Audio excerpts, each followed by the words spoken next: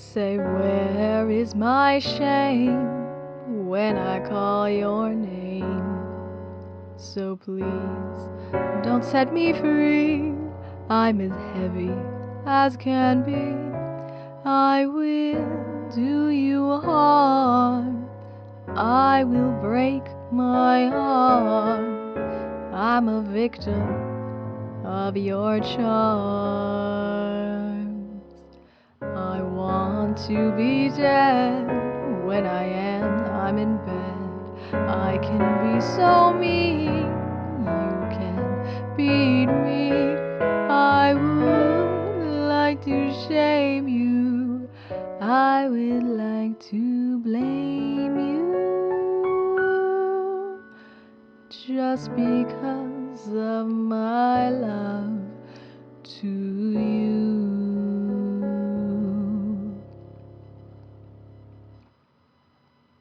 And love itself is just as innocent as roses in May.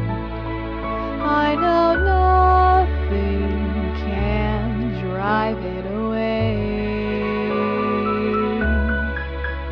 Though love itself is just as brief as a candle in the wind, and it's greedy just like sin.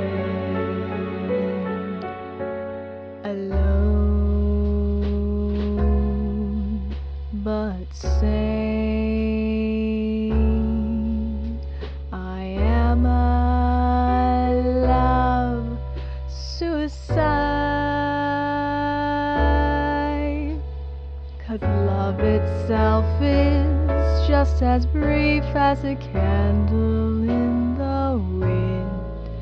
It is pure white, just like sin.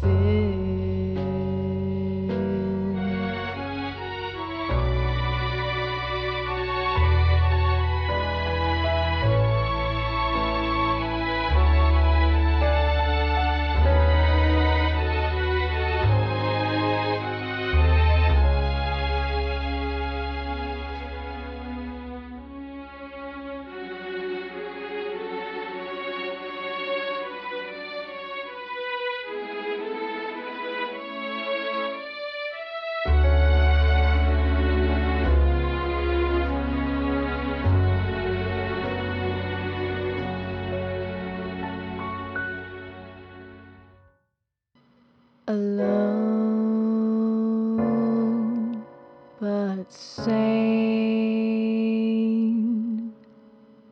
I am a love suicide. 'Cause love itself is just as innocent as roses in May. It is pure white, just like sin.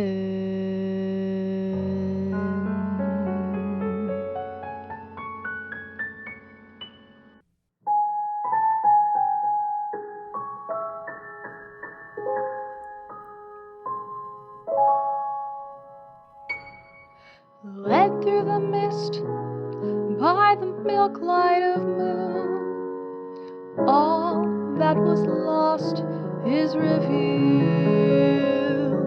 Our long bygone burdens, mere echoes of the spring. But where have we come, and where shall we end? If dreams can't come true, then why not pretend? How a gentle wind beckons through the leaves as autumn colors fall, dancing in a swirl of golden memories, the loveliest lies of all.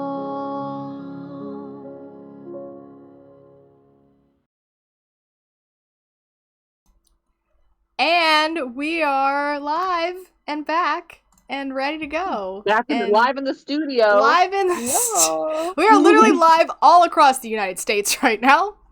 So there's that. Isn't that crazy? That's stupid. Wild. Why are we in different places?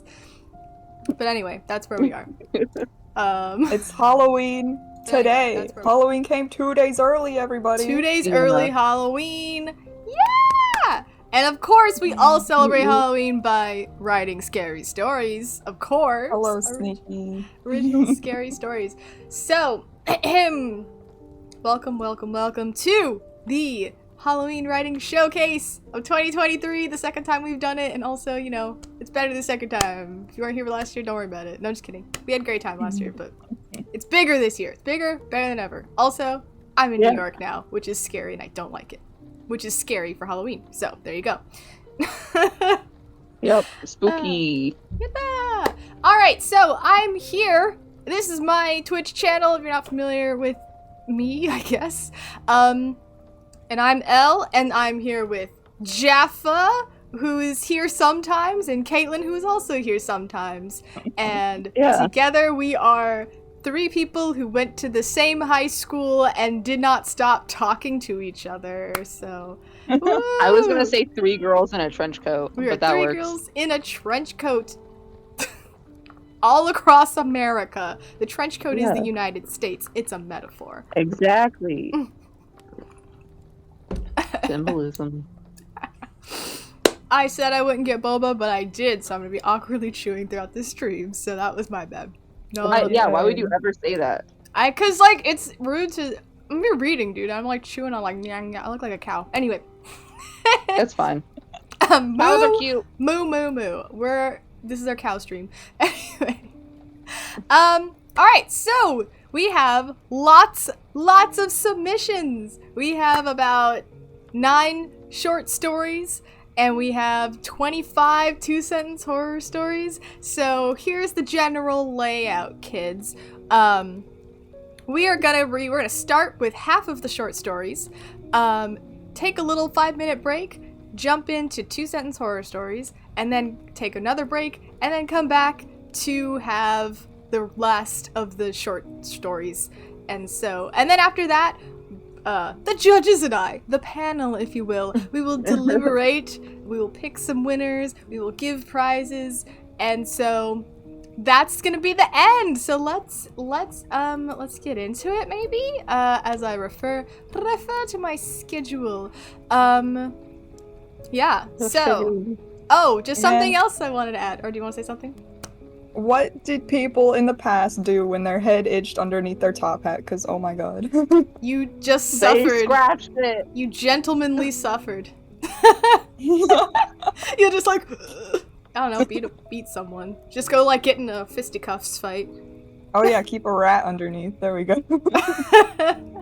Ratatouille style. Ratatouille. But, squeeze that. Lots of tips. Alright, but like, the last thing I want to say before we get into reading all of these stories is that these are real stories written by real people. Like, real as in not true, but stories that were created by humans, and we're not all writers. Let's just be honest, we're not all writers. And so there's a little bit of awkwardness, there's some weirdness, definitely the stuff I wrote. It is not polished. I did not polish it. I just kind of like banged it out on a keyboard and submitted it. So let's be nice in terms of grammar and things like that. Don't be hasty. If you want to make fun of any stories, you can make fun of my stories. I'm totally okay with that. Yeah, make fun of mine. You can make fun of Jaffa, maybe Caitlyn's too. Caitlyn's story really good to make fun of. Freaking phenomenal. I absolutely love it. It's so insane. But so you can like rag on us, but don't rag on my viewers, I guess is what I'm trying to say. I'm trying to protect you guys. Because I want people to write more stories for me in the future. So anyway. Yeah. Heavy criticism. Okay, yeah, for sure. I'm so excited. So starting us off, we are going to be reading... Caitlyn, in fact, will actually be reading the story. Oh my Oops, I Did It Again, which is her own original creation, kicking off our entire showcase. So let's get that on the board. Where's my now reading? Oops, I Did It Again by Caitlyn. And whenever you're ready, my friend. Oh my god, okay.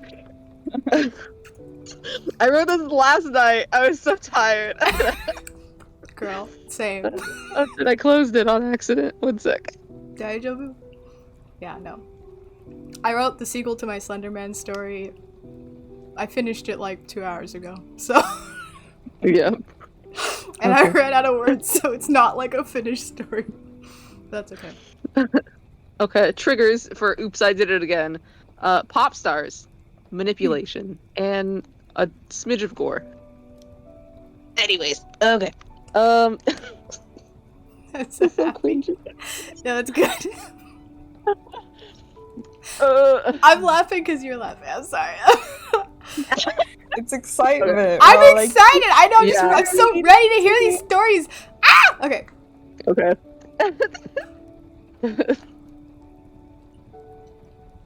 The stage lights surrounded us, blinding and baking us. The heat given off by the spotlights would burn if you got too close. But from where we stood on the stage, they just caused sweat to glisten as it slides down our skin. I was really channeling Twilight there. I love it. That was really good. Our soaked shirts made our fans practically rabid. I thought Evelyn would really like that line. I don't know why. It's for you, Evelyn. Yeah, I mean, it is. That one was specifically for Evelyn. It was a good line. The spell we wove over the crowd with our crooning voices and choreographed dances whipped our fans into a frenzy. The lights dimmed as we sang the final verse of the last song for tonight's concert. Our fans shriek our names, jostling in place to get closer when we make the walk backstage. We head back to our dressing room, anticipating the after party we hold every concert. It was a ritual of sorts. After every concert, we allow a select number of VIPs to attend an after party for some face-to-face interaction.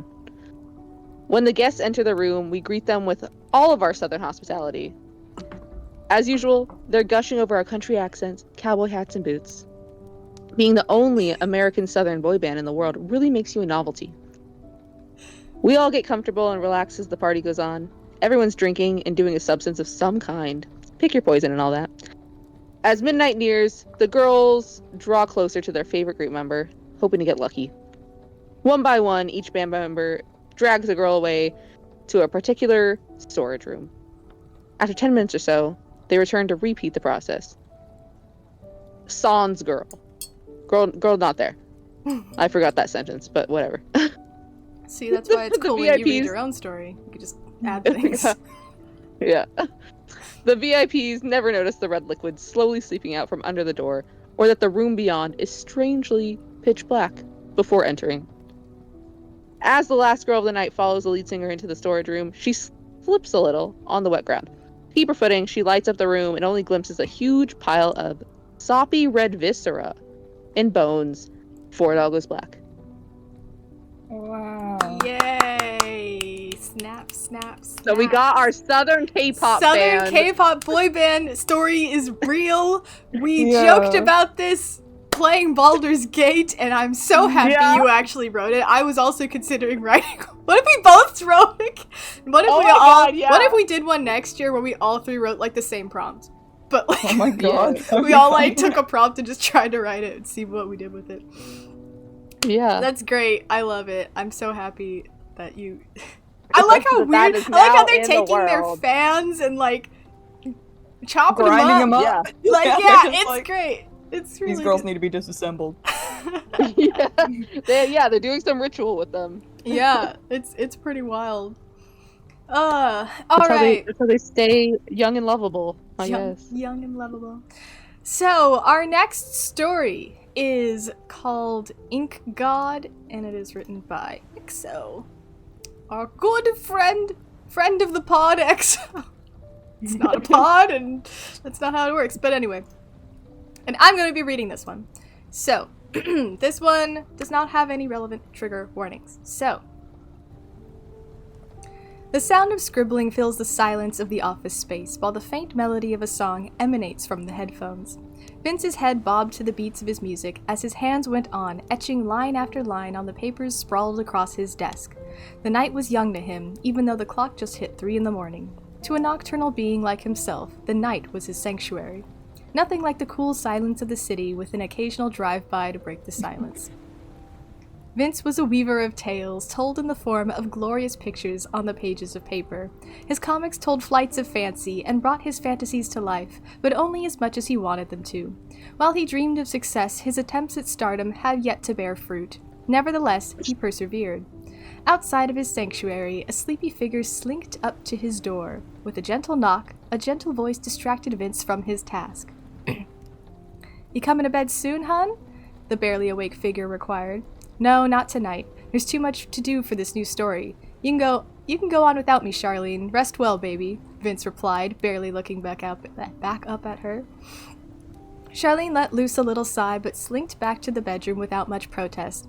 Vince toiled away at his desk for the rest of the night, sketching out the story of his heroine, living out her life in the big city.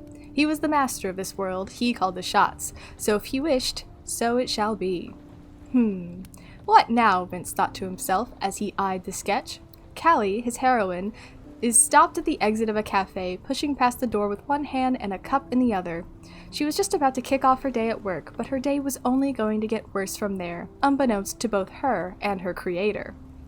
Vince continued on as he prepared for Callie to move ahead, preparing her to meet her partner by chance and head to work together. Alas, fate would have it that this panel would not be finished tonight.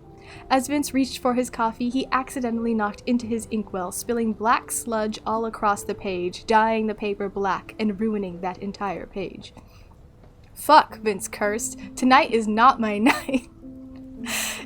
He grabbed some towels to clean up the mess. With ink spilled and pages ruined, he had no choice but to stop for the night. "Another bottle of ink from the store tomorrow, first thing in the morning for sure," Vince says to himself. As he struggles to scrub the ink off his hands, the soap slowly worked its way into his fingers, the inky black water now slipping away from his skin and into the drain.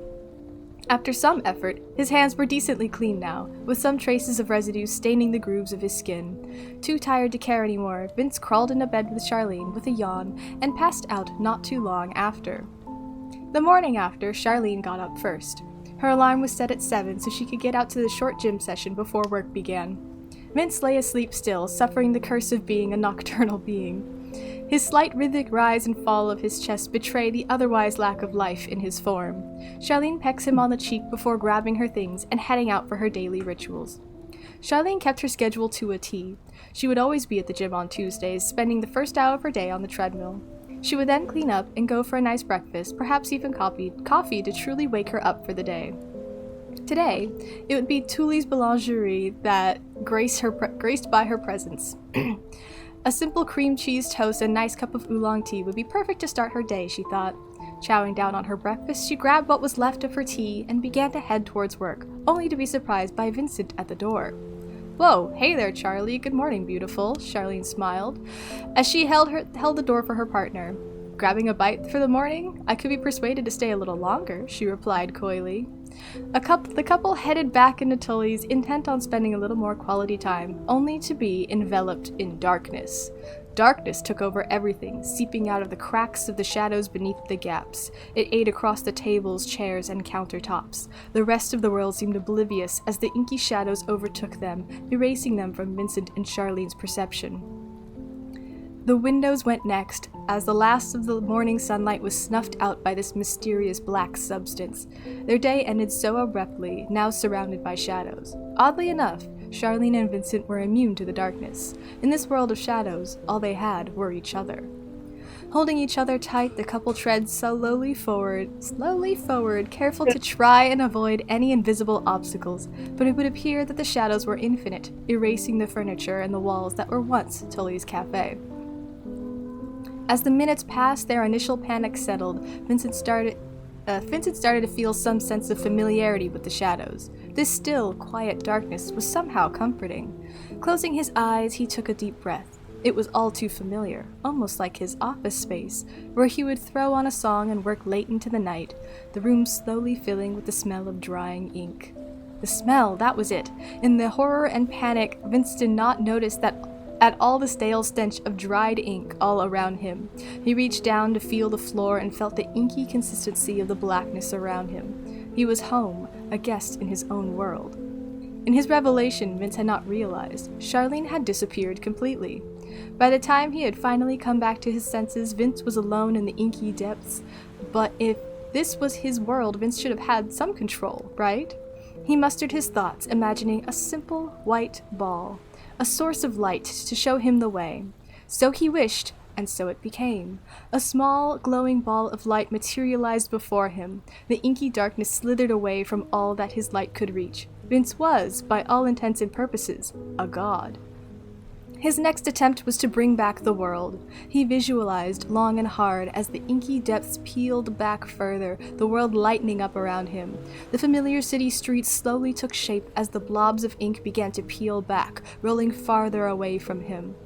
His imagination recreated the streets he grew up in, the city he lived in, almost perfectly. But something was missing still. The people, the life of the world, his characters. Vince's thoughts drifted towards the gaping void, yearning to fill his black and white world of empty buildings. He tried pushing into the doors of the buildings he had never visited, but the sketchy walls would not budge. It would seem that his world was limited to what he can imagine, distinctly and with purpose. Vince had one last task, to repopulate the empty world around him. He remembered Charlene first, trying to reimagine every detail he could of her, but all he could muster was a figure of her. She materialized again before him, only as a statue of her former self, still holding onto her gym bag over her shoulder, holding onto her cup of tea from Tully's, holding open the door for Vince. Stuck in the same pose that Vince had drawn Callie in the night before. Frustrated, Vince tried to recall all other characters he had once drawn in his comics. Every character he could think of only showed up around him as statues. He could not bring life to these characters, no matter how hard he tried. Hundreds of lifeless statues filled the streets around him in various poses, his failures compounded before him. This was it. It was why he failed. His creations were merely flat, two-dimensional characters. They were too plain, too simple, too lifeless. Even with the almighty powers bestowed upon him, Vince was still unable to create a real character. Bit by bit, his resentment towards his own inability grew. He was no artist, he was no creator, just a pretender to the throne he sat upon. He did not deserve this power. Vince sat down on the nearest bench in his memory, wallowing in his self-pity and crying out about his inability to produce something. This was a fate worse than death, alone in a prison of his own failures. He wanted it all to be over. So he wished. And so it shall be. His emotions poured forth, and the statues began to come alive. At first, Vincent was overjoyed. His creations were alive. He was not alone. Callie's was the first to move. She turned, and in a strange, twitchy manner she moved. Vincent's other characters soon followed suit, all turning towards him, all converging towards him, emotionless faces and twitchy movements coming onto him from all directions. Vincent's joyful cheers soon devolved into horrific screams as the inky darkness crept back over his city, the statues now grasping at him in all directions. It was the beginning of the end. So he wished, and so it shall be. And that was Ink God, written by ExoH. Yay! Yay! It was cute. Yeah, that was cool. I like it. Yeah, it was scary at the It's end. scary. Yeah, like it's a very good scary story. Being trapped in an ink world that you can't bring your friends back. And also just like being frustrated and being like, man, this sucks. If only this wasn't happening, and your ink creations are like, I can help you with that. Got you, bro. Yeah. Alright. So, our next story is entitled Lessons from My Father. I definitely titled that, so sorry, that's not the real title. Written by Kos, who will be read by Caitlyn. Go nuts. Yeah, it'd be funnier if he was watching, but I doubt it. You should just go get him and make him read it. Make him read it on the stream. You would die. Okay. I know, we're like, just do it, bro. Just watch us be like really fucked up, and then I have to like go meet his dad in a few days. It's not that bad. It's not that bad to worry. I mean, it's a good story, but it's not like fucked Yeah, up. I read it. I was Okay. like, this is great. Yeah. Okay. There's My no father is content a warnings patient, on so. the story, just to be clear. So Right. if it was fucked up, you have to say content warning fucked up. Sorry. That's the rules. Okay. Yeah, no contact warnings. My father is a patient man. Today he has taught me many things, from shaving to how to tie a tie, as well as how to style my unkempt hair. He has taken his time teaching me little tricks to make things easier, all while I complained about the uncomfortable formal wear. He taught me each with a smile. Admittedly, it was a little strange since he never had much time to spend with me one-on-one, but all of a sudden today he woke me up and told me it was an important day, and that he had to teach me some things before Mom had risen from her nap. He made sure to drill it in my head that I would need to help her out as much as possible going forwards. After getting ready for the day, he took me to the kitchen and coached me through making his world-famous pancakes. It was a silly joke Mom used to say anytime she didn't feel like making breakfast. Oh, I'm sure your father would love to make his world-famous pancakes. And each time he would smile and head off to cook. Even if he burnt the whole batch, Mom would eat them with a smile and ham it up about how great they were. Turns out his world-famous pancakes did have a secret to them: patience. He had several tips for how to make them when exhausted or lacking proper ingredients. They would be great, but always edible. Afterwards, he had me set the table for two and told me to dish up the plates and have a seat. He'd wake up Mom and return soon. After doing so, I took a seat at the table and waited patiently. After just a few minutes, my mother walked in from down the hall. She stared at me for a long time and asked when I had the time to learn all this.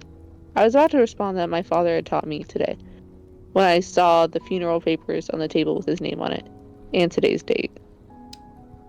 Bum, Bum, bum, bum. Yeah. I feel like at the end I need to play like a sound effect just to be like, Yeah. bum. Yeah, right. The wall. Yeah. That's like, this is an unrelated story.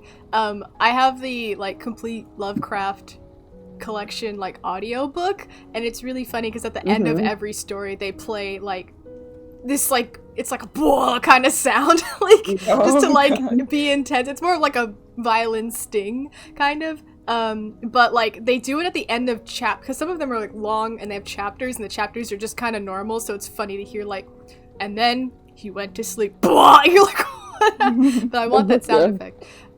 So intense. Next year I'll have a sound effect.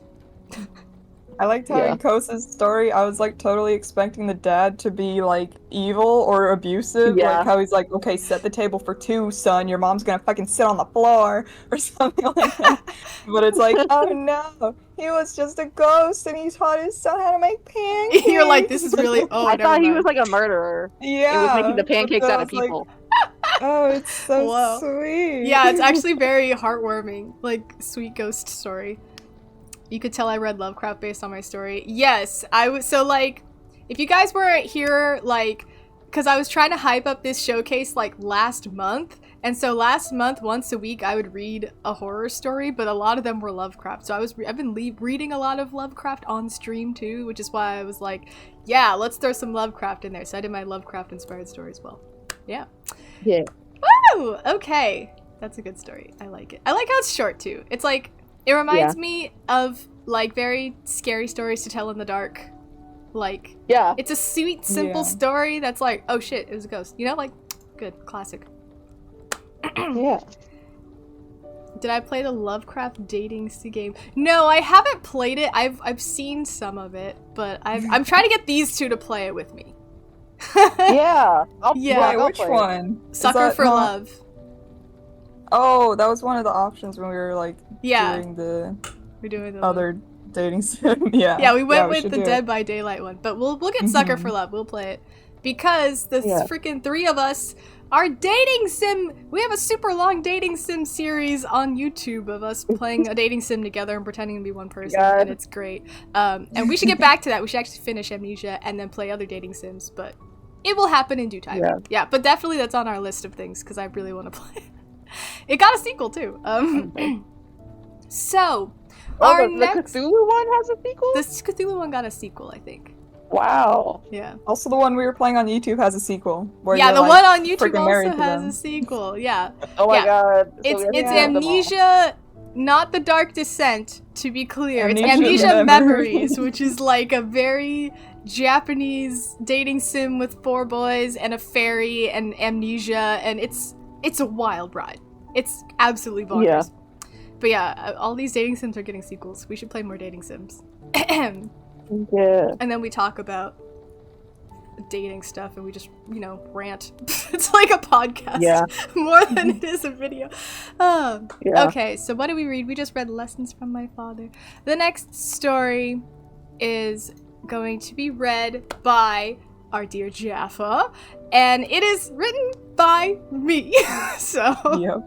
Yeah. I get to read the I get to cringe. Lovecraftian ass difficult reading level 1 that Yeah. I created. I Yeah. was like reviewing it and I was like, oh my god. Okay, dude, to be fair, I had no intention of writing this story, but there is a video. I could tell you what the video is once we finish. You may have seen it. It's a popular Don't worry, I have video. a plan. You have a plan. But Yeah. regardless, this video was stuck in my head because Aaron freaking loves referencing it, and then I decided to get it out of my head by writing this story, and I wrote it in like 2 hours. I was like, angry. But is it out of your head yet? It's out of my head, yeah. Ever since I wrote it, I don't think about it anymore. So it worked. Nice. Doubt. Until like someone brings it up, and then but it was stuck in my head for like days, Yeah. dude. Not for long. He gonna still just- sings it every day, but okay. I'm sure he's gonna send it to me like more often. But go ahead. So this is called A Letter from the Previous Assistant by YourCompassRose, and there are no Ooh. content warnings. So this Mm-mm. is safe for the children. Tell them children about this. It starts, Dear Reader, I address this missive to you now so that you may avoid the maddening fate that now befalls myself. To put... sorry. It's okay. No, I was doing that too. I was like, I'm gonna cough. Failed immediately. Okay. We gotta To put retry the it stage, bro. plainly, I know. To put it plainly, I am addressing whomever the university deems fit to take my position as assistant researcher of archaeology once my time has come. To you, sir, who will soon be standing in my shoes, I usher nothing but the utmost caution around any and all mysterious and archaic collections housed within the university's wealth of research commons. I assure you that the excitement and freedom that you have been awarded for this new position has been found to be a burden within the role of researcher. It was only a short time ago that I found myself first under this burden of freedom. To those of scholarly inclination, deep fascinations can develop more quickly than one would expect, and can result in a rather acute form of obsession. While under my own isolated investigation time, I found myself drawn to the curious book that I had only heard was held here at the Miskatonic University, the fabled Necronomicon. I was disappointed, I must admit, when I first laid my eyes upon the thing. Though I am well trained in the reading of Old Latin, the university only carries a roughly translated English copy, much to my own chagrin. Alas, I did take the time to study the tome in order to glean its significance and reference to many cultures around the world. It was in this ill-fated copy of the Necronomicon that I happened upon a sketch of a curious artifact. The text did not specify to a clarifying degree the nature of the object, but rather had a strange sort of chant accompanying the rendering. At the time, I thought no more of it, for the book had many interesting sketches and thoughts collected on its pages. It is at this point in my tale that I must impose upon you, my dear reader, to not be tempted to seek out the secrets of the Necronomicon. It was a few days later when I was observing some new pieces that had been added to our inventory that I noted a strange piece. It took me but a moment's recall to recollect the gestured rendering from my study of the book a few days prior, and to link that this artifact was indeed the piece that was depicted. It was made of a strange green stone, similar in appearance to jade, but lacking some of the similar mineral qualities that one would expect. It was in the shape of a flattened disc, though a significant portion of the thing must have been broken away many decades prior. The disc had concentric geometric patterns carved onto the surface, though the carvings from one side of the disc to the other were not identical. On one side, there were strange runes of origin I could not identify, lined in neat columns going from the rim of the disc to the center like spokes of a wheel. There were only 4 remaining lines of runes on the intact part of the artifact that I now carried in my hands. The other side of the disc contained carvings that were of a more circular nature. There was a tight spiral that wound dizzyingly down the center of the disc, with some other curves, clearly designed with specific intention, though I could make no sense of it, intersecting at what seemed like crucial points of the stone. The relief in its entirety was magnificently delicate, and an utmost wonder that the carvings had lasted so long, looking rather untouched by the passage of time. Rather intrigued, I filed this piece away from the other new entries for further study. Okay. It's a lot. It's a lot of words in there. But I found There's gonna be myself 5,000 of them. No, this one, I didn't hit the word cap with this one. This is like only 2,000 words or something. It's not that bad. That's good. It's like 3,000 at least. Oh god, Gretel bit me. Oh my god. Gretel, don't bite it. Oh. She's anti-Lovecraft. Yeah, she doesn't Okay. want you to read the Necronomicon. Yeah, I like shoot her away and her fat ass backed up into the cable of my monitor, but it's alive again. Oh my god. Oh my god. It like blacked out for a second. Oof. What I found myself fixated most on the new find was the strange runic language carved on the face. While entirely unknown to me, I found myself matching the strange curves and jags to some distant thought in the back of my mind. I took it to the language department for further study, but to no clear success in identifying its origins. As time passed over the course of the week, I found myself staring at the strange runes with a sense of familiarity. Not the sort of familiarity one finds simply through repeated exposure, but the sort that comes from a deep knowledge and understanding of the object. I had neither the knowledge nor understanding, so I had passed off this feeling as a scholarly connection. But, dear reader, I would press you to be a stronger man than I. For is it not instinct, a trait so natural to all creatures, that is designed to keep one alive, to keep one sane? It is the folly of man. Sorry, I was laughing when I wrote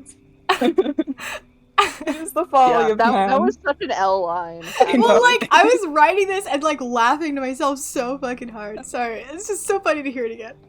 This guy is just so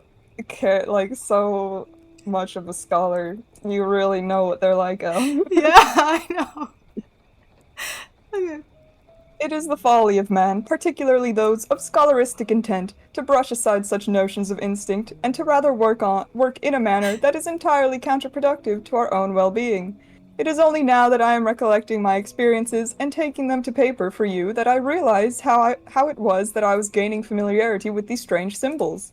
It was those nights, while I was ablaze under the possibility of new discovery, that I found myself waking every morning from strange dreams. These dreams seemed like nothing of note at the time, but now I find myself more frightened of the recollections than I am of the other nature of my condition. Every night since I had found that green carved stone, I was marred with dreams of unintelligible visages. The stone was always the focus of the dream, though it was completely restored and holstered in a carefully carved space in a larger wall on a terrible cyclopean tower. This tower was in a location unknowable, though it either breached the clouds nearest the tallest mountains or was in the darkest depths beneath the grim ocean. No matter where the tower lay, all I could know was the call, the stone itself calling to me in my dreams. It was soothing to focus on the stone, especially when I found myself slipping into madness whilst looking out upon the Is it Cyclopean or Cyclopean? Yeah, Cyclopean Tower. Yeah. Yeah. To ascertain my location. The stone soothed my nerves and drew me in closer, somehow promising to show me knowledge lost to the annals of time. I am embarrassed to say, dear reader, that this promise of knowledge was indeed a boon that I would have risked life and limb for, though I now regret my choice. While I do not remember explicitly accepting the offer from the soothing stone, the more and more I looked at the stone in my waking hours, I found myself coming to know it more intimately than I should have from typical study alone. It was on the 8th day of the intense focus I had with the stone where the first line of the runes became known to me. While staring at the artifact and comparing it with a rendering I had just completed myself of the carvings on the face side, I noticed that the strange curves, dashes, and dots were as understandable as any book within my own library. I stared amazed, thinking that I had just accomplished a feat that would only be believed in the realm of fairy tales. My amazement quickly subsided when I realized that it was not the language in its entirety that I understood, but rather a single line of runes. I stared and read and reread and confirmed again many times and again questioned my understanding of the stone. In my confusion, I decided to write my translation down onto the rendering I had just finished alongside the line it belonged to. I had no idea what I had called onto myself by transcribing the simple line, "Sticking out your yacht for the wristler."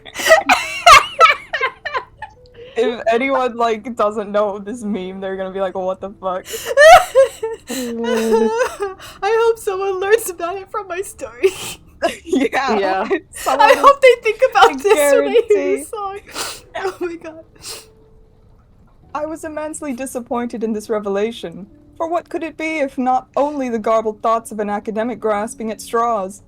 I stared at the other runes in vain, silently hoping that there would be more understanding, more context for the strange translation that had come to me.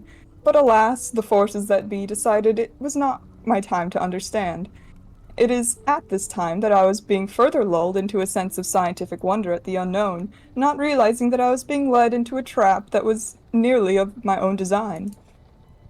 Thinking that I had been working too whole-mindedly on this carved stone business, I spent the evening with some of the other fellows in the archaeology department. We had gone out to dinner that night and discussed our most recent work. While I had been very excited describing the mystery of the work I had been doing to anyone that would listen over the past 8 days, when it was time for me to share my work, my throat had closed. I could barely utter a word about the project to my fellows, and would be overcome with a strange mental haze as I tried to focus my thoughts. It was then that I first saw the creature. It was hard to discern if it was indeed a creature at the time in the rowdy restaurant we found ourselves in, for it seemed almost like a shadow in appearance. Its form was ever shifting, though it was consistently very tall, needing to stoop to stay inside the building, and bearing very long arms and legs. It hunched down, its strange knees brought up to what I assumed amounted to its chest, and its long tentacle-like arms splayed out beside it. The entire creature moved far more like a cephalopod than a mammal, with its long and seemingly jointless limbs twisting to fit into the obviously too small space it occupied. I could do nothing more than stare in silent horror at it while my fellows moved on with their conversation at the table. No one else seemed to notice it, but I had the immediate impression that it had noticed me. When I found my voice again, the creature had disappeared somewhere, though how such a large creature could dissipate so suddenly without notice was beyond my comprehension, and I found myself in quite a state. Deciding that it may be good to stay with other people, I stayed out and drank with my research fellows for another few hours. When I went home, I was plagued by the dream of the stone in the Cyclopean Tower still, only now the stone was no longer a soothing presence, and I was no longer alone. While I could never observe it directly, I knew the creature I had seen in the restaurant was also inside of the dream. This is when I began to realize that these dreams had begun to take the form of nightmares, and that I was helplessly stuck so long as I was asleep. The following days of my studies turned obsequious. Obsequiously. I wished to never see the creature again, and was desperate for the runes to reveal anything about what was happening to my mind or what the nature of the creature was. All I knew was that I was no longer safe in my sleeping world, and wanted to remedy that as soon as possible. I was no amateur when it came to long windows of sleeplessness, though I knew that I would eventually succumb to the notion. It was upon the second day of frantic searching for clues that the second line of runes was revealed to me. "You're so skibbity." Every time. End of sentence. He says skibbity. That's it, you're so skibbity. He says skibbity, that's the line. I nearly shed tears of both frustration and joy at the new translation as I added it to the rendering I had made before. I was elated that the same miracle of understanding had happened again, but to find myself with an even more infuriating puzzle than the one I had only moments before. My sleepless mind could barely handle such references to archaic things as Rizzler and Skibbity. To what madness must a man be driven by these teasing words in order to reach some semblance of clarity? I feared sleep, but found that I could barely hold my eyes open. I continued my fight against sleep by taking a change of pace as far as my approach to the issue. Instead of looking to the artifact to give me answers, I sought out the book that started me down my terrible interest. I once again found myself poring over the Necronomicon, now in search of any reference to the aforementioned Rizzler, or what it may have to do with the strange piece that I had inadvertently bound myself to. My search throughout the book started calmly and carefully, but I found myself nodding off every so often while reading. Every time my eyes closed for longer than a blink, I saw that Cyclopean tower, and felt the presence of the creature. I would shake myself awake and return to study the book. It was only after a few glimpses of the dreaded tower that my waking self grew more panicked and began searching the pages frantically. It was all in vain, for the only relevant pages I could find to the stone, a Rizzler, or Skibbity, was the page that I had passed by what felt like so very long ago. It was the page that had the depiction of the stone with a chant beside it that I read reverently, hoping desperately that it would reveal to me some secret that could save me. When I read through the simple lines of the text, my body grew heavy with sleep-enchanted disappointment. From what I could gather, the chant was simply the translated lines of stone, collected thusly.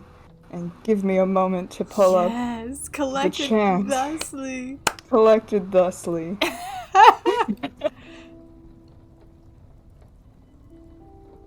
Please, phone. My phone is so slow. Okay. We get to. It's He's just tension best. building. Yeah.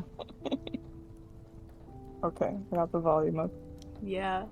Sticking out your yacht for the Rizzler. You're so skibbity. You're so phantom tax.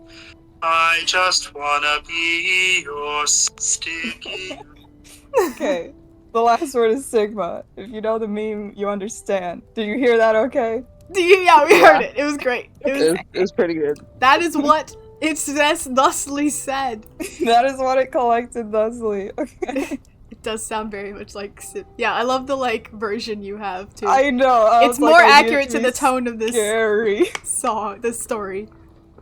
It can't be sung by a So 10-year-old. Right. It was at this point I felt tears rolling down my face. This was no answer, no hope to understand what was becoming of me. My body was fading from this waking world fast, and as much as I would fight sleep as long as possible, the choice was quickly slipping from my own autonomy. I replaced the book to where it was kept, and barely made it back to the stone itself in a maddening attempt to make sense of the words before I fell under the heavy call of sleep once more.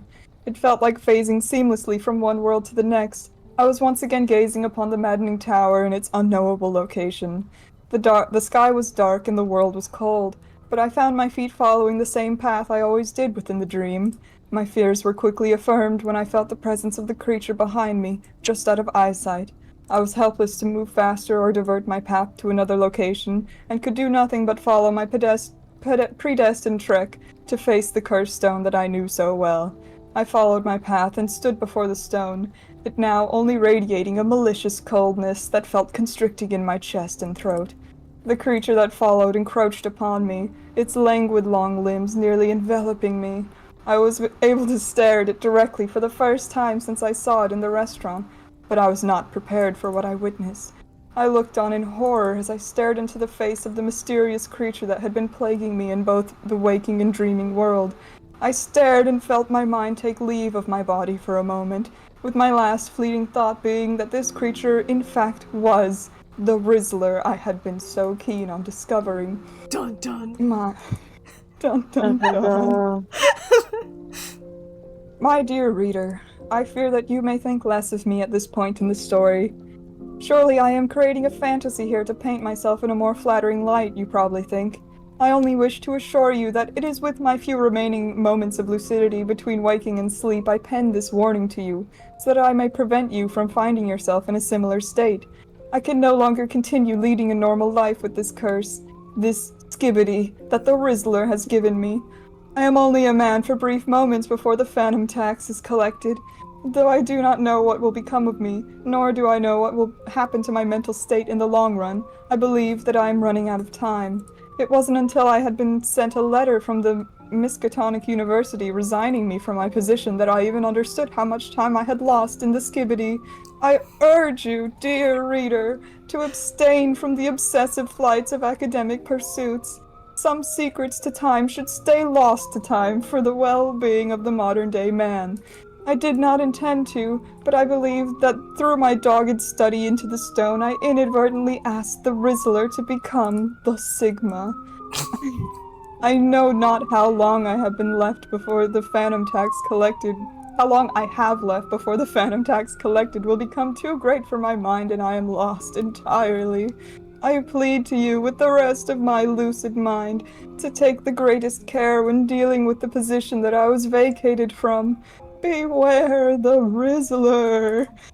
Signed, Aaron Bars.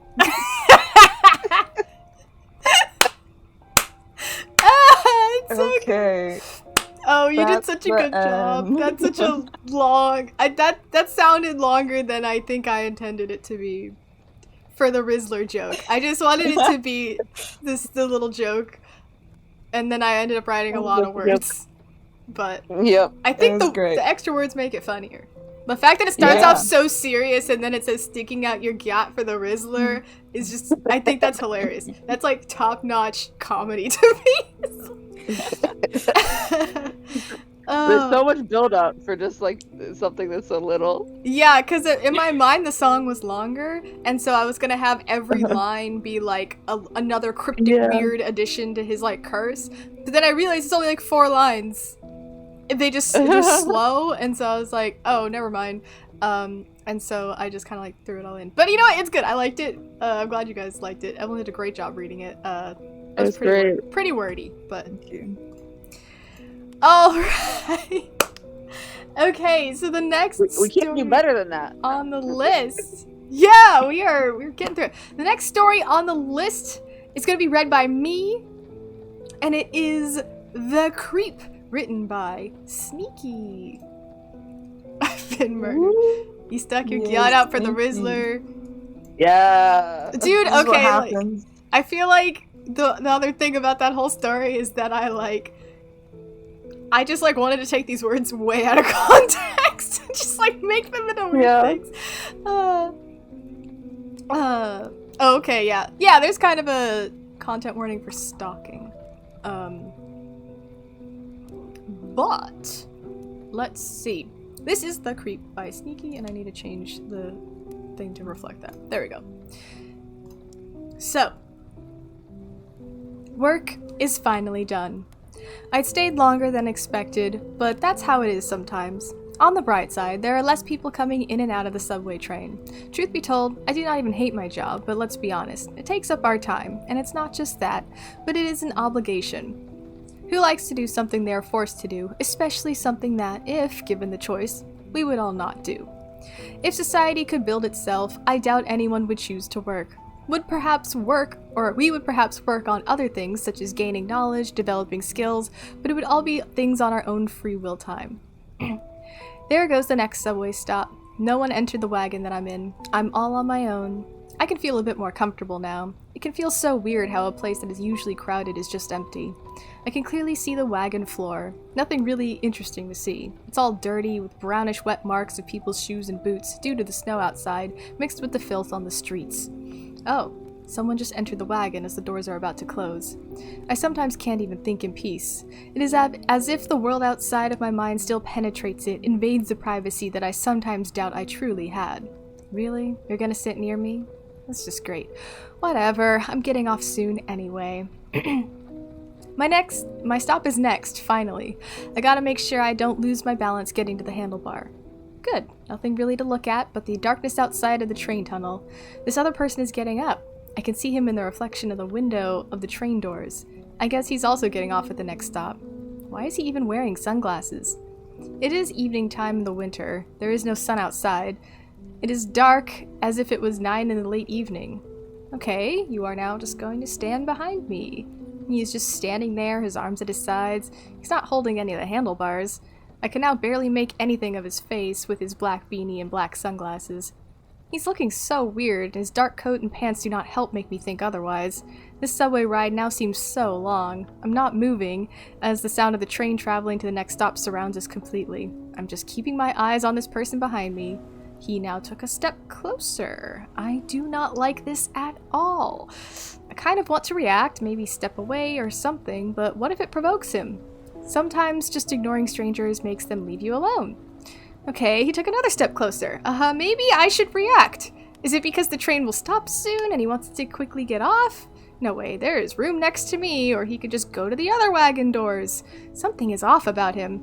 I can now smell him or his breath. Something foul, almost alcohol-like.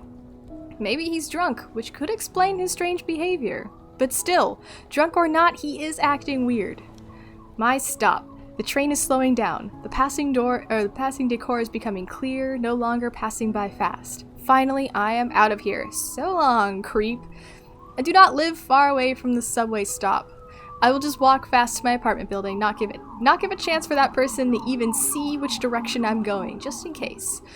There is not anyone in the neighborhood. It is so quiet. I can only hear the sound of my footsteps, of my winter boots stepping on the wet sidewalk that has the sand on it that the workers use to prevent people from slipping. It is obviously cold outside. I had to put my hands in my pockets. I could see the steam coming out of me from my breathing. I turned the corner. My street is dark except for the few orange-lit street lights. You can barely make a thing of the structures and the cars that are there. The trees look like skeleton hands that would try to catch anyone who would pass by them. All of this is looking scary, but my apartment is nearby. Only about a couple of minutes to walk. Let me just look behind me, just like this. Just like this. Seeing that person on the train is making me feel uneasy. It's clear there's no one in sight. Being alone like this is kind of good. There really is no one, and this would include bad people. I can safely just look ahead now. What the... I see someone. Only part of their upper body that is sticking out from behind my apartment building. They are looking this way. I am no longer walking at the same pace. I should slow down and be careful with this. They are now walking this way, and they stepped under one of the orange lights of the street lights. I had better take a look at what this person looks like. It's that same person from the subway. Fuck, I just want to go home. I'm gonna keep walking straight. Fuck it. I'm walking faster. I'm not entering my home with this guy there. Is he even here for me? No matter. I'm not taking a chance with this. Just go straight and keep ignoring him. Keep ignoring him. Ignore. As I'm walking straight, also looking straight, I can see the person in the corner of my eye. He's crossing the street, walking this way. I can hear footsteps louder and louder. He is no longer properly visible, and he is now beyond where the street light's light hits the street. I cannot really see him this way. I am just gonna go look at this. I'm gonna go look his way. I have to. Huh? Where is he? He's just gone? Just like that? How? I no longer see him. As I turned my head left and right, analyzing the area, I was standing in place in the dark street, still on the sidewalk. Did I imagine all of this just now? Suddenly, I smelled something. It was a strong, foul smell, the same one from when I was on the subway that was almost alcohol-like. There was nothing behind me, after quickly turning around. However, the smell is still there, still strong. Maybe I should just go home. I am now in the lobby. The strong smell is also here. There was no light on the lobby floor. I can barely see my surroundings. It's probably a power outage, but the light is now just flickering, temporarily showing the decor of the area. Oh, it's dark again. What the hell is going on? I want to leave, but what if the person is now outside? I want to go home, but it's dark and I don't know what's out there.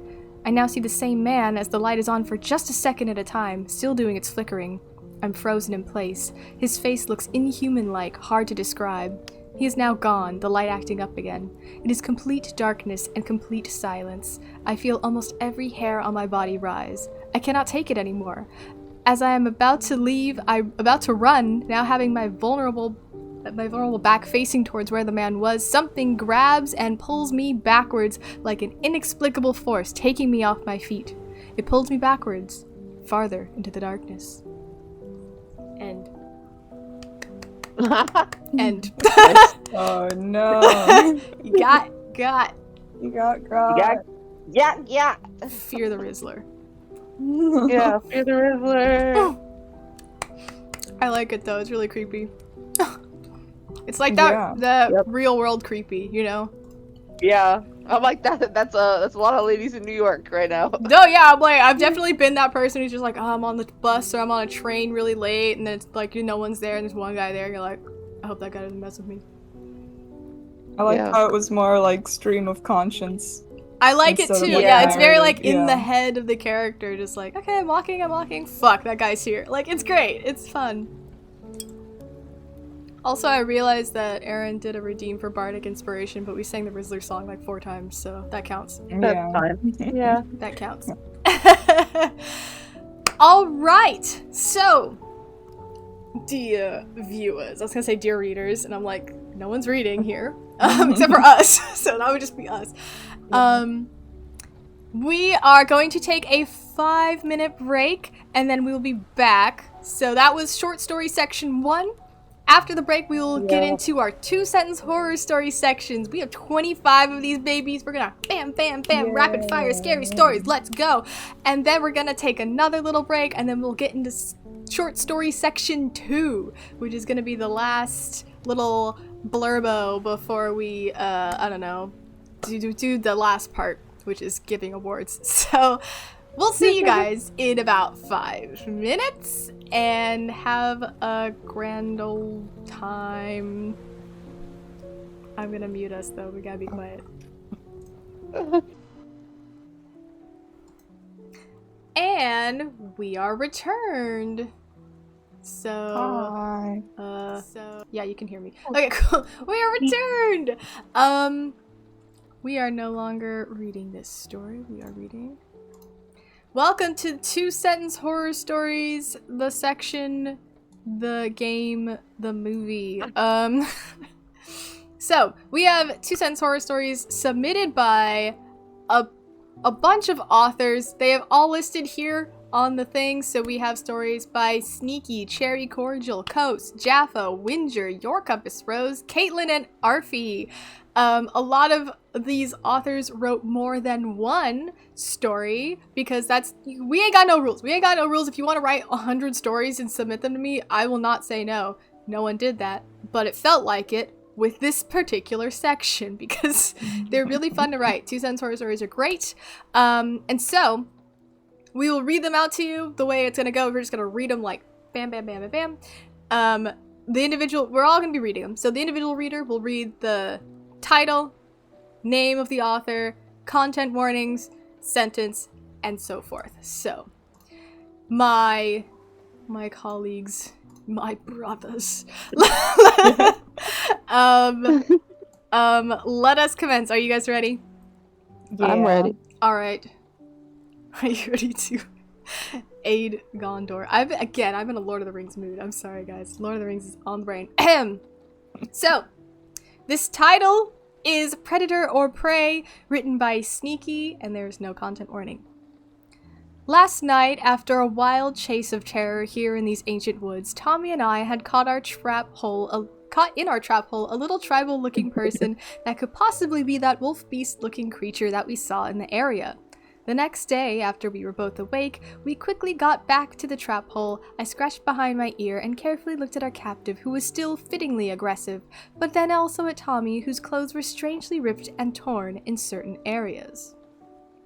Dun dun. See, that's where you need the sound effect for these in particular. Yeah. Like, where's my thing? Hold on. My joke. We have a soundboard, don't we? Oh, I don't remember what it is. This one? Yeah. Yeah. Yeah. I'm just gonna keep that up. Emphasis. Alright. Tommy was the wolf man. You're next, friendo. Okay. This next one is called Did You Know? By Cherry Cordial, otherwise known as Danny.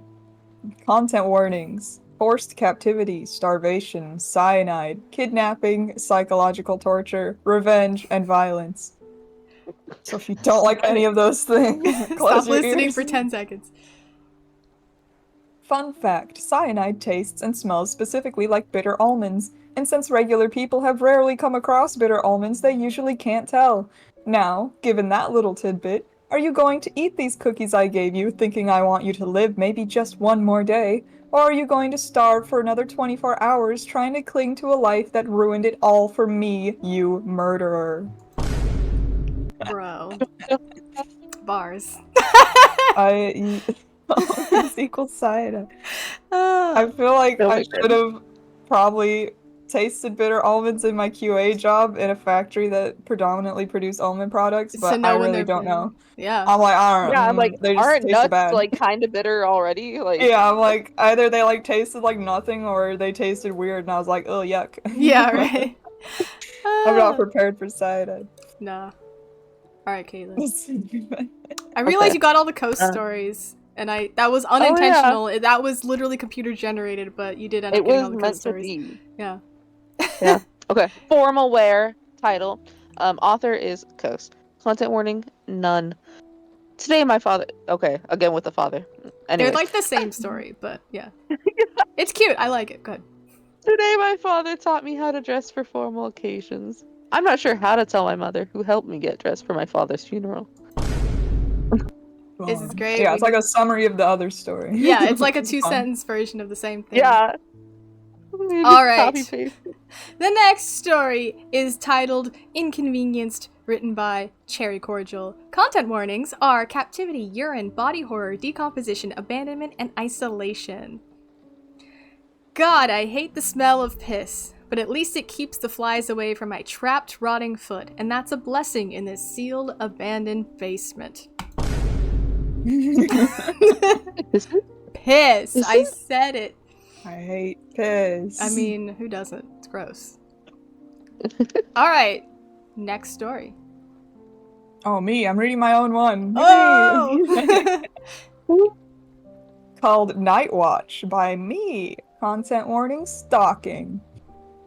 For the past couple weeks, a car has been circling around my neighborhood for a few hours each night around 3 a.m.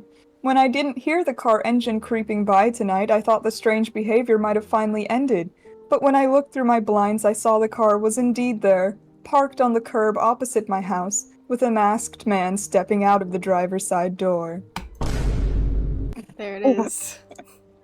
Dun, It helps you dun, know when the dun. story's over. Yeah. It's That's like good. Ed. Yeah. Okay, Caitlyn. What's on next? Winger! Oh, you get to read one of Winger's stories. Yeah! I expect big things, Winger. Yeah, Winger. We love you, Winger. If you're watching, we love Yeah. you. Yeah, right. Uh, Okay, title. I cannot believe. Author, Winger. Content warning, none. Okay. I cannot believe how considerably long this carriage ride is taking. My soul aches with the tedium. So long, in fact, I cannot even recall where I am going, or even from where I departed, she whispered before querying the cloaked driver. The head turned slowly, and a skeletal countenance appeared to smile as he spoke in a rattle. No destination, milady. This tour is eternal. It's good. Winger, I was impressed. Yeah! that's good. Team That's my Winger! job. Team Winger! Ah, that's great. Oh, this That is was mine! that was stylish. Yeah. Right? It's good. It's good. Okay, so this one is entitled From Away, written by me. No content warning. Deep. I fucked it up already. I said deep. Deep. There's only 3 words. Okay. Deep darkness foreseen, but why, pray tell, can I not scream? Bars. Wow. So It scary. sounds like I'm like an 1800s Shakespeare. studious boy. I mean, but like. Yeah. All right. Next is that guy. me. It's me, and I'm reading mine. Woohoo! She wrote a Again. lot. She wrote a lot of them. Called Payback by me. Content warning, gore.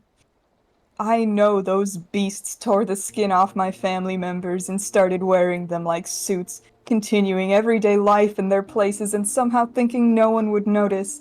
Others may be too stupid to see it, but I see, and I will stop at nothing to avenge my poor, innocent family by slaying those putrid monsters. Hey, Walker. Bro. Or you Are crazy. they skinwalkers, or are they just regular and he's crazy? Or you wild. Yeah. Like, you got like crazy I'll go with face the skinwalkers blindness. just 'cause I'm scared It's of just them. that story that you read where he's like, my girlfriend's been replaced. Exactly. Oh my god, yeah. Okay. Next is A Tree That Felled Its Fruit. By Danny. And content warning. Murder, familial abuse, violence. The fruit harvested for the last 2 years has been amazing. I don't know if I can keep up with it with the few children I have left. It's giving, Shay, what's that anime? The one with the kids? Yeah, And the Neverland, demons? Promise Neverland. Promise Neverland? Promise Yeah. Neverland. Damn. Promise Neverland. Instead of Children make meat, the your best fruit. Ooh. food. Oh my god. Yeah. Children. There's suggested plot twist of Evelyn's Skinwalker story is that the real family members killed the actual imposters. What? crazy. Oh. Whoa. So they're Like they were He's imposters, been growing up with imposters Yeah. the whole time. then the real Damn. ones. That'd be crazy. That'd be a They're twist, like, dude. son, you're That's actually a what skinwalker baby like us. Alright, mine is... Again, I put boba in my mouth right now. Let me just swallow it. Oh, that's weird. Okay. Title: Midnight Snack, written by our dearest, Caitlyn. Warning, amputation. 1, Question 2, mark. 3, give the piggies to me. 4, 5, 6, digits you'll forever miss. Bruh. Don't eat my piggies! Piggies, bro. Oh! 500. I'm just like, is that considered amputation? Kind of. I don't know. Dismemberment? Like, Dismember yeah, The that's for it, I lowest think. level of dismemberment is like digits. Yeah. Because I usually think of like Yeah, limbs, I was but- like, amputation I feel like has like purpose to like Yeah, you still have amputation's a usually limb, like sort more of. intentional. Like It's I like- need Yeah, to do this. I first thought I guess decapitation, and I was like, consensual, that's wrong. right? Like the idea of you consenting consensual. to it. Well, I don't know. You can have it. The doctor could be like, "He's passed out. We gotta cut off his leg. It's the Civil War." Yeah. Just like, and you guess. could just be out. I mean, so consensuality is probably not part of it, but there's a medical inclination. That Yeah. one was just the fairy tale or the nursery rhyme gone wrong. Yeah, Yeah. the piggies, the actual pigs. All right. Yeah. Next Okay, up. next is me again. I'm reading my own again. I like how you just because ended up getting Yeah. a lot of your own ones. That's fine. the algorithm Yeah. that Elle made is My algorithm biased. is It's so good.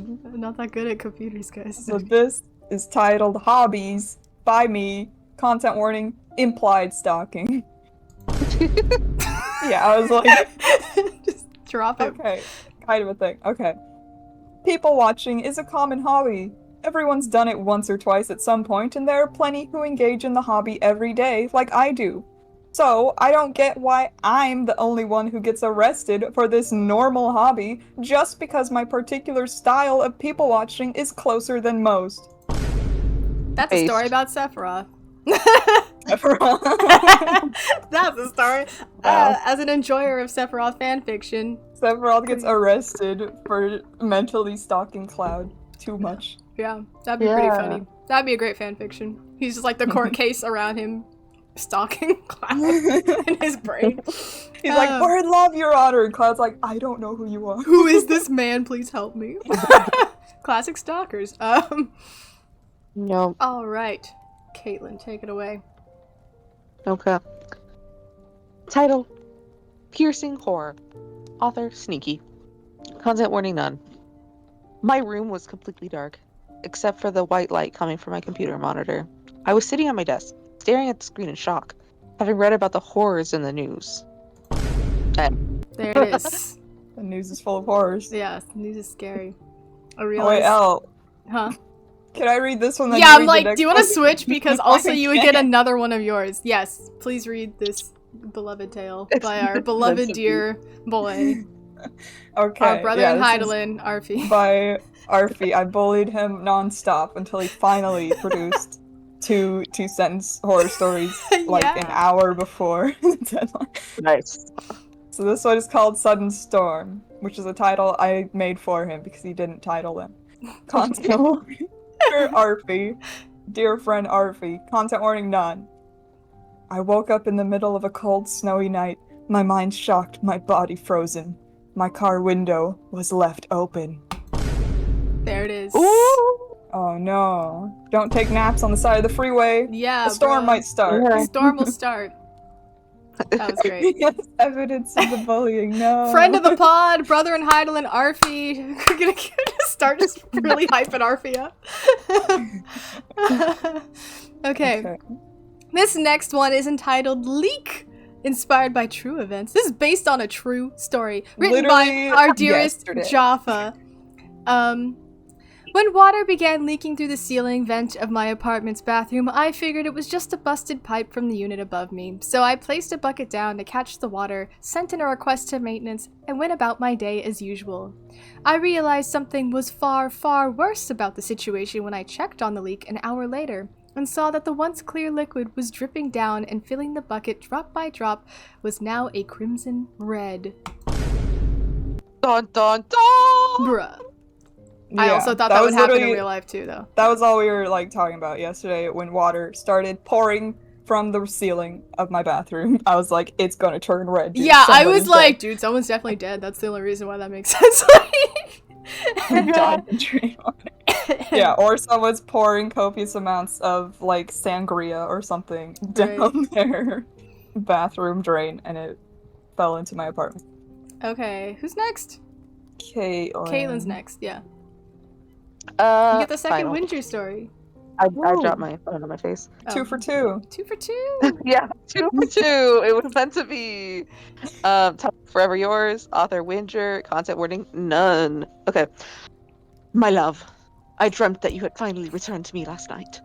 Your laughter echoing through my mind, still enshrouded in the fog of sleep. Yet when I awoke, there you were, beside me, in our marital bed. Your cloudy eyes staring past me, body still cold, in this, the worst of winters. Wow. It's so I said that so good. good. I like Delivery. I like that one a lot. Yeah, you read it like really dramatic. Almost like a Dickensian. My love. Yeah. My love. I was like, yes, I'm British now. Yeah, why not? Hey, love. Oh, I'm very Yeah. British. I can't do an accent. Alright, Oh my God. I'm gonna go read the next one and we'll go back on the regular schedule, I think. I forgot. Yeah. This one is entitled DIY Weight Loss Tutorial Easy. Written by Cherry Cordial Danny. That's your whole name now. Content warning. Body horror, cannibalism, child abuse, dark web, fat phobia, mutilation, and violence.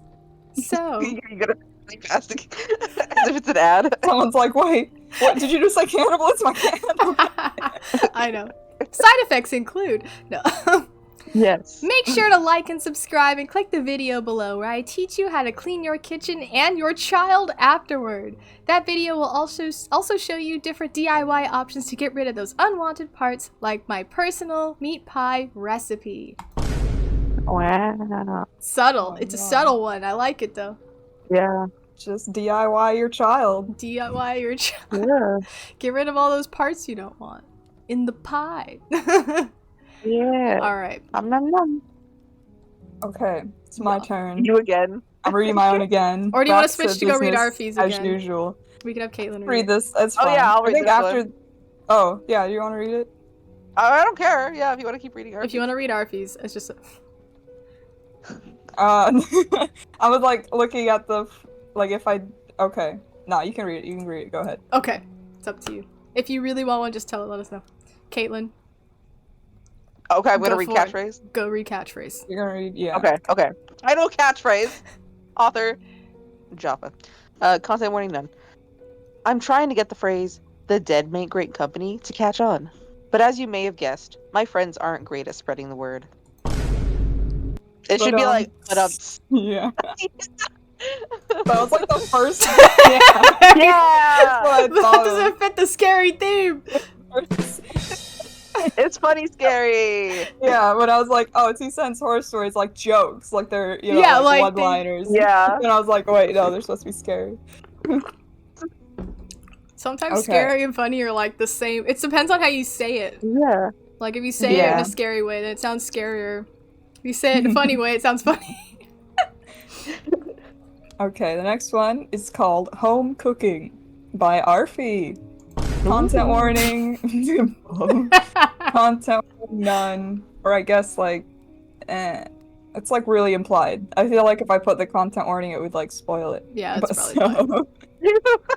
Similar to everything you've heard so far. Yeah. My family loves to get together on the weekends to make dinner.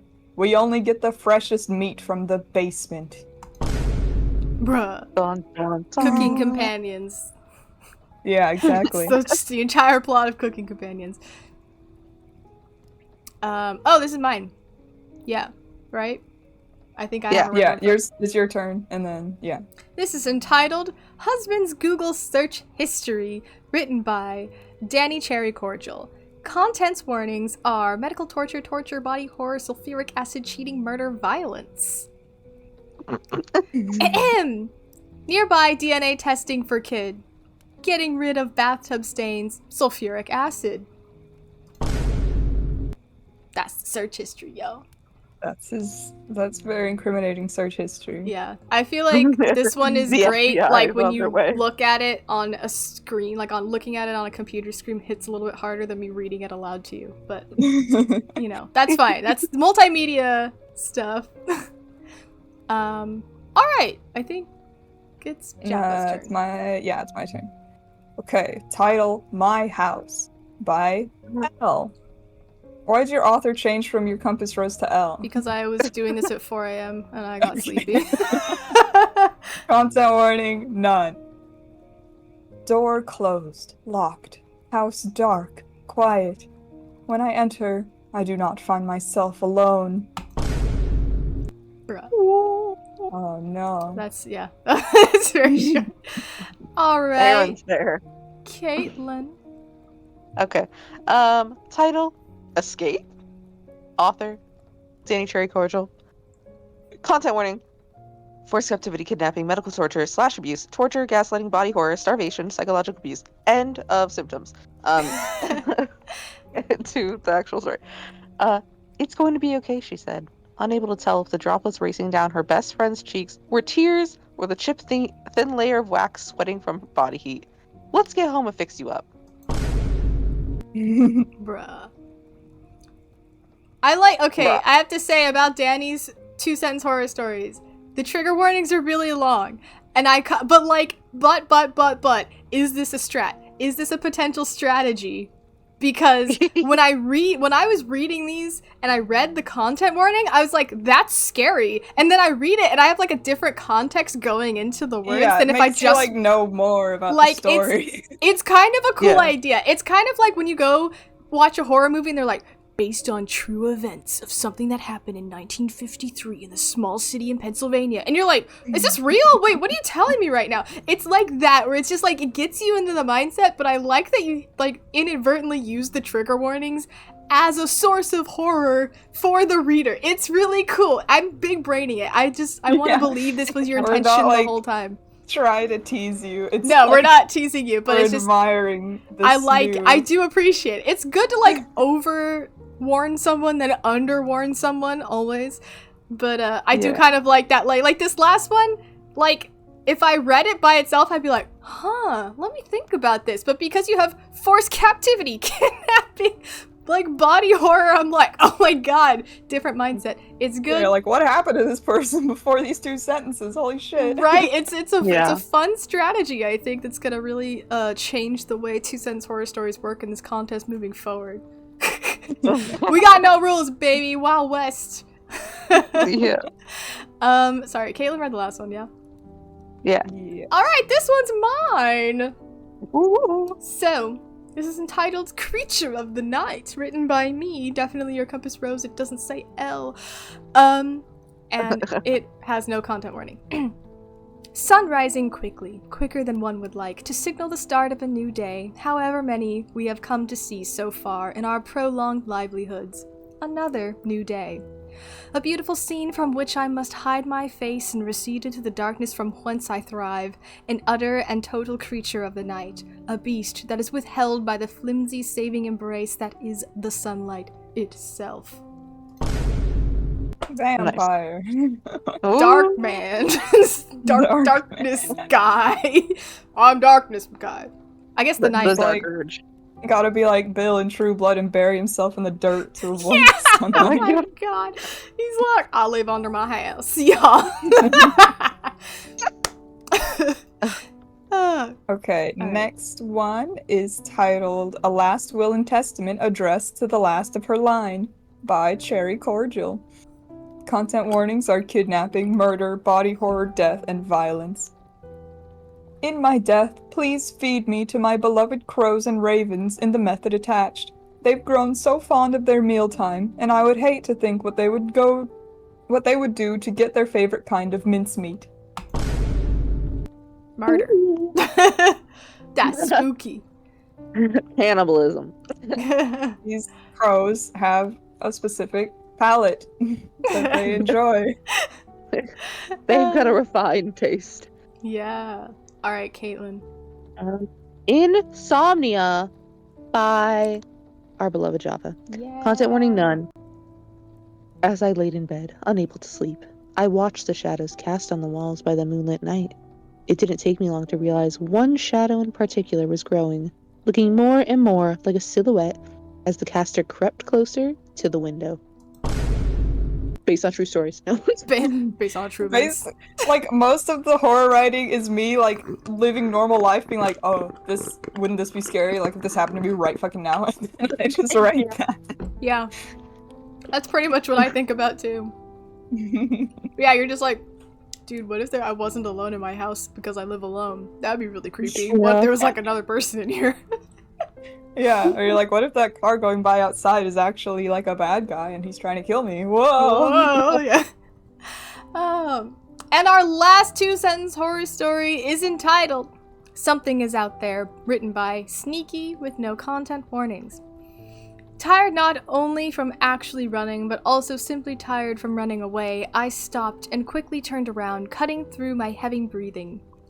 I wanted to confront whatever was chasing me, hoping to at least know what it was, but as I stood there watching the shadowed tall grass, waiting on my own under the night in the middle of the tall grass field with nothing coming out, my mind began to play tricks again in wonder of what was out there, taking away the burst of confidence that I had. Dun, dun, dun. Boom! And that was all of our 2-sentence horror stories. So, extra shout out, Yay. congratulations to everyone who wrote a 2-sentence horror story. This was our new category for this year, and I think it was really good, so we'll keep doing it. Because that was like the good. most turnout, honestly, I think was there. But also they're fun, because you can just like play the sound effects and, you know, go crazy. The stream stops You do the again. sound effects Yeah. to the other ones too. Yeah, but like it lands better. What's up? Oh, it says it's Can you reconnected. York We're Wi-Fi? coming back. Woo! Revivify! Revivify. Spare the dying. Rain Spare dead. the dying. Yeah. Alright, so we're back. Sorry about the stream cutting out from time to time. That's just how my life is. But yeah, just a shout out to everyone who wrote a 2-sentence horror story, because those were cool and they're scary, and I definitely stole the idea from Reddit. And then I saw, and I stole it from Reddit, but also there's a show on Netflix called 2-sentence horror stories or something, and they stole it from Reddit, but they made every 2-sentence horror story into like an episodic like little short movie. But it's like weird That's because they cute. tell you the first sentence, you watch an entire like little short film, and then at the end they give you the second sentence is like the plot of it. They're Oh. so weird because Yeah. you're like So, like- guessing the whole time. Like it'll be like let me pick up one of these that we did. Like this last one that says, "In my death, please feed me to my beloved crows and ravens in the method attached." You watch an entire movie about someone with crows and ravens and crazy stuff, and then at the end it'll be like, "They've grown so fond of their meat." Like it's just like a long time to wait Like, between by two. the time you get to the end, you forgot the first sentence, and they don't remind you They of it. don't like They don't tell you. They just drop another black screen with a sentence on it. You're like, huh? So I was like, that's funny. We should do that more. Yeah. So, thanks Reddit.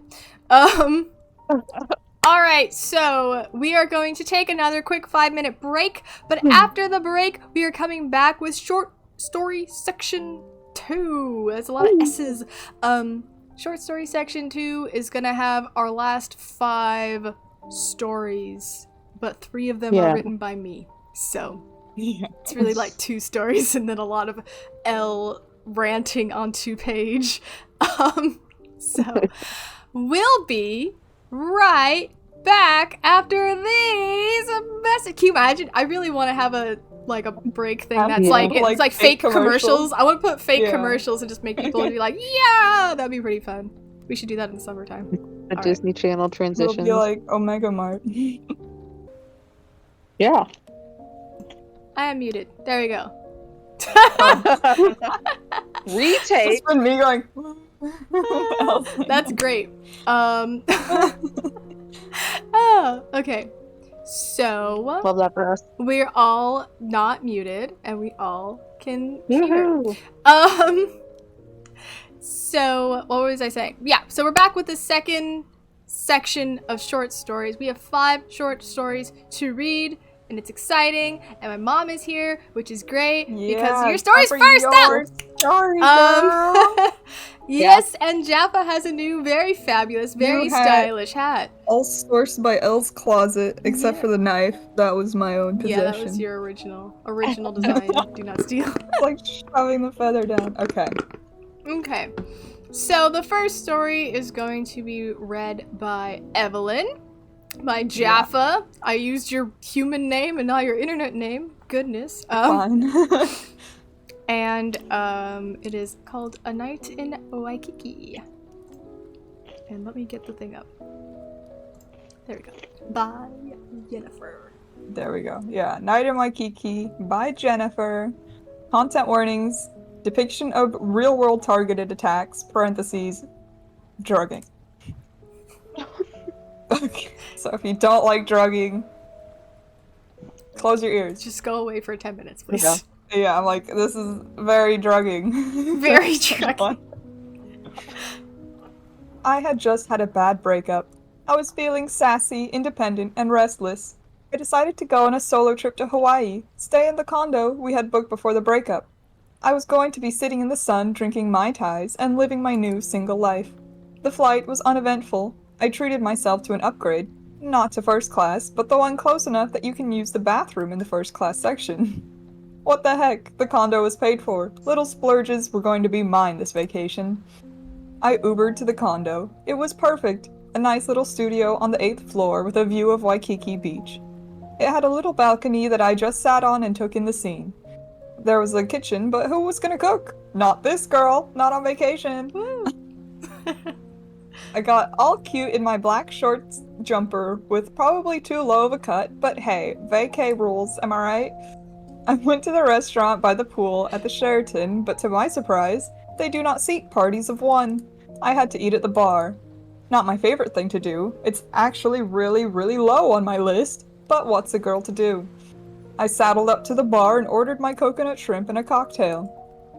I was the only woman there except for the bartender, and all the tables were occupied by couples. Everyone was friendly and chatty.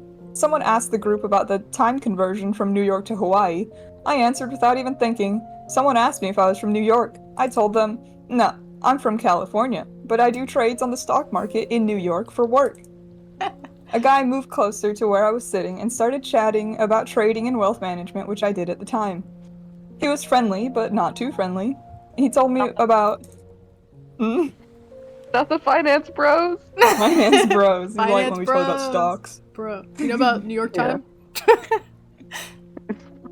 He told me how he was staying at the hotel with his wife and kids and was just out getting a break from the chaos. I finished eating and could hear music playing. I swear it was like the Pied Piper. It called me. I went in search of the source of the music. After all, it was still early, the sun had not set, and I was still restless from the long flight. I had just began walking down the main drag. Lots of people were out. It was still early enough that people were still dressed for the beach and some dressed to go out to the nightclubs. The club scene was just starting. People were beautiful in their designer clothes and tans. Mostly groups of 4 to 6 people, everyone was full of energy and ready to start their night of partying. I kept following the music. It led me to the Hard Rock Cafe. I went in and found a table at the bar area. I ordered the signature drink that came in a souvenir glass. After all, I was a tourist, I might as well get something to bring home. I was just taking in the music and sipping my drink. The last time I was here was on my honeymoon 25 years ago. I was just thinking about all the life that had happened between then and now. We had kids, houses, and fights. Wow, so many fights. It was a strange kind of bookend, Hawaii being the beginning and now the end of our marriage. I was deep in thought when the guy from the other bar came over and sat at my table. "Hey, stranger," he said. I replied. I welcomed the interruption. I didn't want my thoughts to get dark. I wanted a light-hearted vacation. Nope, not thinking about how terrible the end of this marriage had been. It had been so hard on the family, kids not speaking to each other, and how I was left financially devastated. Well, I got a new job and things were headed in the right direction now. "I saw you at the pool bar earlier," he said. "I thought you said you were going back to your wife and kids," I said. "Yeah, I was going to, but my mother-in-law is with us too, and I kinda need a longer break from her. Plus, the kids are asleep, and my wife and her mom are just hanging out and catching up. They can chat all night if you let them. I'm gonna have a shot, do you want one?" I don't usually do shots, but my first drink was with dinner 3 hours ago, and I had been drinking water, so I thought, why not? I'm on vacation. "Sure," I said. Then he left to go to the bar. I thought that was a little strange. He was gone for a long time. The waitress came over to see if I needed anything. "I just want some water. That guy was gonna get shots. Shouldn't we just order from you?" She replied, "Yes, do not take any more drinks unless I give them to you personally." "Okay," I replied. "Plus, I don't know where he went. Maybe he left," I told her. A few minutes later, he showed up with 2 shots. "I thought you left," I told him. He laughed, very relaxed. I texted my wife and told her where I was. "I don't like being off the radar with her," he said. "By the way, my name is Jeff. I'm from New Jersey." He reached out his hand for a handshake. I shook his hand and said, "I'm Jennifer." "From California," we both said in unison, laughing. Oh, Laugh track, laugh track, laugh track. Classic Jennifer from California. Jennifer from California! He seemed safe, and I was alone after all, and not in the mood for other single guys to hit on me, which looked like what this club scene was turning into, or bar scene.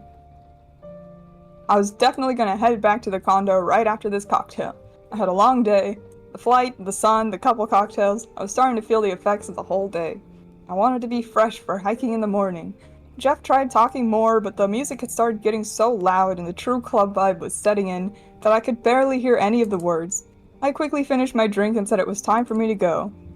"Hey, can we get a selfie before you go?" he asked. "Sure, I guess," I said. It was a strange request, but that was what more and more people are doing nowadays, so I just went with it. she was like, "Oh, the kids these days, I guess." I get, although Jeff is a grown man, but she's like, Jeff's Yeah, hip it's just with that he's it. younger. Jeff's just got a young soul. Yeah. I wasn't feeling so well. I just wanted to get back to the condo, so we took a selfie and I left. I started walking back to the condo, but everything looked different now. The sun had set, it was dark out, and I had no music to follow. I did not know which way to walk. I had no idea where I was, and I wasn't feeling well. I started Google Maps on my phone with the walking option. Trying to follow the instructions was so difficult. I realized that I was not walking straight. Kept thinking about how many drinks I had. 1 with dinner 3 hours ago, maybe 4 by now. 1 at the club and 1 shot. I was fine until that shot. I had been drinking water. I should not be this drunk. Something was wrong. I walked past all the people going from club to club having fun. There was a group of 5 guys that walked by me. They started whooping at me. Suddenly, I was too aware of how low cut my top was. Too aware of being a woman walking alone. If I never made it back to the hotel, no one would know for a long time. Started to get scared. I was still turned around and I could not understand my Google Maps. I kept walking in one direction and then it said to go the opposite. I was just getting nowhere. Finally, I thought to call my friend in California. Thank God she answered the phone. I started talking to her.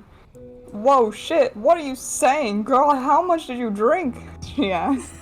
I told her... You gotta love it when you're like, what the fuck are you saying right now?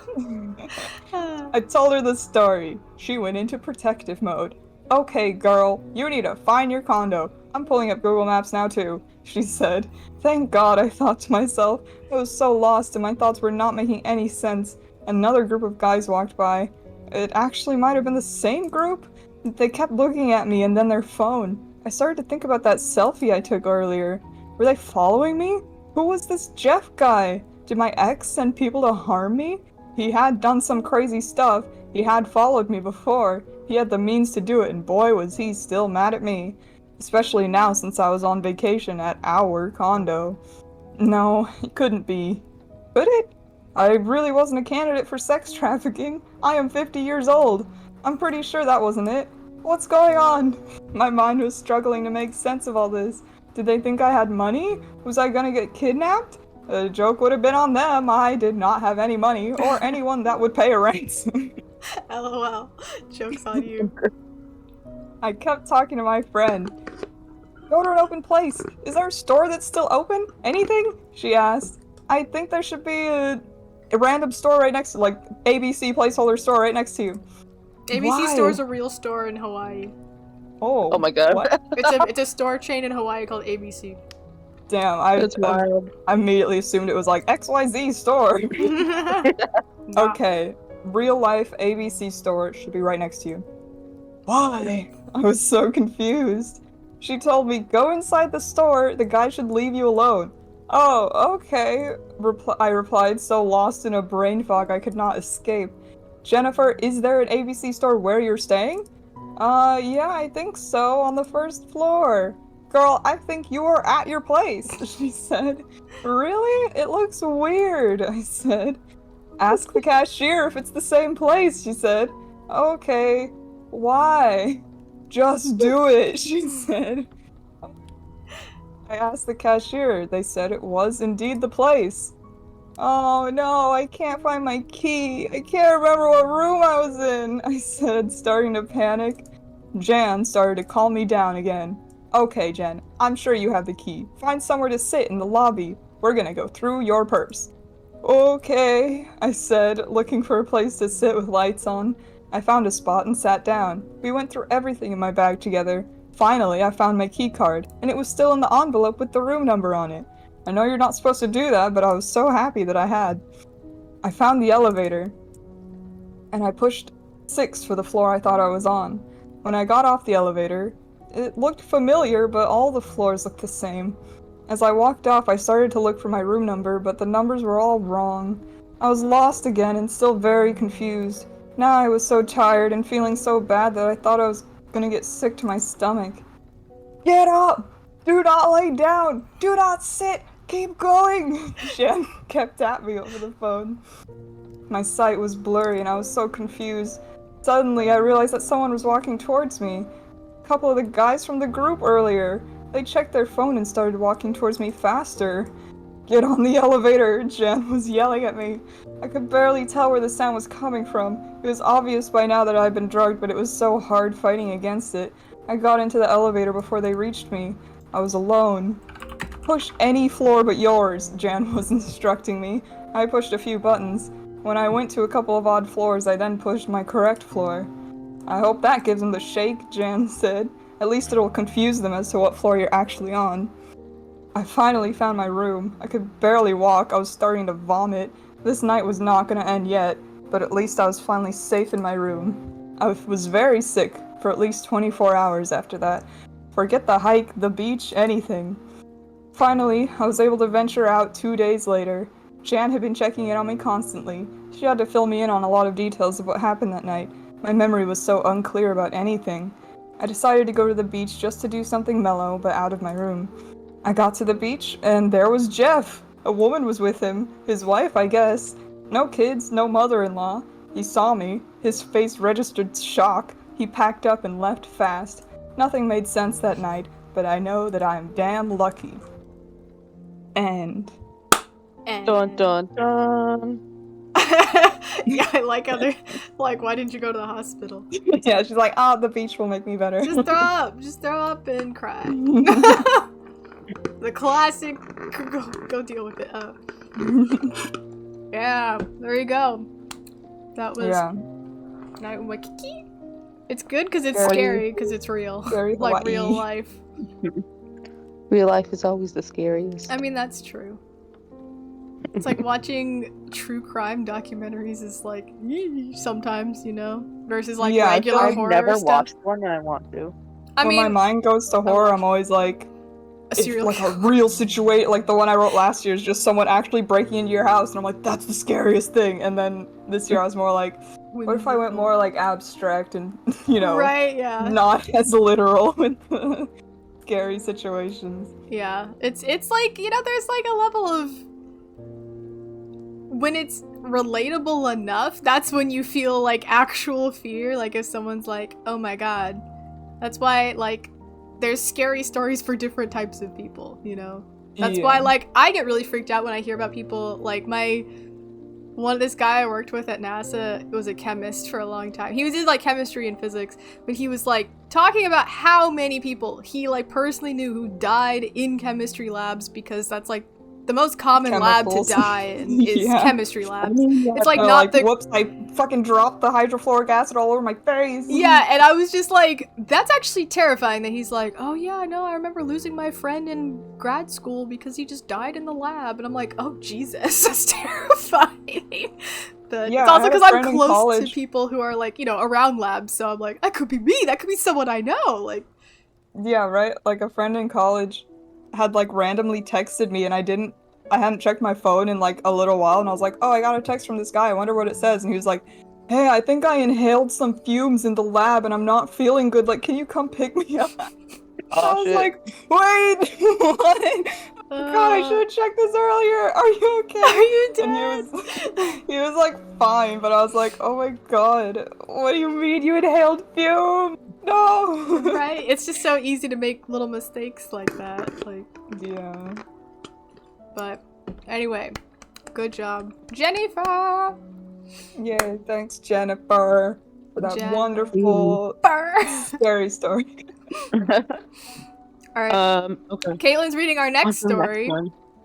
The super long thing. It's not that. This one is not. Also, It's so long. It's 10 pages. huh? Is it that long? I don't think I hit the word On cap, so I don't know. I don't know. Okay. Either way, Okay, I anyway. wrote this next story, Yeah. but Caitlin's gonna read it, so I get to sit here and cringe again, like I did last time. Yeah. Special girl herself wrote Ubiquitous. Content warning. Language involving academic elitism / gore. Yeah. Okay. Vera taps out the beat of one of her favorite songs on the steering wheel of her old car that's barely holding together. Believe it or not, taking the car into a shop is on the ever-growing list of things to do once the paychecks start rolling in. Vera thinks to herself as she carefully follows the intricate twist and turn of the mountain road. She was a proud graduate of a Bachelor's of Science degree in physics with a concentration in astronomy of only a few months. But the feeling of accomplishment and success was significantly quenched by the lack of successful graduate applications from the past winter season. It was quenched even further by the following desperate weeks of frantic job applications in order to keep herself afloat for the summer at least, let alone the beginning of a post-scholastic life. Her eyes take in the beauty of the mountainous road leading to the observatory. This mountain was far different from the one she had visited in her undergrad work in California, where those mountains were frequently dry and at risk of business closing wildfires every year. This mountain was nothing but green with plant life and had been allowed to develop over many years without risk of flame. Vera's thoughts turn bitter again as she takes a mountain turn a little faster than she should have. Her thoughts have been rather bitter ever since she got accepted into the position she was currently driving to, the new telescope operator position for an old telescope in a state no one would bat an eye at. There was no shame in being a telescope operator. It was a very significant job for any research-based instrument, but it was so far from the scholarly and lofty path of doctoral education that Vera had been seeking for the entirety of her degree. To be fair, maybe I shouldn't have given up on a PhD apps after a single season, she thinks. This thought has crossed her mind several times a day since she accepted the operator position 2 weeks ago. She steered into a turn with one hand while taking a deep drink from a large can of iced tea she had picked up at a gas station before she hit the mountain roads. The artificial sweetness of the drink couldn't sweeten her attitude about the next few months of employment as she finally laid eyes on the main dome of the observatory. Vera pulls her car into a parking spot near the dome, turns her car off, and finds the number of the main telescope operator, Josh, and gives him a call. This is Josh. Hi, Josh. This is Vera Compton. I just made it to the dome. Are you here? From the other side of the line, she can hear noises of paper shuffling around, clearly an office space somewhere. Yeah, I'm on the way. I'll be there in a sec. Vera takes a moment while waiting for Josh to get out of the car and stretch a bit. She was starting to feel the past few days of travel everywhere in her body as she attempted to stretch out the muscles. She'll be staying in the observers' dorms on site while she's on the mountain. So a few days ago, she packed up the important things from her apartment into her beater car and drove across state lines to her new life. She's only contracted to stay here for 4 months, but she's already counting down the days. She looks over and sees a stout man with a graying beard jog over to her from around the dome. Vera approaches with her hand outstretched, and Josh takes it in turn for a formal handshake. How's it going? The drive up here wasn't too bad, was it? Vera shakes her head as Josh hands her a placard for her car. This is for the staff parking. We have a separate lot closer to the dorms in the back. She takes it and immediately places around the rearview mirror. Actually, let's move your car there now. Then I can show you around and we can start some of the onboarding. Vera offers to drive them both to the new lot, which he appreciates. The dorms look fairly standard to any other observers' dorms she'd seen before. Mostly a large rectangular and generally uninteresting building with too many signs that ask passerby to stay quiet to not disturb the sleep of the observers. The lot is easy to find and rather empty, so Vera parks and the two observers get out of the vehicle. Josh starts walking to another building attached to the dome where she supposes the office is. Following the other, quietly as to not wake the other observers, Vera finds herself in a cramped office with far too much clutter. From various piles of paperwork to what look like in-progress work orders, half-reviewed telescope proposals, and an eclectic collection of knickknacks and stickers with the telescope's logos, the type you'd be given walking past a booth at a conference. Josh sat down in a well-worn office chair of cracking faux leather, and Vera took a seat opposite him in a fold-up chair, clearly set up for guests. She waited quietly as Josh flipped through a smaller pile of papers on his desk that seemed to be higher priority than the others. While Vera was starting to grow bitter on her isolated drive up to the mountain, she now felt only an icy dread of reality creeping up on her as her new boss prepared to brief her on her new and very real job. Josh found the papers he was looking for and cleared his throat. Vera Compton, he said as he read aloud over the paper he had in his hands. Recent graduate of a physics degree from San Jose State. Congratulations. She forced the tight smile that she reserved for just this comment. Thanks, she responded mechanically. So telescope operating should be a cakewalk compared to your schoolwork. He started moving on to business. Most of the operators have astronomy degrees, so you're overqualified in that department. Vera was a little surprised. She had a few classmates who went for the full astro degree, but it's only a Bachelor of Arts degree, which can make it a little difficult for application towards higher degrees, depending on the department, of course. Astro degrees were for people who wanted to teach community college or become telescope operators. As for the job, it's easy. We're actually going to bring you and the other new hire, Tim, on for spotting rather than scope operation for the first few months. It took Vera a whole minute to register what was just said to her. Spotting? I'm sorry, but you said we'd be spotting? Do you mean a two-person system to keep an eye out for aircraft while we use the guiding laser? Josh quickly supplied as he handed her some of the papers he was holding. Looking down at the new papers, the specified the do's and don'ts of aircraft spotting, Vera was stunned into silence. What has this come to? She wasn't even a telescope operator, but a glorified standee of a person. A mix of frustration, embarrassment, and anger came as heat under her skin. Vera took a silent deep breath to keep control of her voice as she spoke. I was under the impression that I was hired on as an operator. Is that still the case? Or... Josh smiled, seemingly picking up on the question at hand. Yes. Technically, at this telescope, we consider aircraft spotting under the duties of telescope operation. We just got a new guide laser for the adaptive optics system installed a few months ago by our Northern Arizona University support team.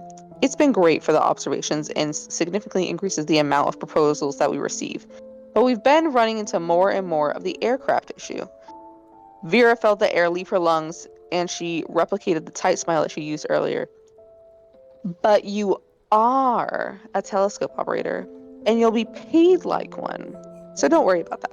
We used to pay spotters less than operators, but that doesn't really fly anymore. Vera mechanically nodded and gave an appropriate laugh. Ha ha! The rest of the onboarding conversation was a jumble of thoughts and emotions for Vera, but she got the gist of it all. It didn't matter if she understood everything anyways. She was stuck here for 4 months. The drive back to California would be too expensive to undertake until she had a few paychecks under her belt. And before that, the car would need to be fixed up to ensure that she could make it back all the way. The conversation with Josh ended, and he showed her to her dorm and handed her the keys. She nodded, and they made comments about how it was going to be nice working together on the mountain before parting ways. She looked around the humble room that contained barely more than a bed and desk briefly before turning her attention to bringing her things from the car into the room. The sun was getting lower, which meant that the observers would be waking soon. The first few weeks of the job weren't as bad as Vera feared.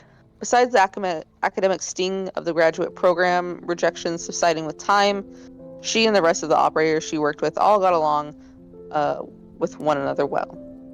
Aside from her and her fellow new hire and spotter, Tim, she shared the spotting duties with 2 other full-time operators who had been doing all the spotting before the new hires. It wasn't the most complicated job in the world, and Vera took to it rather well in her few weeks of training.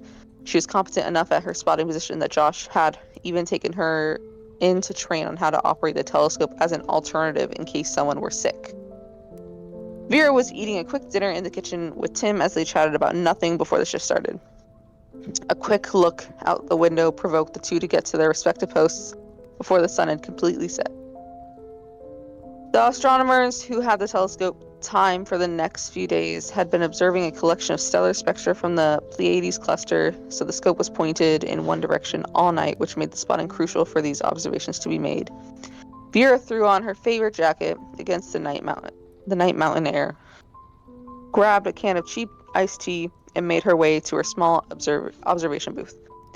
The small booth was only wide enough for a single seat, which was nice for trapping some heat in the night.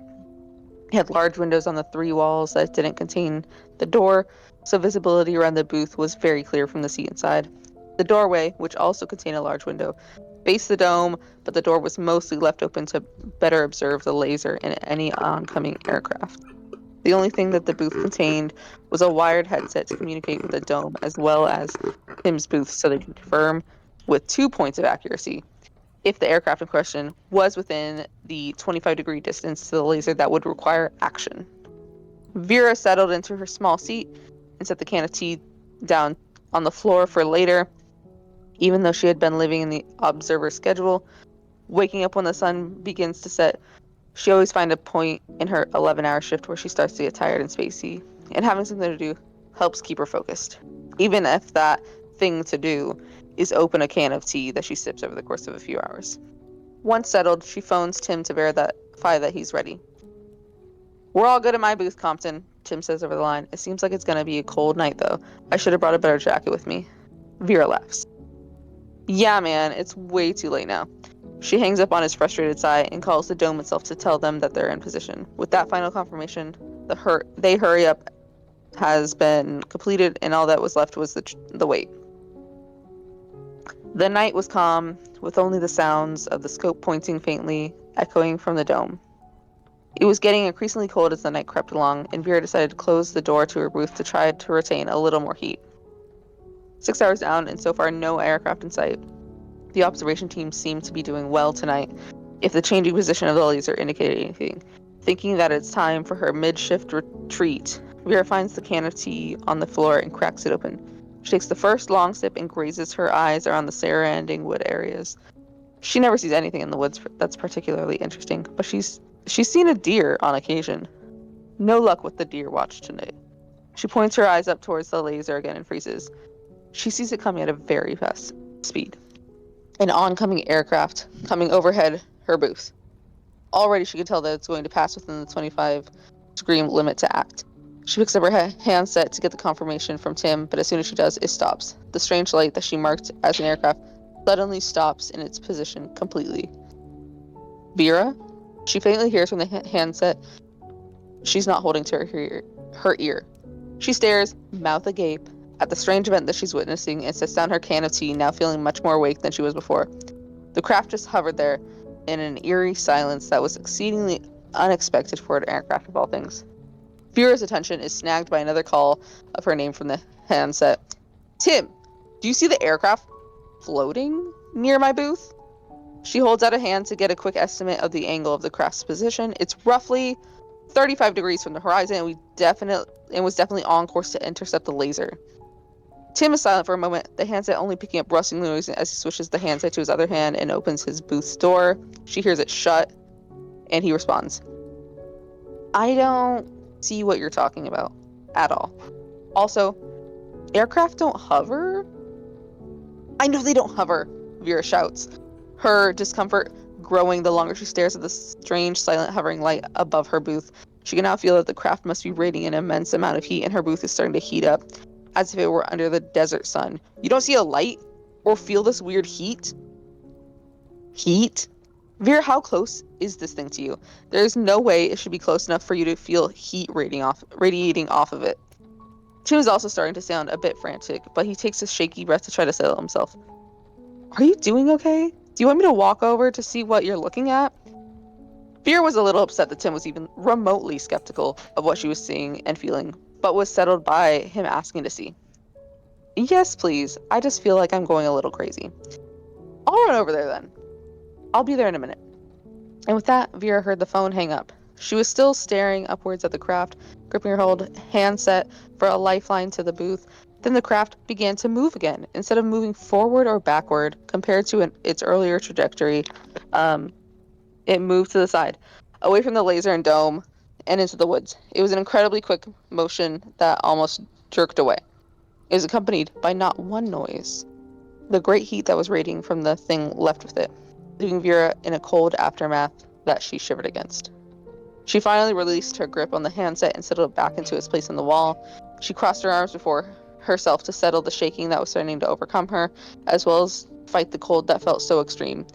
She looked out the window towards where the craft absconded to, but was not pleased by what she saw. There were other strange lights, similar to the first one, but they were far away now. The 5 of them in total were dancing around in patterns and motions that were impossible to create with modern aircraft. She silently started counting to 60 herself. I need to say that again. She silently started counting to 60 to herself. There you go. Feeling the need to be around someone else at this moment. When she made it to 60 and couldn't see Tim anywhere, she reflexively reached for the booth phone. She heard the tone in the headset ring and ring, but there was no answer. Vera tried to call him twice more, while wearily watching the dancing lights over the forest. It wasn't until their 5-pointed formation broke and the crafts all went very low down to the ground did Vera feel the need to find Tim soon. She opened the door to her booth and almost ran towards the other spotting booth. The booths were placed equidistantly far from the dome, and it typically took her maybe 10 minutes to walk from one to the other. Now in the dark, it felt like an eternity. She struggled to focus her eyes on either the path before her or looking for strange lights in the sky. She did eventually make it to Tim's booth, but the second she laid her eyes on it, she knew something was very wrong. Vera stopped in her tracks. The first thing was the door to his booth was open, which was strange since she knew he wasn't wearing a jacket that night. The door also seemed like something was propping it open and didn't swing out completely as they tend to do when not closed. Tim? Vera called out, pushing herself to walk to at least the window of the booth to peek at what may be holding the door open. There was no response to the name, and as she stepped cautiously, the only sounds of the night were the sounds of the dome and telescope subtly shifting during its continued observations. When she could finally peek into the window, Vera's throat constricted. She was unable to speak, though she wanted to scream. Tim was indeed still in his booth, but what she could make out in the dark was his slain form slumped uncaringly against the wall, his forgotten leg sticking out to prop the door open. Tim wasn't just dead, but it looks like someone had done exploratory surgery on him. His torso was open, ribs cracked to form windows to the internal structures that reside within. His heart was not beating, which she could see pretty clearly but his lungs seemed to struggle with accepting death and would flutter with a random inhalation from time to time. As for the rest of the organs, it was less clear, both from Vera's lack of intricate knowledge of human anatomy, as well as the hodgepodge ensemble the attacker had made with the rest of him. It reminded Vera of when thieves go searching for valuables and end up tossing everything around in the process, but with Tim's digestive system. What was even worse was that she could tell he was still warm by the ever-growing layer of condensation on the windows of his booth, starting to cover what was left of the man who worked there. Vera's throat was constricted, and she had to very consciously work to keep breathing. She turned away from the remains of Tim, but felt the rest of her body constricting. Oh Are god. you okay? Your story gave you a nosebleed, Elle. What Oh the my fuck? god, you're cursed. Oh my god! Bro. What the fuck? Oh my god. Wild. It's fine. It's cause, like, I think it's when the weather gets cold and dry. I get nosebleeds. Yeah. It's just so sudden. I Continue was like, on. oh my It's god. a spooky timing. Yeah, the timing is very God. strange. Oh my god, you're dying. It's the aliens. They're coming for Bro. you. They're fucking beaming me right now. Yeah. The Rizzler cut off our stream, and the aliens my are God. actually attacking Evelyn's brain. My stories are too good. They're too real. Oh my god.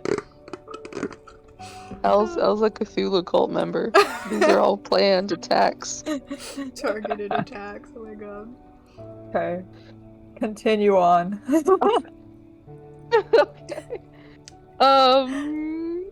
Okay. Vera's throat was still constricted, and she had to very consciously work to keep breathing. She turned away from the remains of Tim, but felt the rest of her body constricting. She knew she should run.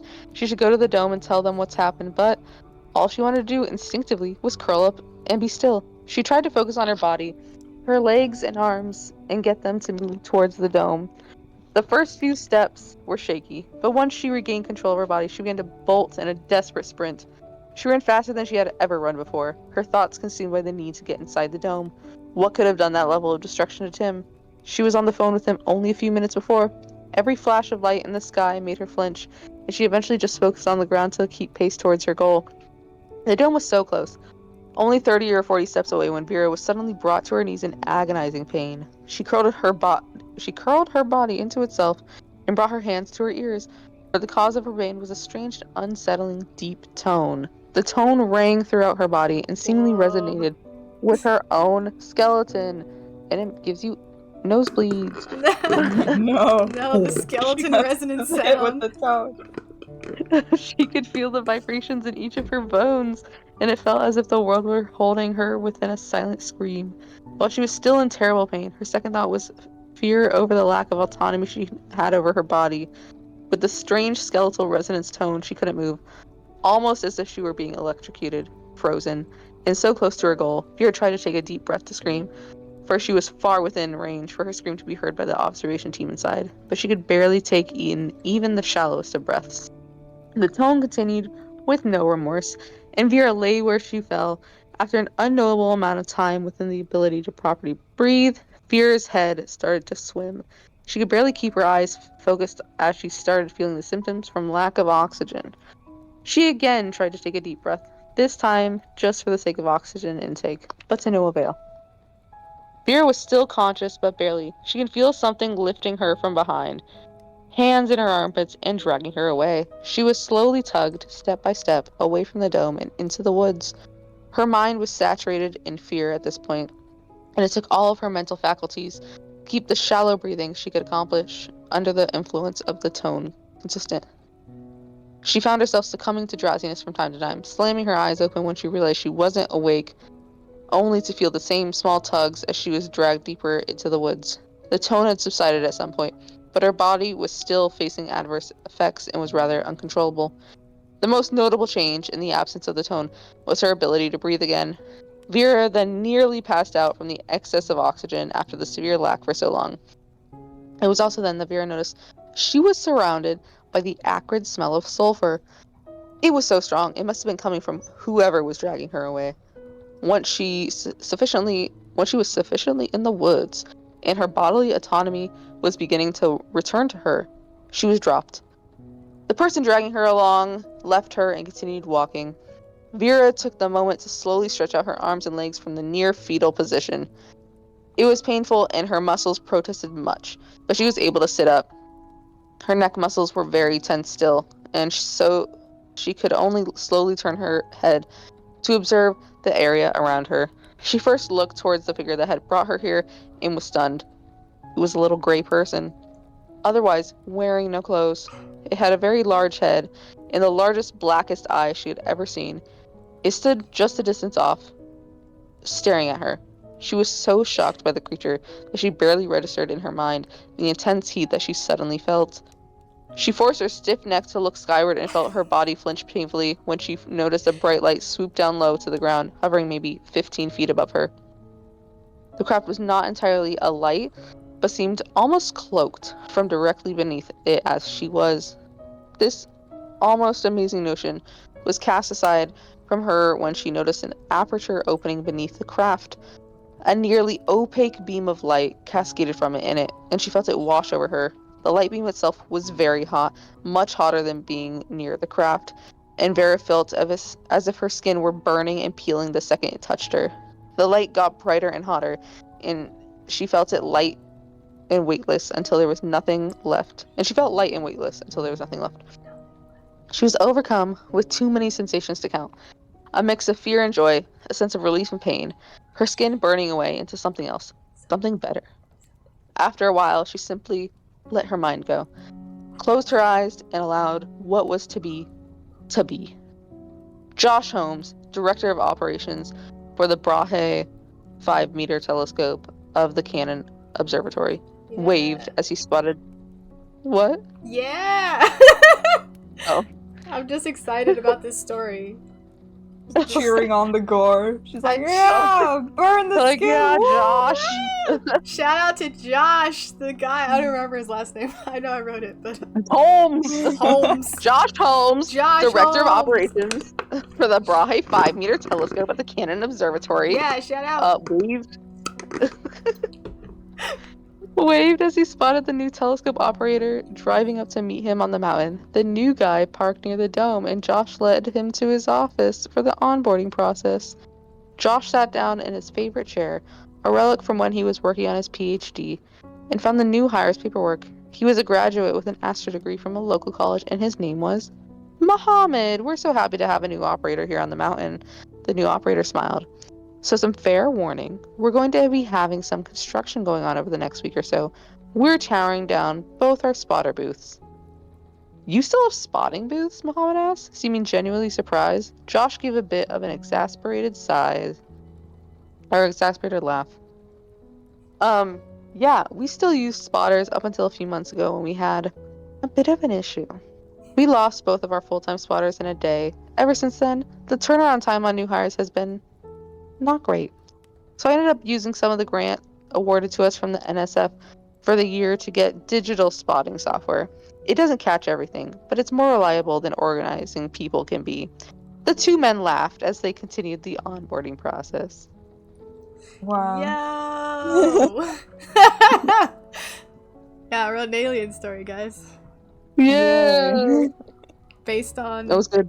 X-Files and Illuminati. The director's just like, oh, those bitches ran away. Anyways, let's hire technology instead. Right, I know. Yeah. It's fun, because, it's based on two real-life observatories. It's loosely based off of the Lick Observatory in California, and also the Lowell Discovery Telescope in Arizona.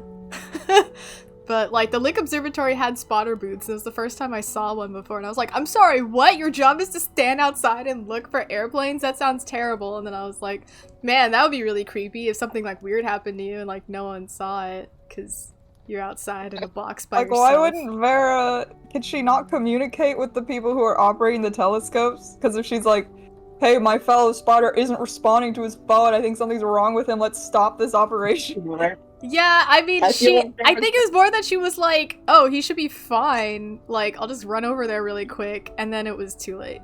You're like, what's that fucking alien craft in the sky? Anyways, I think he's fine. I'm gonna go walk to him. Yeah. Vera deserved what she got. Vera was kind of a She ran bitch, away. though. She was Yeah. kind of mean about astro degrees and stuff, too, so she's not, like, Yeah. a great person anyway. He's like, you're telling me I'm gonna have a job and get paid to do less work? I know, I can't right? believe Yeah. you would insult me like this. Yeah. Yeah, she's not supposed to be, like, the best person anyway. No, when she like ran out, I was like, well, what if a plane flies by into the laser? Right. Yeah. Like, what if a real plane Some flies other by? like a real tragedy happens because the plane gets hit by a laser. Right. Yeah. Like, don't leave your post, girl. She's not good at her job and she doesn't care. Apparently. And now she's an alien. Now I she guess. got slurped up whatever happens to alien people. She became a mind flayer. Yeah, I guess so. Oh. God, could you imagine? I don't think she should be a mind flayer. The mind flayer should just eat her straight up. It's too much power for her. This is just a cup of boba, dude. There's like nothing in here. Just put water in it. Yeah, just put water in it. I'll just suck up the bobas. Yeah. So, Jaffa is gonna be reading our next story, and it is written Yeah. by herself. It's my Ooh, story, jeez. everybody. It's time for me. I love all of the freaking recommendations on what to put in my cup of boba, though. Like, everyone's like, bro, put some tea in there. Bro, throw some juice in there. Bruh. Yeah. I mean, yeah. All sorts of things. I'm just gonna suck them up, though, because I'm boring. Just like launch them into your throat by sucking on them. Yep. Okay. So Spoon. this That's a good idea. is called Spoon. This is called Hard Times, and There it's we go. written by me. I changed it. And content warnings are explicit descriptions of gore and mention of insects. Like the briefest mention ever, but I'm like, some people don't like I insects. like missed so- the mention when I read I it know, the first time, it's and then I like- was like, oh yeah, I guess there was. But I'm like, if you're like have a phobia of it, then that one sentence It'll get you. It'll would get you. Yeah. make you upset. It's a choking. Choking hazard. Yeah. Oh, don't just launch your bobas into your throat. You have to have a liquid. Put a liquid in it. You just suck them up, dude. I'm good. I'm an adult. I can eat my bobas inappropriately. I do what I do, where I just rip the plastic off and drink, like, Yeah. tip the boba down. Okay. Yep. I'm gonna read. For real I'm now. gonna walk away for a second, but I'm listening to you. Okay. I'm gonna try to keep my blood inside my body. Michael has been shut in his apartment for a few days now. He finds it difficult to go outside when even the small single bedroom and modest main living room of his unit are too much for his senses to bear. He is sitting on his bed at this moment, hunched over and staring as the floor pulsates beneath his feet. This terrible heartbeat that never seems to cease has always made Michael feel nauseous when he stares for too long. He closes his eyes and tries willing his brain to focus on something else. His bed is worn and dirty. The bare mattress is torn in many places, and some of the springs poke up as though trying to escape the suffocating confines. Michael has never once experienced a restful night's sleep, but the dismal state of his bed is hardly the reason why. Even if Michael were to own the finest mattress with the softest silk sheets money could buy, he would still toss and turn, tormented during whatever brief bouts of unconsciousness could claim him, and the bloodstains would inevitably seep through the fine fibers until they became frayed and ruined. Michael decides to get up and try, once again, to find something to ease the headache that's been plaguing him for what feels like a week now. What once was carpet squishes wetly between his toes as he stands and makes his way to the door. The movement encourages a putrid odor to rise from the sludge-like flooring, but Michael is concerned with a more pressing matter as he moves forward. While he can normally will himself to ignore the demonic screams that endlessly echo against the walls of his small prison, today they feel particularly piercing. Michael's head throbs with a surge of pain that almost sends him to his knees, but he catches himself on the decaying wall before falling. He knows the voices are laughing at him, delighting in his anguish. Michael doesn't know how much longer he can continue enduring the pain. After a moment of sheer despair, Michael reflexively wills himself back into motion again, standing up straighter and taking the last few steps to the door. He reaches for the handle and, as always, the metal feels like razor blades against his palm. He grips the handle anyways, taking no effort to stop his skin from splitting against the sharpness as he turns and pushes the rotting wooden door open. Blood trickles down from his hand to the floor as Michael enters a short hallway, and he absent-mindedly wipes the bloodied palm against his pant leg. Outside the bedroom, the screams are even louder now, accented by a cacophonous crashing sound that comes with each throb of Michael's head. Despite never having flipped the light switch, the hallway is already bathed in red light. Hordes of small, dark insects skitter up and down the red-tinted walls, giving Michael the impression of the hallway itself twisting and writhing as though it were alive. He trudges onward to the bathroom at the end of the hall, ignoring the yawning black threshold leading to the living room as he passes it by. The bathroom door is ajar, and Michael can see that a liquid even darker than the regular wet fleshiness of the floor is spilling over the tiles and seeping out into the hall. He continues on, stepping into the sticky puddle and nudging the door open wide enough for him to enter. The bathroom is... He doesn't give a fuck. Whatever. So cool. The bathroom is lit only by traces of red light leaking in from the hallway. The bulb went out in here ages ago and Michael never got around to changing it. Regardless, Michael knows his bathroom well, and he calmly makes his way to the sink counter, above which the medicine cabinet resides. His eyes inadvertently catch on the dark depths of the mirror on the cabinet. With the dim lighting, Michael can barely make out a twisted and ruined version of his face looking back at him, as well as the bathtub in the corner behind him. The tub is filled to the brim and streaked down the sides with the same dark, sticky liquid that now coats the floor and pools around his feet. Michael pays this no mind and opens the cabinet to search for his pills. Gretel's circling my legs. She's gonna get you. After a few minutes of pushing the disorganized and discolored contents of the cabinet around, Michael has no success in finding what he's looking for. Frustration wells up in his chest and the headache pounds even more harshly against his skull. He slams the cabinet door shut and punches the mirror in a burst of anger. It easily shatters beneath his fist and cuts into his skin, a few shards falling to the counter when he draws back his hand in resignation. Michael sees his dim reflection once again, only this time it's scattered across dozens of broken fragments. He feels like this might be the most accurate image of himself the mirror has ever shown him. But, apparently having sensed his trace amounts of satisfaction, the mirror quickly begins to decay his kaleidoscopic reflections until his skin rots and sloughs off his face to reveal the bright red bone beneath.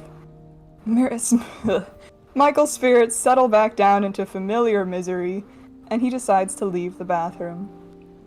On his way back to the bedroom, Michael hears, over the screams, a heaving crash from the direction of the living room, followed by a loud knocking on what must be the front door. Michael backs up a few steps to peer through the threshold into the living room, but the entire room is pitch black. Not even the rays of red hallway light could penetrate the void. The knocking continues, and so Michael dares to enter the room that is supposed to be part of his home. The moment he steps through the threshold, Michael's body is racked with chills while sweat starts to bead at his temples.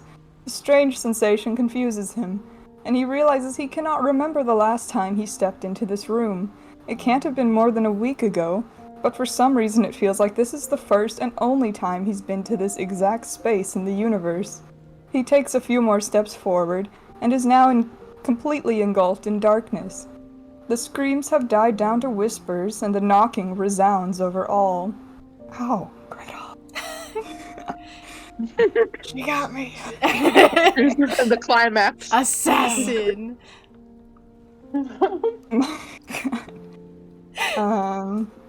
Michael feels the unevenness of the floor beneath his feet and struggles to continue moving forward. During his movement, his ankle feels as though it's being gripped, and he flails his arms forward as he stumbles to the floor. The floor begins to pulsate as it did in the bedroom, and Michael feels the ground shifting and undulating as though it intends to swallow him whole. Michael quickly shakes his leg free from whatever was gripping it and scrambles across the wet flesh of the floor to escape the eager mouth. While attempting to orient himself and get back on his feet, the knocking at the door becomes rapid. The whispers pick up in intensity and express displeasure. They goad Michael and tell him to run. They taunt and cry and tell him that what is waiting for him behind the door is 1,000 times worse than any pain he has experienced up until now. Michael considers stopping. His body is shaking and his head is pounding worse than ever before. He feels the fear and the anger of the voice inside him eat away at his organs, leaving him nothing but a hollow shell. He doesn't have the strength to open the door. But at the same time, he notices the first traces of light since he stepped into the living room.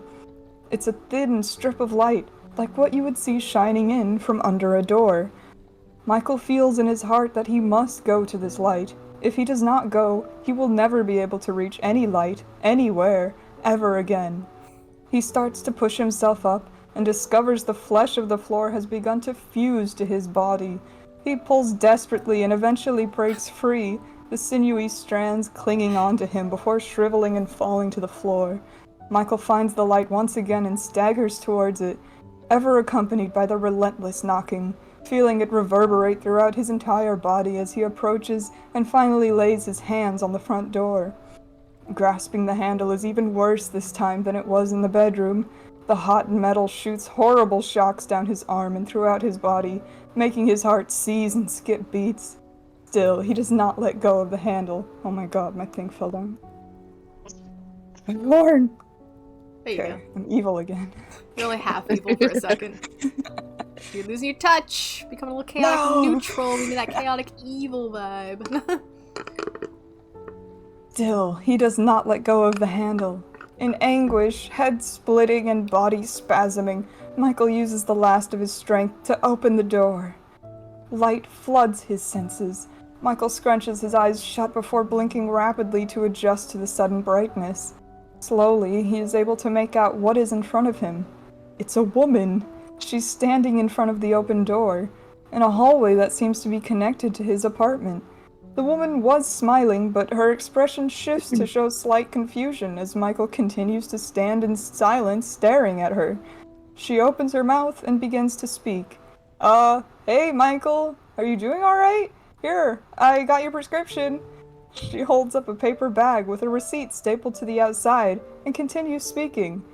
Sorry I couldn't get it to you yesterday. My damn boss made me work a 12-hour shift to cover for that asshole Karen. Can you believe she called out when we're so understaffed? She didn't even look sick at all yesterday.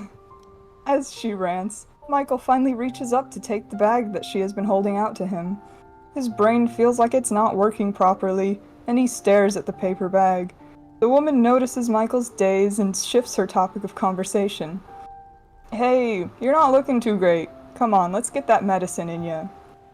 She places her hand on Michael's shoulder and guides him back into the apartment, to a nearby counter in the kitchen portion of the living area. Michael only now realizes the living room is no longer a pitch-black void. It's still dark, seeing as no lights are switched on, but the natural light streaming in from the open door is enough to see by, in the kitchen at least. Here, the woman says, taking the bag from Michael's hands and pulling it open to take out the pill bottle inside. As she twists open the cap and hands a couple of pills to him, Michael realizes he recognizes her. Right, of course he knows this woman. She comes by often, just like this. She has been bringing Michael his medicine for a while now. Michael looks at the pills in his hands, and somehow the woman has already filled up a glass of water and brought it to him. I'm gonna switch the lights on, is that okay? Michael nods, puts the pills in his mouth, and takes a swig of water. The living room lights flicker to life and bring clarity to the place that was threatening to swallow him alive only minutes ago. Michael turns to look, and watches the vestiges of flesh and teeth fade from his vision as the dingy couch, worn coffee table, and random piles of trash are revealed by the light.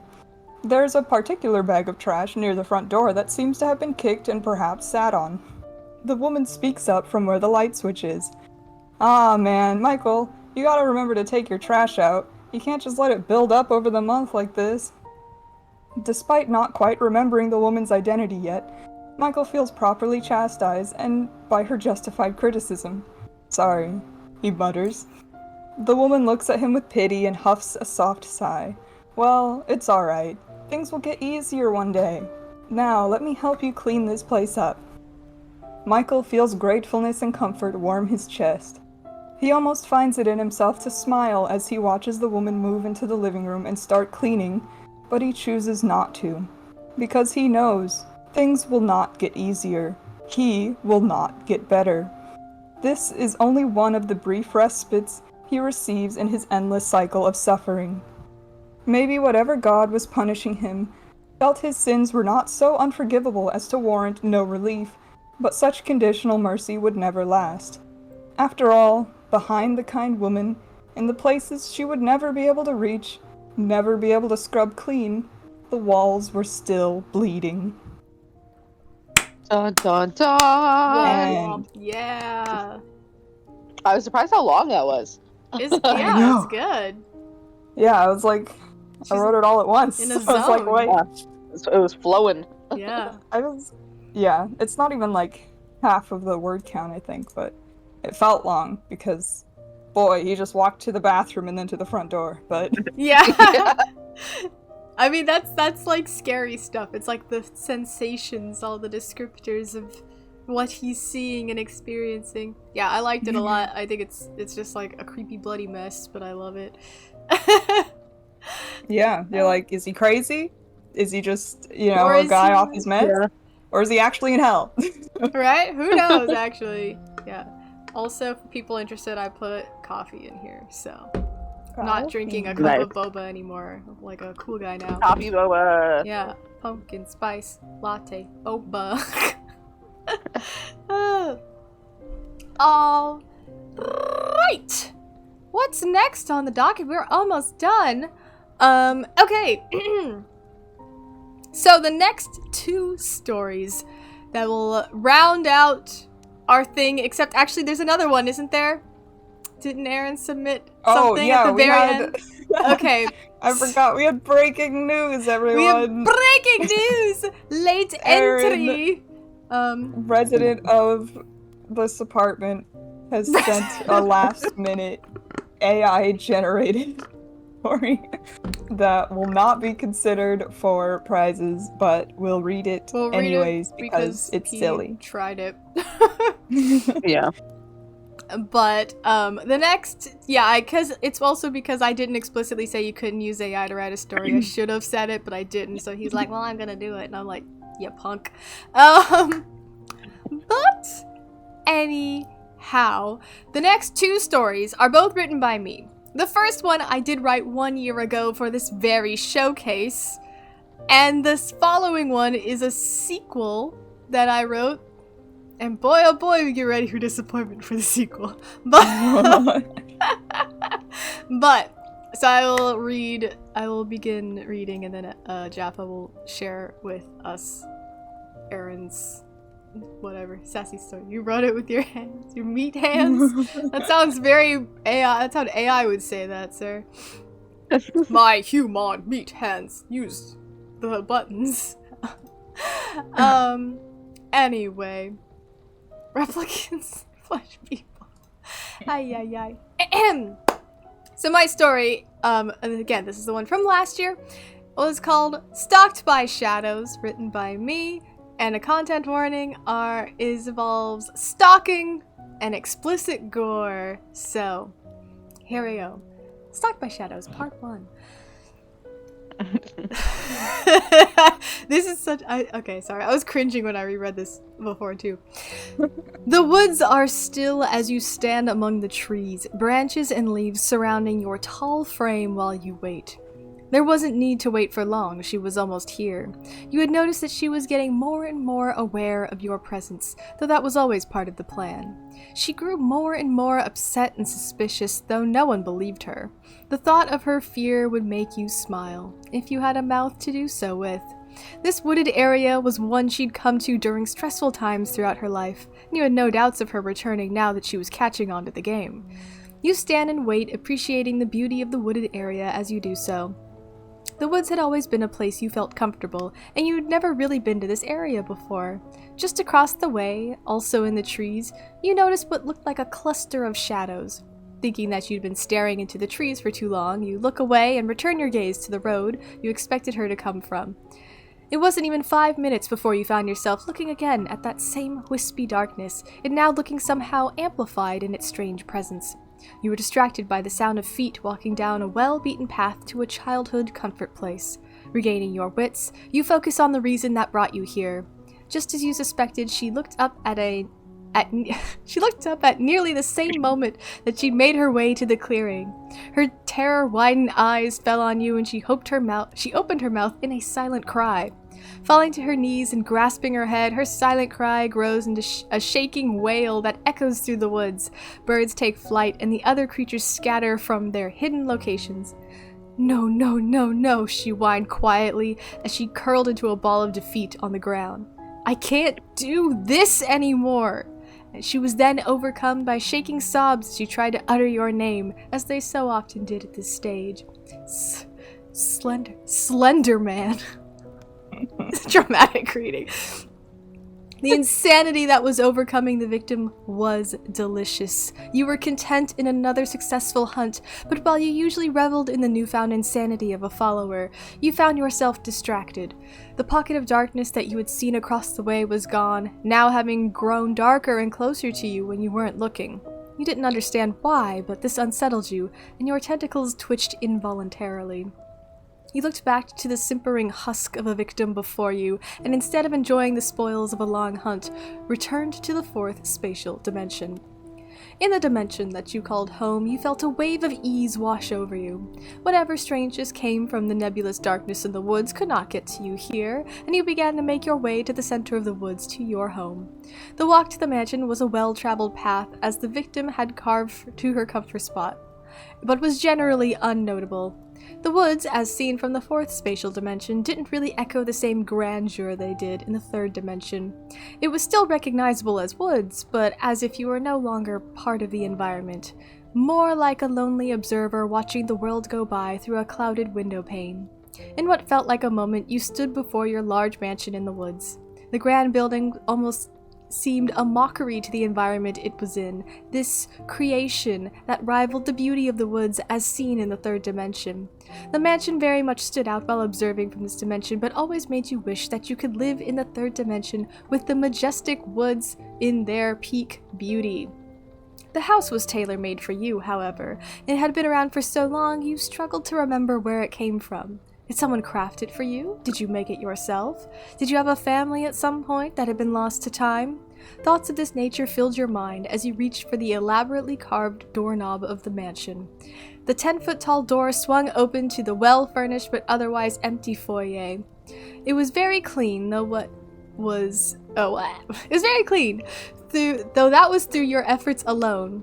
While it would be easy to allow dust and decay to overtake your wonderful home, it would not do well to welcome visitors on the rare occasion they came to see you. Your closest friend... I'm sorry. Your closest friend, Jeff, was particularly sensitive to dust. That's so stupid. Oh, sorry. Okay. Was particularly sensitive to dust and other allergens due to his lack of eyelids and therefore eyelashes. I'm serious. Jeff hadn't stopped by in a while, but he often had business elsewhere and didn't have time for many extended stays in the wooded mansion. You enter your home and loosen your tie. There were always more victims to bring into insanity, but you had to call it a day somewhere. You thoughtlessly made your way through the expansive mansion towards the master bedroom to relax after a long day's hunt. Upon entering your room, you kicked off your shoes by the door and walked the plush carpet with socked feet. I put way too much thought into this. While you didn't mind dressing up for work, sometimes the dress shoes pinched and the tie felt more like a noose. It reminded you of how Jeff tended to wear more casual clothes for his job, but he was from a younger generation.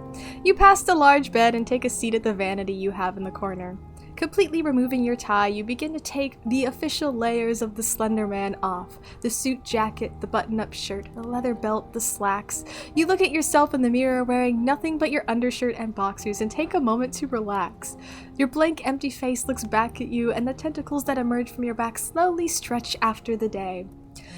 You move to take some exfoliant from the vanity and begin to apply it onto your face. The blank face was the bread and butter of the Slender Man, but dry skin affects everyone. While applying the concoction to your face, you notice something catching your attention in the mirror. Another strange patch of darkness seemed to be growing in the room behind you. Again, it was nebulous and unclear where its dimensions stood in physical space. Turning around to get a better look, the darkness had disappeared. Or had it never been there? You shake your head and continue with your nightly skin routine. The rest of the nightly wind-down routine proceeds unperturbed. Now donning your favorite casual wear, you proceed with the rest of your evening. Tonight, you plan to maintain the guest rooms, your favorite place to clean in your expansive mansion. Dusting the molding, changing the bedding to bold new colors, updating the decor to reflect seasonal changes. This was how a night after a long hunt was ended. You get to the first guest room and open the door excitedly, cleaning supplies in hand, only for the room to be completely enshrouded in darkness. The light was off, so you expected to see the dim outlines of furniture you knew so well, but this darkness. It was oppressive and nearly opaque, yet it seemed to hold an energy that you would experience from standing next to a wild beast about to strike. The unsettling feeling was back, but alongside it, nearly as strong, was the feeling of utter confusion. The two unfamiliar feelings warred with one another while you stood there paralyzed. Which action did you take? Your tentacles twitched as if to attack, but attack what? Your legs burned with the need to run, but to where? Your blank face stared at the tumultuous darkness eye to eye, so to speak, as your mind screamed something was wrong. There was a smaller, calmer voice that ensured that you were the Slender Man, a master of darkness and bringer of insanity. This was your dimension, and in all your years of existence there had never been such a being or creature that could hold a candle to your power. That voice was far too quiet, however, and you numbly closed the door before you and walked to the next guest room. Master of sunshine and friendship. Master of darkness and insanity. He's a master of karate. Friendship for everyone. You reached to enter the other guest room, but the feelings of confusion and unsettlement now morphed into shame and fear. You were hesitant to open the door to this room, still stiff with fear racking your body. In a rare moment of self-doubt, you drew your arms to your chest and bring one wandering tentacle to the door handle instead. The knob turns and the door is cautiously open. The tentacle gives a flick after seeing nothing unusual inside the room, with the several-inch berth, and the door gives away to reveal a regular room. The light was off as expected, but the volume had not been housing any oppressive darkness. With a sigh of relief, your fear began to wear off, though the shame remained. You slunk into the bedroom and took a seat on the edge of the slightly musty bed. You sat there for a long moment in silent contemplation. The fourth spatial dimension was not yours strictly, and there were many manner of beast and creature that could enter or resided here, but this shadow was like nothing you had ever encountered before. You lay back on the dusty bed, having lost your motivation to maintain the rooms. You? Afraid? What kind of Slender Man is afraid of the little suspicious darkness? Weren't you yourself a being of darkness? You curl into a ball and wrap your tentacles around yourself protectively. You simply lay there, until you are awoken by a small, thumping sound. You quickly awake, search the room for the source of the noise. The door to the room remained open, and you stared at the open portal while waiting for some sign of sentient darkness. And there was nothing. You begin to settle. That's my dramatic pause. Outside.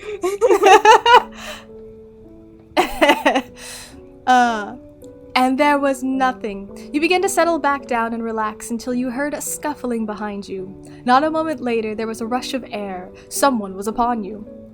Before you could even turn, you maneuvered your tentacles to take action against the being behind you. You successfully grappled the would-be assailant, and you turned your head slowly to see exactly what was in your grasp. The first thing you noticed was the tip of what you knew to be a kitchen knife that had nearly stabbed your head.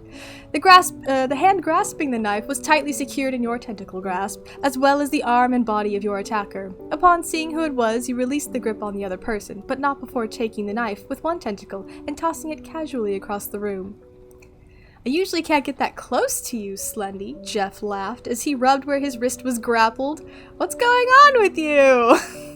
He waits for your response while he moves to retrieve his weapon. He makes it all the way across the room and takes his knife in hand before turning back to you, only to notice the note you had left behind him on the floor. He observed it with his wide eyes, his permanent smile contorting with concern.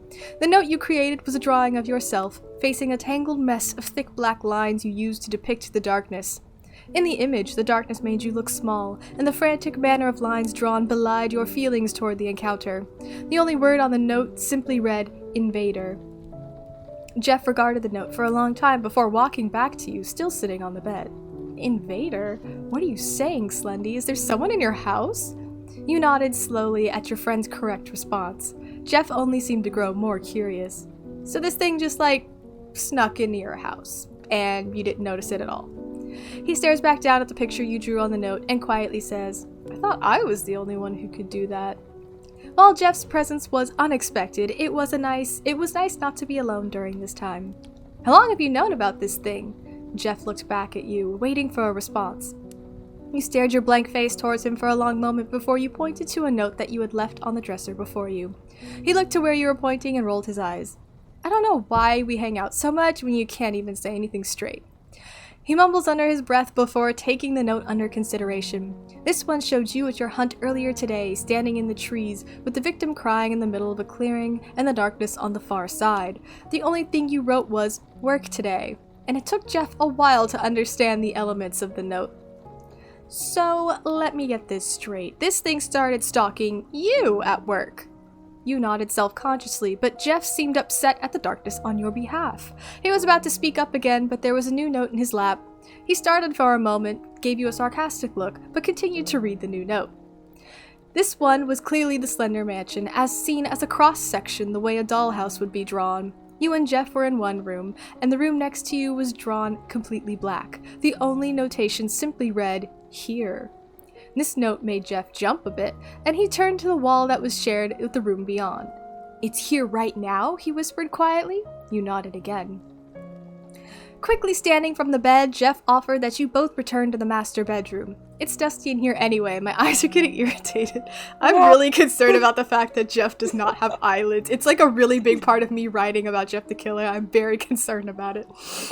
It's just what is he gonna do? How does he handle this? I have a lot of questions about Jeff the Killer I will address once we finish part 1. We can have an open discussion. He gestured for you to lead the way, which you took as an opportunity to again observe the other guest bedroom as you passed it by. The door was as normal as ever, but you could see the wispy tendrils of pure darkness coalescing in the space under the door. Jeff noticed these too, though he didn't make a statement about it until you were both in the master bedroom with the door closed and the light on.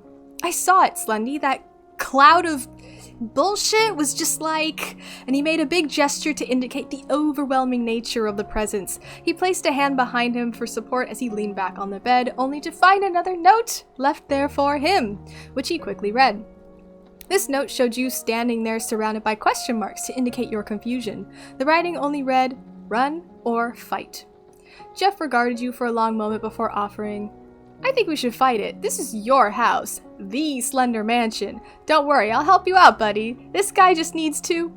And the lights of the room suddenly went dark, and the door was thrown open with a force. From the sound of the door opening, you could tell that all of the doors in the mansion had slammed open at the same time, and you had the feeling they would be much harder to close again.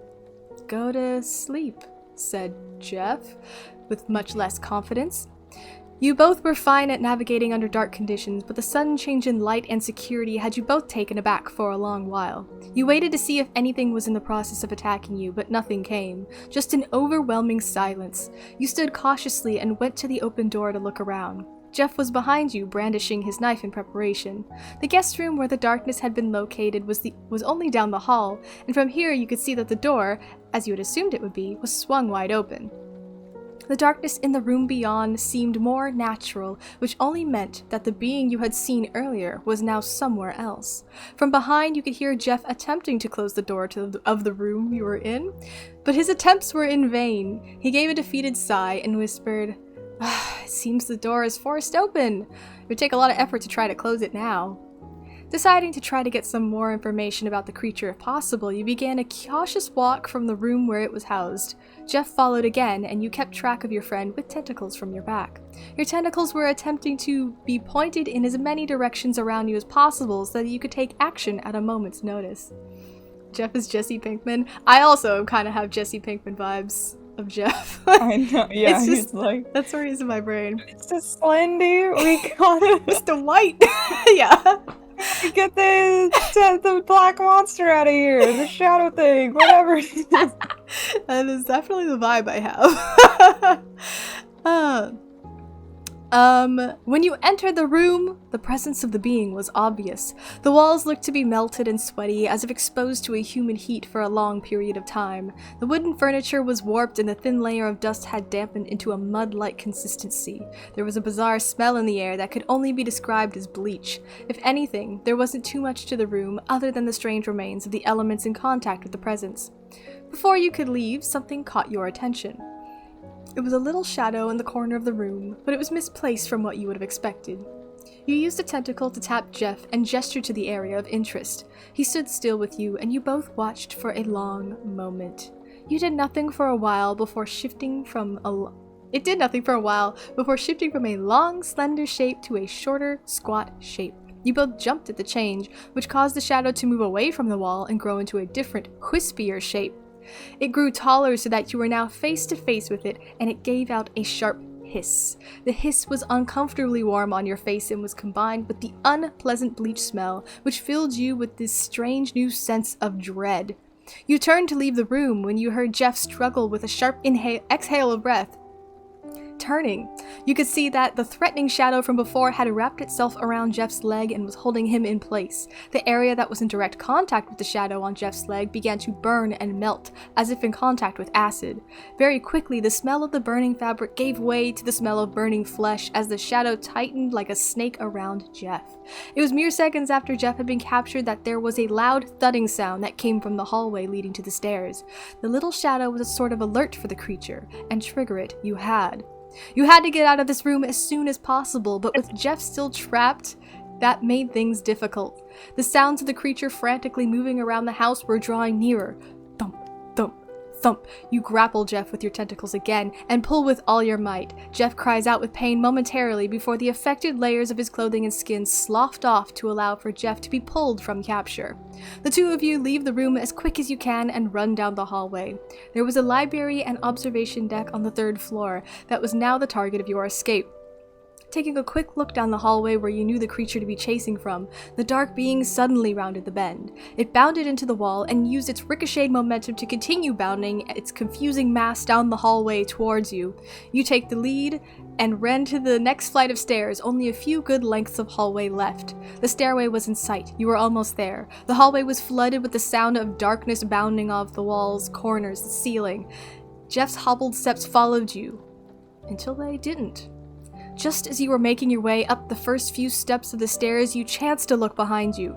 Jeff was being absorbed by the darkness in the hall behind you. He reached for you in vain, his mouth held open in a silent scream. The acidic nature of the darkness was enrapturing him faster than you would have thought, and you had to make a choice. The darkness currently devouring your friend was a chance for you to escape. Or you could try to save him. Your hesitation weighed you down, but from the terrified look on Jeff's face, you began to move quickly. You returned down the few steps that you had taken and squared yourself towards the creature.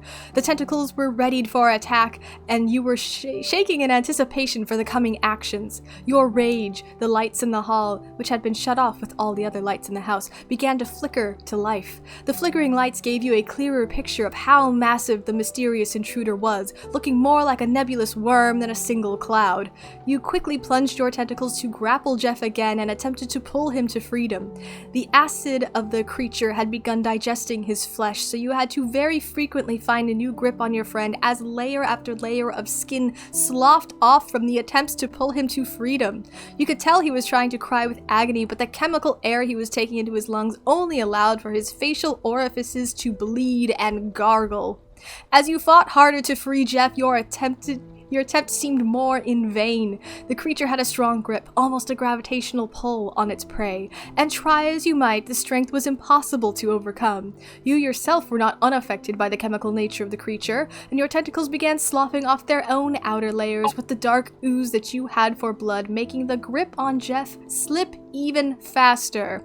You weren't going to let this creature win the fight so easily, however, and you continued in your struggle to save Jeff. The lights flickered more brightly and pulsed more frequently. Several of the bulbs in the fixtures had shattered through sheer power you were producing. As you continued your struggle, there was another smell alongside the bleach and burning flesh. It was smoke. The light bulbs that had broken from your power had now started several small fires in the hallway. A little fire wouldn't stop you from your attempts, and you pressed on. The creature did begin to falter. The first time you noticed was when you pulled a significant amount of Jeff from the creature's grasp, his desperate lungful of breath causing the first moment of relief to bloom within your chest. The creature seemed to dissipate more and more as the fire continued to climb along the walls and ceiling of the mansion. Once the fire was in full swing, you were able to pull a raw and bleeding Jeff from his imprisonment. Without a moment's hesitation, you turned back to the stairway and made your way up to the 3rd floor, all while carrying Jeff's rather unusable body in your tentacular grasp. Why did I write that? I mean, it's a good word, but it's stupid. The creature did not cry out as one would expect, but there was a deep, subsonic rumble that could be felt throughout the house as you escaped. You ran up the stairs and through the library to the observation deck, where you would have shut the doors behind you if they were not still somehow forced open. You laid Jeff down on the long table you had on the deck to assess his wounds. He didn't look good upon initial glance. His clothes were completely burned away, at least the parts that weren't melted onto the few remaining patches of skin, and the rest of him could only be described as angry and red. There wasn't much skin left, which only left long stretches of lower skin and upper muscle attempting to protect itself through the soothing oozing of blood. His blood was mixed with your own black blood in the places where you grappled his body. His breathing was rough and uneven, probably from breathing in the mysterious chemical anatomy of the creature. Jeff was still miraculously awake. His eyes wandered around the observation deck, bloodshot but present. His once beautiful and charming carved smile looked wilted and soggy. He looked at you. He's beautiful. He looked at you and smiled the smallest smile you'd ever seen your friend give. Thanks, he started, but he wheezed much before and after the word from the effort speaking took. He was only human after all, though a strange little human he was. You brushed a few patches of hair he had left from his face and looked back towards the stairway. It seemed the fire had started down the stairs and was overcoming the entire mansion, which probably kept the creature at bay. At least it had an aversion to something within your grasp. Your own tentacles were oozing black as they too attempted to heal in some way, though from the terrible sting and pain you still felt you knew it would take quite some time to get back to your prime. The mansion was lost, and hopefully it would take the being with it. You still had no idea what the being was or where it came from, but you hoped you never would. You walked to the edge of the observation deck and looked down to the grounds around the mansion. If you wanted to get Jeff out of here, you'd need to get him to the grounds without killing him. You looked back to the weak body of your friend on the table. The subsonic rumble still wailing through the structure of the house rumbled the floor, growing even more erratic as you knew the foundation was being burned away. You just didn't have time. The world you knew was beginning to crumble away. You were no longer the strongest, an apex predator ripped of his title. The wheezing breaths of Jeff are the only thing keeping you tethered to this moment of total loss. You pick him up again into your arms. If you can at least save your friend, if you can at least get out of this mess, then it would have all been worth it. You climb over the observation deck railing and begin your attempt to scale down the mansion. The first few steps are okay, but between attempting to protect Jeff's scorched body your own tentacle skin sloughing off at every turn, and the heat radiating from the burning floors of the building. The trip downwards is very rough. When you are only 30 feet or so from the ground, you fall. You feel the sensation of losing your grasp and fall backwards into the unknown. You hold Jeff tighter in your arms and your tentacles flail in vain. The impact of the ground behind you is first felt in your skull, then down along your spine until your heels pounded into the ground as well. You lay there a long moment listening to Jeff's breathing and staring at the burning building before you. The sun was midway in the sky and the fourth spatial dimension glowed with reflection like the light off a frosted window pane. The sun did eventually set and the fire raged on, but it was time for you to move. Jeff was still breathing, but had not attempted to say anything in all this time. You wondered if he was still conscious. It would make sense if he wasn't, but you were also afraid to check. And to stand, to do anything but lie here and watch the mansion burn. Your body ached from the fall and the tentacles still burned, newly formed scabs causing them to lose their mobility. You started with your head and lifted it up, checking on Jeff. He seemed to be asleep, but still alive. You looked around to the rest of the damned dimension. It seemed more empty and cold than you remember it. You then attempted to stand, although with Jeff to mind and your tentacles out of commission. This was much harder to do than you expected. You did eventually find your way to your feet and observe the mansion some more. Your home was gone, as was everything else you had come to know as the Slender Man. Feeling empty for a moment, you shifted Jeff and yourself to the third spatial dimension. Here you were deep in the woods where legends spoke of the Slender Mansion. You now knew that to be a lie, but there was some comfort in the idea that it did exist once, in a time very close to now. You began to move into the woods with Jeff. You would need to give him the proper care so he too could recover. The legend of the Slender Man would live on, but it would take much time for you both to recover. At least you could enjoy the trees of the third spatial dimension. The end. Trees. Woo! That's a lot of words. Oh my god. Yeah. At least that's okay. Like, I'm embarrassed to read the second one now. Just because. I'm embarrassed because I think the first one's better. Okay. To be fair, the second one, I think it set up a really good story. I really am like down with the story, but here's the thing, I ran into the word count cap. I'm actually 100 words over in the second one, and I was like, no, there's no way I can finish this. I'd have to write like a third one, but like I finished this like 2 hours before the stream started, so I wasn't gonna write the third one in the fucking 2 hours. So this is definitely gonna be like a cliffhangery check-in next year for Slenderman Part 3. That's fine. Cliffhangers are spooky. Right? I know. So also, just a heads up. It's a hard dive. If you thought the first one was fanfiction-y, this one's like a hard dive into like more fanfiction-y. I think it feels like more like a fanfiction than the first one did. But yeah. So, as I take a moment between the two stories. Yeah, I might go to the bathroom real quick. Yeah, we could take like just a hot break because it's a lot of words. But yeah, I realized like the more I write about these characters that I didn't create, that I would never create these characters. Wow.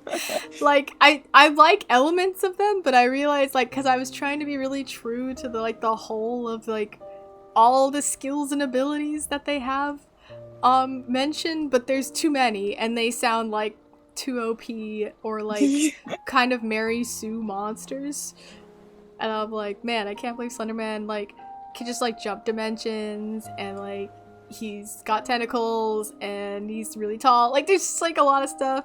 Jeff the Killer makes me more confused than Slenderman personally, but Jeff the Killer's just supposed to be a guy. He's just a guy, supposed to be like a murderer. But he's like got weird elements to him too. Well, that's like after, post like the original thing when every middle schooler who's considered themselves a weirdo got obsessed with creepypasta and started like drawing fan art for it. They're like, Well, actually, Jeff would have this ability to do this because I think it would be cool, and then Yeah, it I definitely can feels like a bunch of date 12-year-olds him. kind of made it up. But I'm trying to keep him in there. But yeah, I don't know. Okay. He's just like a bumbling Jesse Pinkman kind of vibe in this story to me. I just have a hard time taking him seriously next to Slenderman. Yeah, and I like that it's about Jeff and Slenderman when they're like, one of them is like an ancient evil and the other one's like a It's a teenager. guy. Yeah. I know, I'm like, what's the situation? Yeah, the fact that I was like, oh, you know what this Slenderman story needs? I'm gonna throw Jeff the Killer in, and I'm like, if I were writing this now, I'd be like, don't put him in there. It just makes it weird. But you know what? Now he's here. Now he needs to be contextualized, which is, oh boy, that's what part 2's about. Oh no, we gotta contextualize Jeff a little bit more. I'm gonna go to the bathroom. Yeah, go to the bathroom. I'm gonna riff. I'm gonna raff. How's it going, Caitlyn? How are you feeling? I'm good. You feeling good? Feeling strong? Yeah. Que fuerte? Feeling strong. Feeling strong? I gotta feel strong! I wish I was stronger. Like, my arms in this dress don't look that buff because it kind of covers up a lot of my arms, so I look like a dainty. I look like a dainty little baby! Ugh! I wish I was buff. I wish I was like super ripped where like my arms were like pop up and you'd be like, oh shit, that's crazy. Like bodybuilder ripped? Yeah, a little bit. I look so cool, dude. Those had like really buff arms, so I'd be like, yeah! You'd just be a walking Dorito. Yeah, I look cool as shit. Oh my god. I kind of wish I had the bodybuilder, like, look. And I know the answer is, then just do bodybuilding. But that's a lot of effort. No, that's like not so enough. much work. Also, it's like, so constant. I don't care that much. I could don't just think pretend. you could do it because a part of bodybuilding is you have to bulk. Yeah, I could bulk. And you don't eat that much. I'd have to try. I'd have to try to eat. That's the thing. That's part of why to try to eat would be you like maybe eating almost what a normal human does. Right? I'm like, I can lift marshmallows, bro. Do you know how many marshmallows I have in my cabinet right now? Like, way too many, actually. I bought way too many marshmallows. So, weird fact. But I can lift them. I brought them. What a flex. Huh? What a flex. You're like, I can lift so many marshmallows. Dude, I can lift like 100,000 marshmallows, probably. I bet you I could. Oh my god. I don't even know what that would relate to, but I would Mythbusters style attempt it if I knew how much 100,000 marshmallows was. Oh god. All of things I can't lift them out of the cabinets. No, I pick up marshmallows all the time. I can carry all sorts of things. I'm a freaking grade A strong She's man. a strong lady. Yeah, I'm like freaking So buff. the Hulk. That's me, guys. Yeah. She-Hulk. Oh my I god. tuned my lyre, so it sounds nice again. Nice. I have to like think about what stories I like best. Yeah, For the start judging. thinking about which we have to pick winners here. And you know what the hardest category is gonna be is 2-sentence horror stories. Yeah.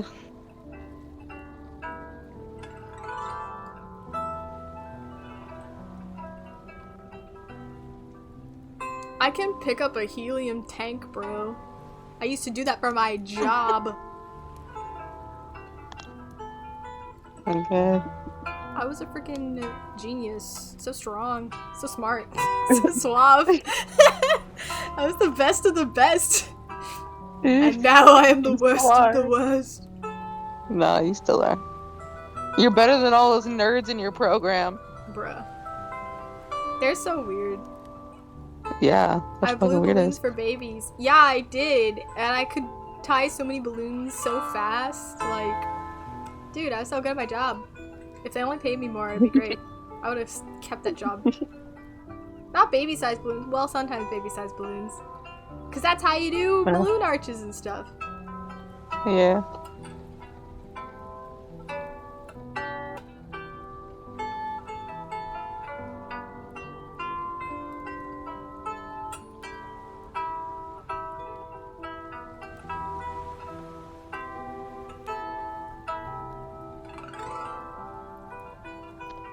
God. I was singing last night. I was singing all those new covers. Bruh. I was like, what was I doing last night? I was making music. That's crazy. Hi, boy floating away. Boo. I'm not like Piglet, bro. I'm like a giant person. For reference, for everyone who like doesn't know me in real life, like think of Karlak from Baldur's Gate 3. That's what I'm like in real life. I'm really tall. I'm really buff. That's and the we're body same. dysmorphia We're you the need. same. That's where like exactly how the presence I give off. Oh yeah, she a big tall lady. I am. I'm a giant woman. It's like awesome. I also have really big feet. So like, you know, don't listen to what people say. I have really big feet. And I'm really tall. And I'm also like really strong. Yep, she wears like a size 13. Yeah, And I've shoes. got like the biggest stompers, dude. Like, watch out, I'll freaking jump you. Step on your toes. Karlak after Reduce has been cast. No, I'm like Karlak after Enlarge has been cast, baby. Like, even bigger than Karlak. Like, more giant. That's like what I am, guys. I'm like actually the Hulk. Like, to be honest. Whoa! Evelyn, you're muted. But you are also a cat, so that's good. Mikote! Yeah, I'm back. Well, why is this one not going down? There we go. I'm like serenading people and also telling them about my very real body dimensions. Yeah. I'm like bigger than Karlak from Baldur's Gate 3. Like, you would agree, right? Yeah. No. I can't say no! Like a giant woman. I'm a giant woman. I'm like a giant buff Yeah. woman. You're the And same I'm- height as me. I'm a giant buff woman, and that's what history will remember. History will remember me that way. Yeah. I have to write the history, but it'll be remembered that way. I'll write 5,000 words of me how big I am, in like metaphor. Yeah. Be like The whole 5,000 words. One metaphor. one metaphor. A serpent of a wrong cut. No, not that size. I'm bigger than that. I'm far larger than that. Like, look at me. I'm in a giant real library, and I'm bigger than all these books. Bigger than the world, guys. I actually don't even live on Earth because I'm too big. She's a Martian, y'all. That's why she's into astrophysics. Show myself next to a pebble? Bro, you couldn't even see it. It would be like, can't even No, it's see it. I'm 'cause- too big. Elle lives on Pluto, so she thinks she's really big. But when she comes to Earth, and she's like so small. Everything's scaled, like. I live in a pebble? Boo!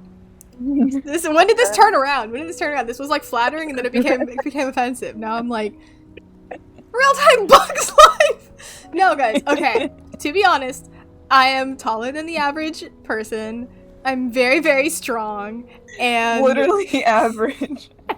I'm like way taller than the average person, and I'm really, really strong. You're probably stronger than like an average female. You're far stronger than I am. And I Yeah. am also giant, so There's just that little caveat there. I just want to be giant, guys. Like, let me lie to the internet about this one thing. Drink water out of surface tension orbs like a buck. Don't say surface tension orbs. Oh my god. Just dewdrops. I'm not a fairy. I'm like a dragon. If I was a magical creature, I'd be a dragon. Giant buff. That's me. Fairy dragon, Elle. Not fairy dragon. Yeah, That's fairy tiny dragon. baby. Fairy dragon. I'd be like a freaking like bro dude dragon. That'd be me. Bro, dude. Bro dude dragon. That's what it says in the Yeah, the D&D book, type. right? Bro dude dragon. Yeah. Critical or like it's like super high level, highest level possible. Level 40. Level 1 billion breaks Wow. the cap. Anyway, we're gonna talk about Slender Man. We're gonna talk about Slender Man. So this is Stalked by Shadows 2, the one I wrote this year, actually today. And written by me. Content warning, notable creepypasta characters, mention of stalking, and cliffhangers. So,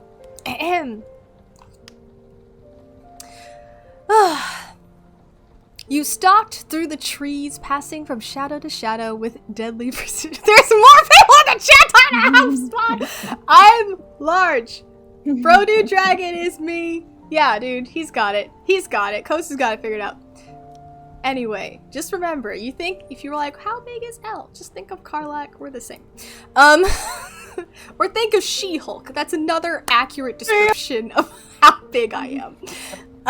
These are the two women you should relate me to in your mind, in terms of size.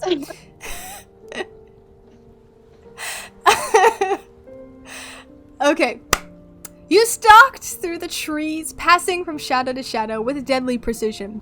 There were a couple of humans nearby doing some human thing with cameras for the past few days, which was the perfect opportunity for you to regain some of your strength.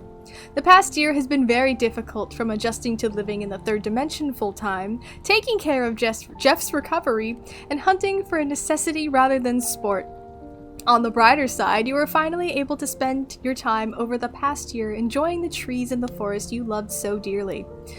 You take your stance amongst the trees, muscles tight, ready for the payoff. The humans before you start squabbling amongst each other. Their cameras are acting up.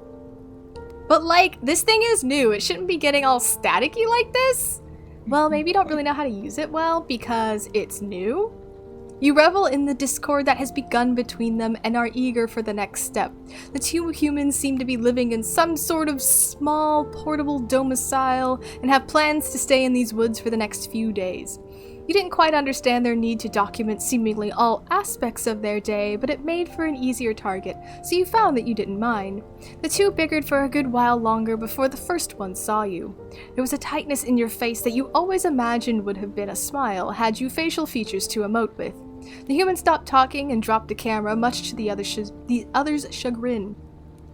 Wide eyes watched you as you stood motionless in the trees. It turned to the other and asked if it saw you too, but by the time it looked back, you were gone.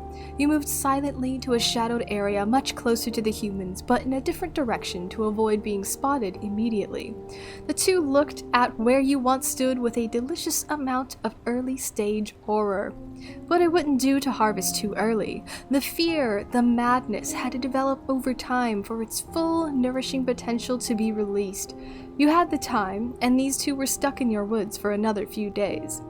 One of the humans stared frantically at the camera in hand, now barely functioning within its proximity to you. It looked around, and this time it laid eyes on you. Instead of staying still, you decided to rise to your full height, slowly. Ever so slowly, as if you were barely moving at all. The look of the Slender Man had changed much in the last year. With you losing your home to the creature of shadow and fire, you no longer bore the formal attire you once did during your job. You can hardly believe that you used to think of the hunt in that way, back when the hunt was for sport. You take this time to phase out of the third dimension for a moment, just to change your position away from your prey, then jump back. The hunt had fully begun, and you would be stalking them thoroughly over the next few days to reap the madness that drove you forwards in this trying time. You took a moment to listen to the shaken voices of the prey as they packed their things and returned to their strange domicile. As you sat outside of their small home and waited for another moment to strike, you found yourself reflecting on what you had become. In the past, you felt far superior to those you had hunted, like a king amongst beggars.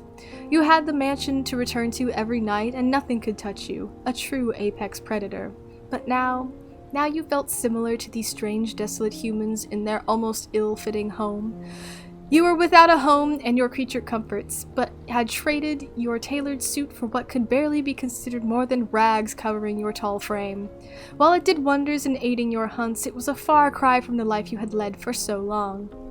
Watching the two humans squabble about one thing or another through a window also reminded you of your friend Jeff the Killer, who you had been caring for since his injury at the mansion.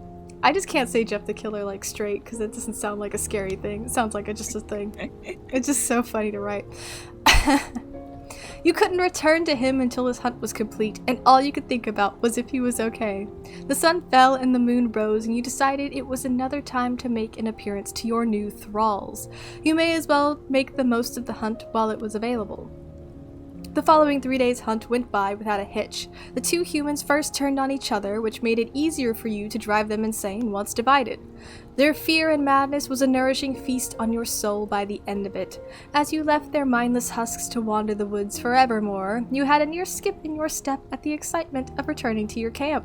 You were excited and nervous about seeing how Jeff was doing all alone.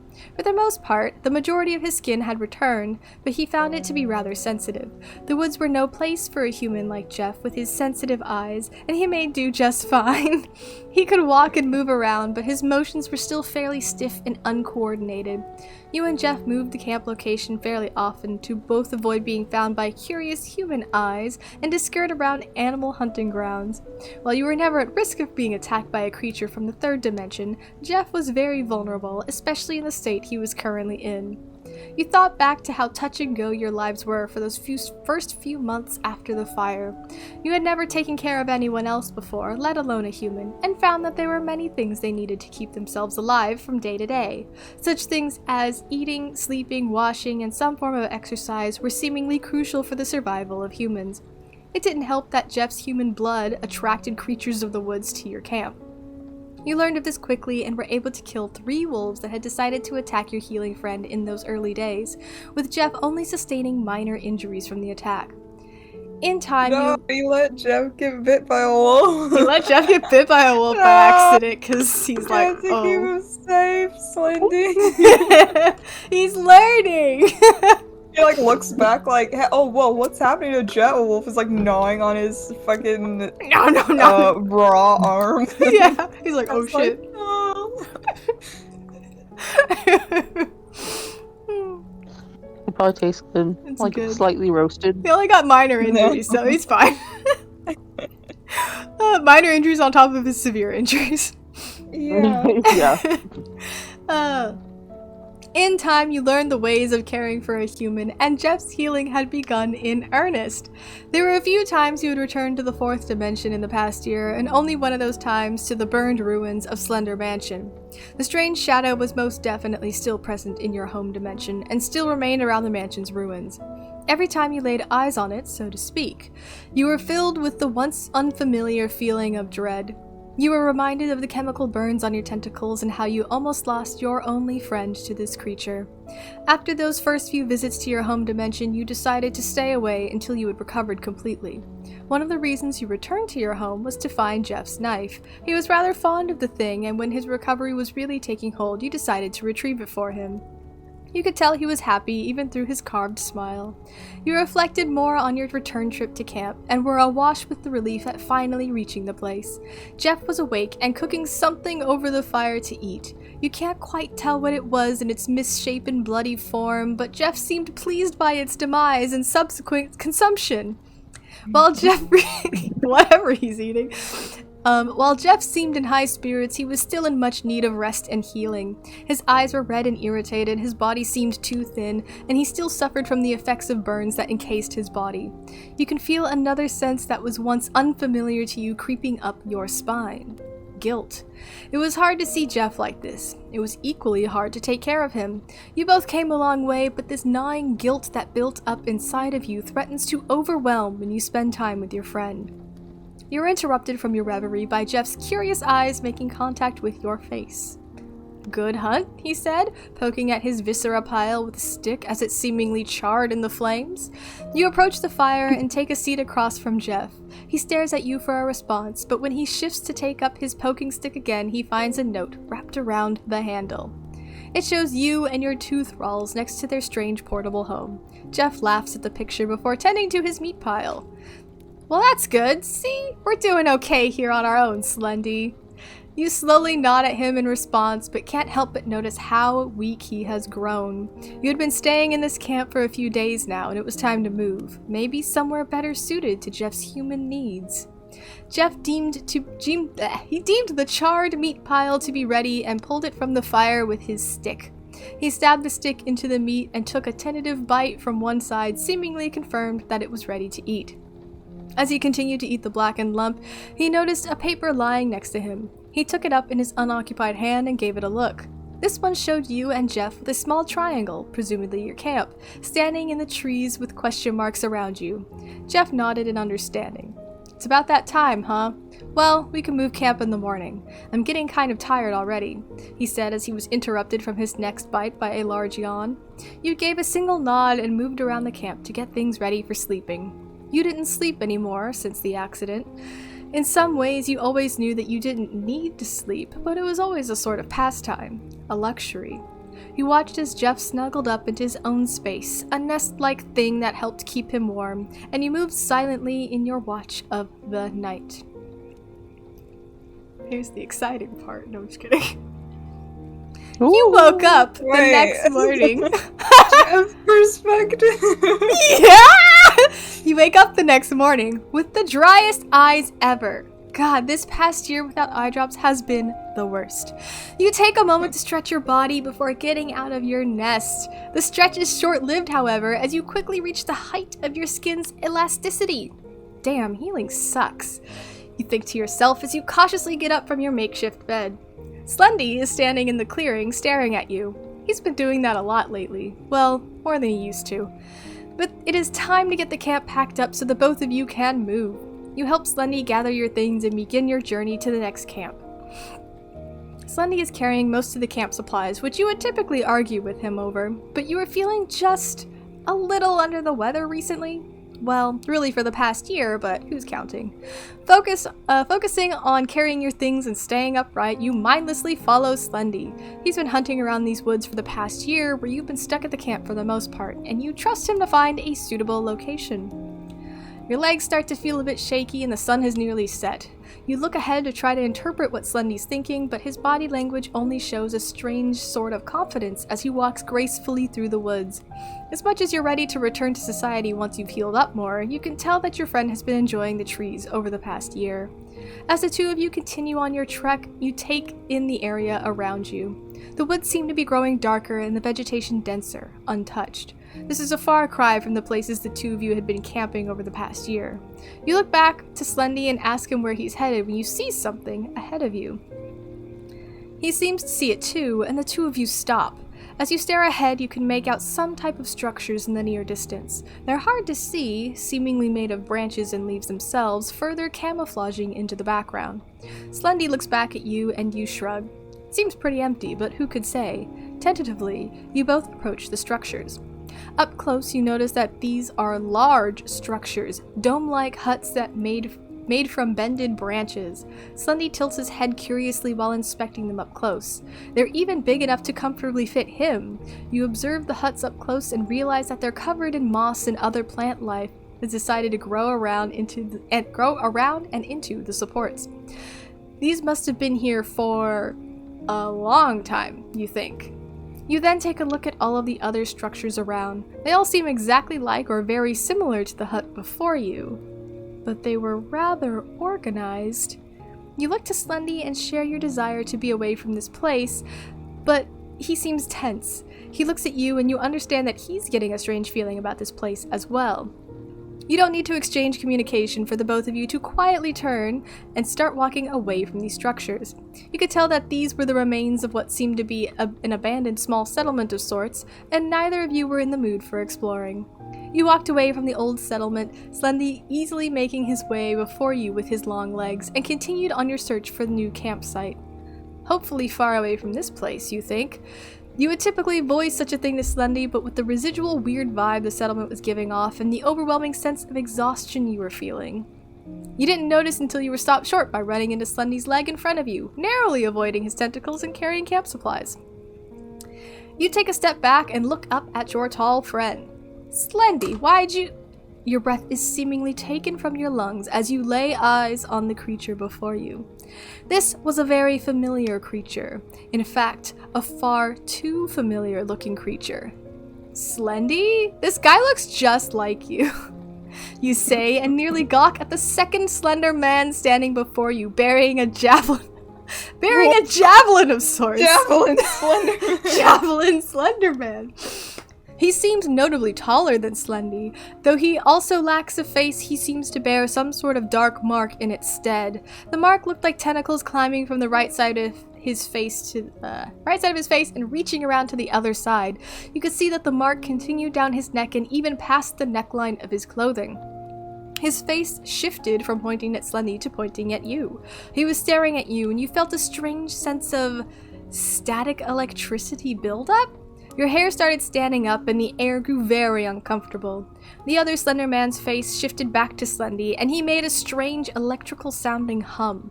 It was a drawn-out noise of an uncomfortable frequency that you felt more than you heard. You looked to your Slendy, who seemed stiff with shock. He brought his hands before himself and gave a similar hum in response.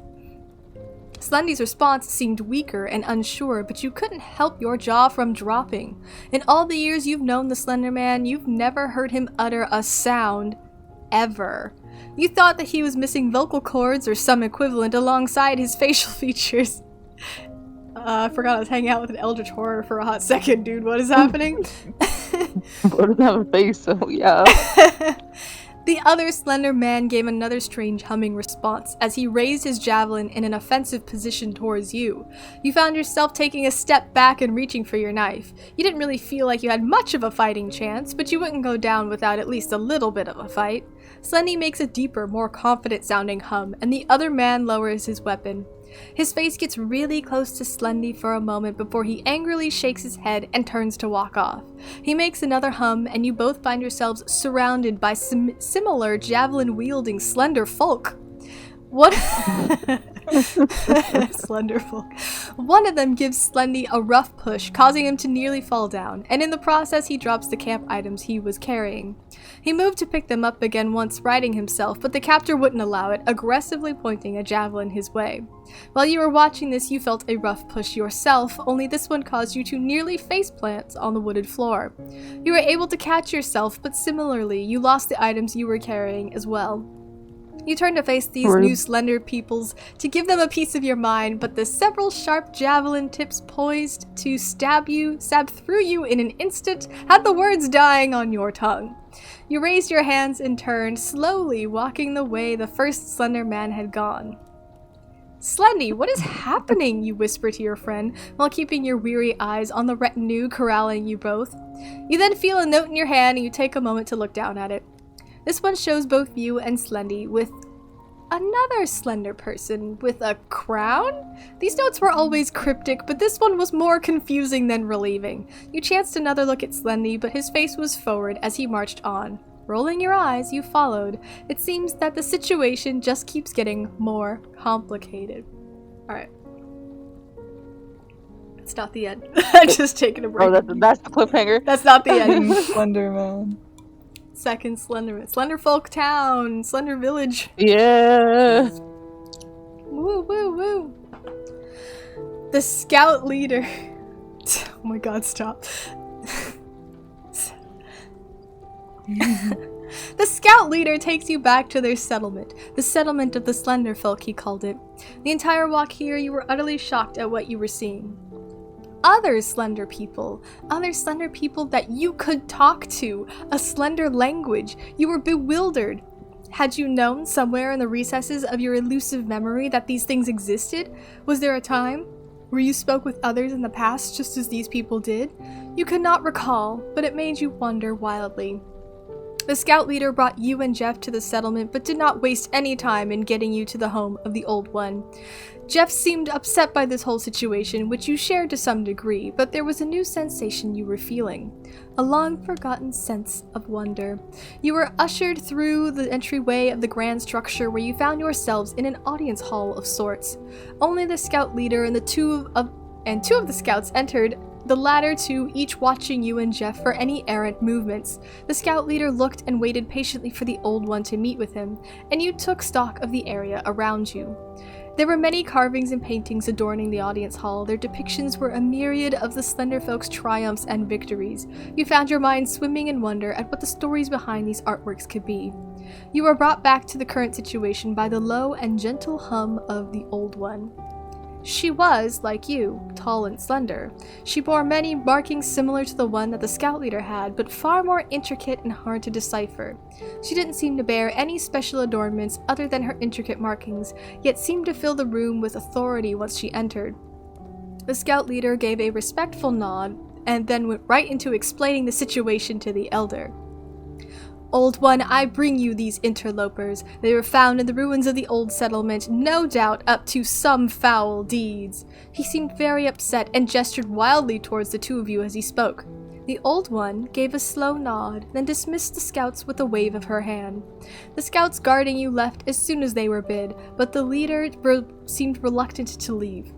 Old One, I ask that you allow me to rid us of these interlopers. I would make their execution efficient enough, the Old One responded, her ancient voice filling the very air surrounding them. Jeff seemed to physically bristle at her speech. With an elegant hand, she repeated the dismissive gesture, and this time the leader heeded her command, leaving the elder with a respectful nod. He did nearly knock you over with a not-so-subtle shoulder check as he left the structure, shutting the door behind him. It was now only you, Jeff, and this mysterious Old One, her crackling energy pervasive in this place. She regarded both of you for a while before speaking. Where do you come from, stranger? You paused for only a moment before attempting to use your newfound language skills. Mansion. 4th dimension. She seemed to understand you well enough, for her next question pertained to Jeff. And what business do you have with this one? Is he an offering of sorts? Alarmed, you quickly looked between Jeff and the Old One. Jeff seemed entirely at a loss in terms of this conversation, but he was stealthily fingering the knife that he had at his waist. This is... friend. You said, hoping to clear up the confusion. She made a noise that seemed like she didn't understand, but decided not to push it further. Her stance... We don't have friends. She's like, what the fuck are you saying? Her stance settles into one that seemed more comfortable and open before speaking again. It has been a long time since we've heard from any of the mansion-dwelling ones, she began, the tentacles from her back stretching lazily but still showcasing her rather impressive reach. Jeff's grip tightened on his knife, but he didn't move otherwise. We thought that you'd all been destroyed by this point, and yet I find one here in my settlement. Your needs must have been great for a mansion dweller to leave the ancestral home. She has a knowing air about her as she speaks, and you feel somewhat relieved. She seems to know much about your people, including the mansion, but she speaks around these topics. Hoping to get some more information, you do your best with the newfound language to explain what had happened last year at the mansion. She listens patiently, and in response tells you of the rift between the Slender Folk. The creature you had encountered a year ago was of an ancient stock, and it had plagued the Slender Folk, who all lived in the 4th dimension at the time, relentlessly. The creature by nature was from the 5th dimension, and it had strange powers outside of it. It was elusive and hard to destroy, which is what led to a significant portion of the Slender Folk deciding to use similar tactics and flee down to the 3rd dimension. There was an abundance of hunting grounds and game there, and they'd be free from the Shadow Beast. Not all wanted to leave the ancestral home, however, considering it cowardly and uncivilized. Those who stayed behind built for themselves mansions and buildings of a grand scale, with the intention that their grand structures would protect them from the horrors that lay outside. This was successful for a while, and the two groups still held communications with one another. It wasn't until the mansion dwellers' numbers started wearing thin did the communications cease. It wasn't that the creature was still attacking them, more so that their structures were working as intended, but the creature had turned to the hunting grounds that had sustained them for sustenance. The Slender Folk of the 4th dimension were dying by attrition rather than direct attack, and the Wandering Ones eventually stopped sending communication. It was believed, the Old One said, walking closer to you to observe more closely, that all of our kin had died off. In a way, it is a good tiding that you come here, but you do bring news that the Shadow Beast is not only alive, but is once again on the hunt for our kind. She moves her face to Jeff, who had taken a seat on the floor during the story of the Slender Folk. Aside from your own stories, I could see that this human is quite different. We will let it live, for now, so long that it doesn't cause trouble. You agree with her immediately, glad that your friend's life is tentatively safe for now. She gives the both of you the same dismissive hand wave she gave the scouts earlier. You use your tentacles to help Jeff up onto his feet since he was very clearly checked out of the conversation by this point, and take your leave of the audience hall. You may stay with us for the time being. Go ahead and familiarize yourself with the settlement, the old one calls behind you. Yep, and then there's change of pace. This was exhausting. After a full day's search for a new camp, only to be brought to this place, then be lectured by some slender thing in a language that sounds like nothing but hums and buzzing. If you had eyelids, they'd be fighting for sleep at this point. You were fine with Slendy, but being around all of these other slender people was starting to freak you out a bit. Well, it could be them or their strange electric field-inducing way of speaking. Either way, you were both free to roam this strange new place, though what that entailed was unclear. You look to Slendy and ask, "So, how was the conversation? Also, how is speaking? Because I've, never heard you make any sort of noise before this." You gesture to the entirety of your friend. Is a lot of new. You pick a direction and start walking. It would take a lot of notes for him to explain, and you found yourself just feeling exhausted. You could see that you were walking past notes left for you explaining all that you had asked for, but you ignored them. This was a long day, and you were just feeling done. You were stopped by a tentacle around your arm. You turned to look at the empty face of your friend. He was tense, as he often looked when he was nervous. With his hand, he slowly handed you a note. You stared down at it for a long moment before taking it. Slendy never handed notes out like that. You look down at the paper and find several sketches that you interpret to show that the shadow from a year ago is actually an old hunter of slender people. That makes a little bit of sense, you think to yourself, and then it dawns on you. Slendy, if they know what the monster is, then they must know how to kill it, right? Slendy tilted his head curiously. You asked them if they know how to kill it, right? Your tall friend just tilted his head in the other direction, which you took as a sign that he, in fact, did not ask and did not even think about asking.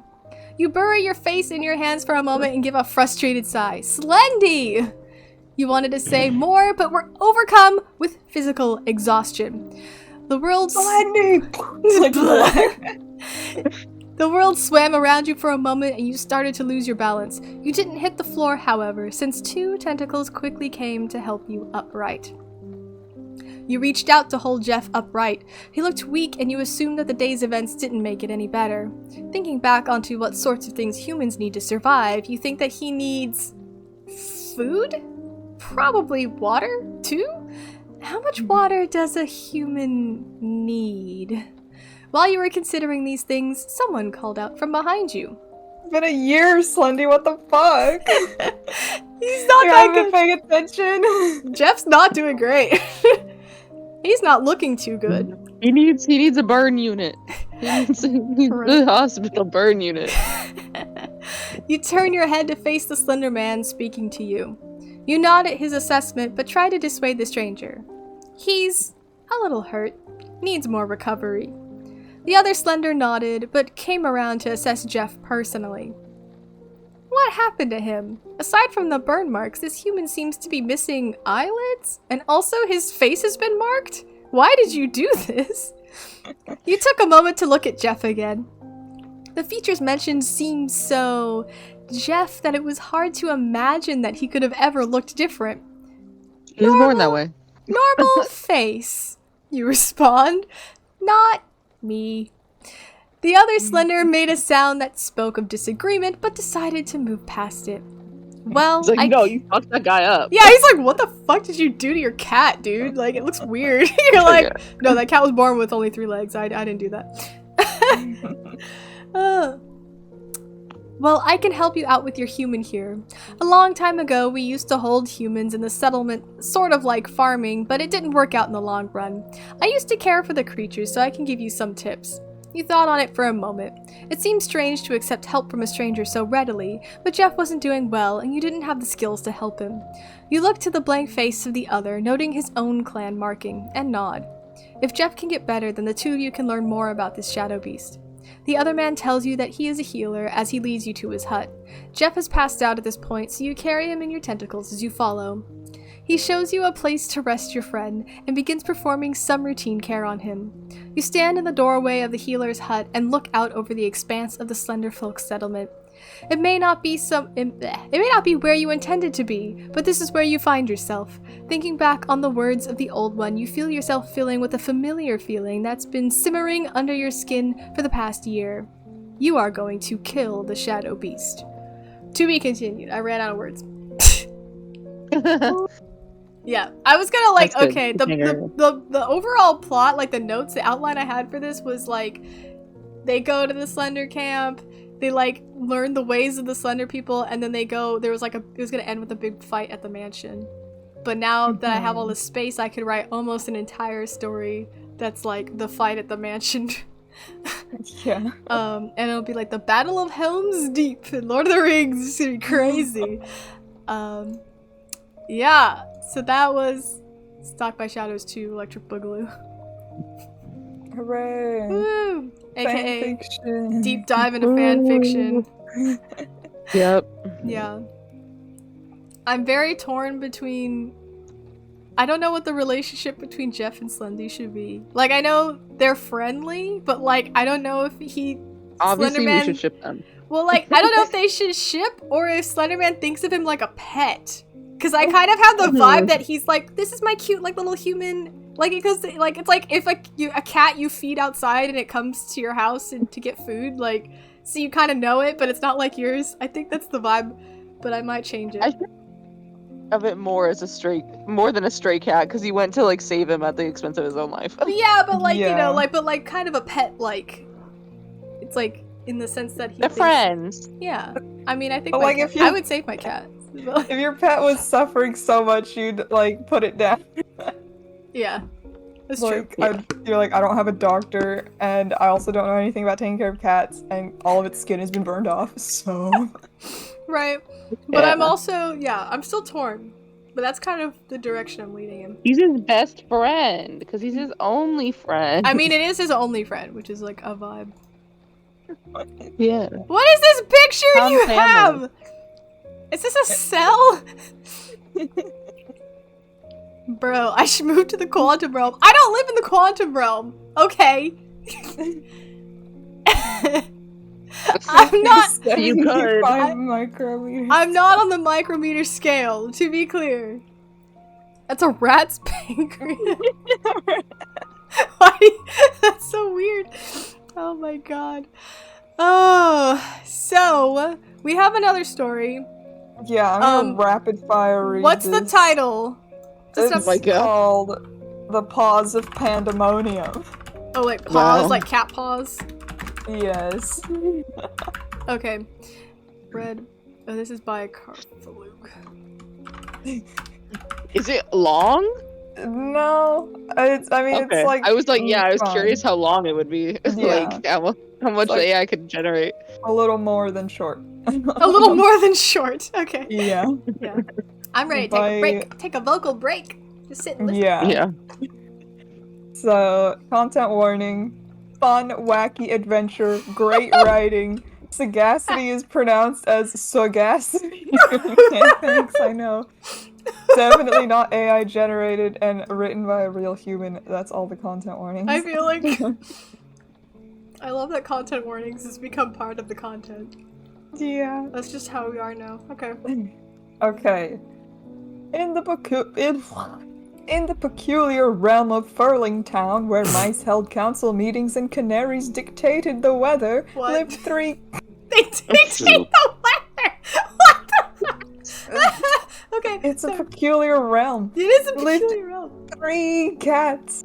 As mismatched a trio as any could be. Mimi the wise, Momo the foolish, and Prince the mischievous, they were called.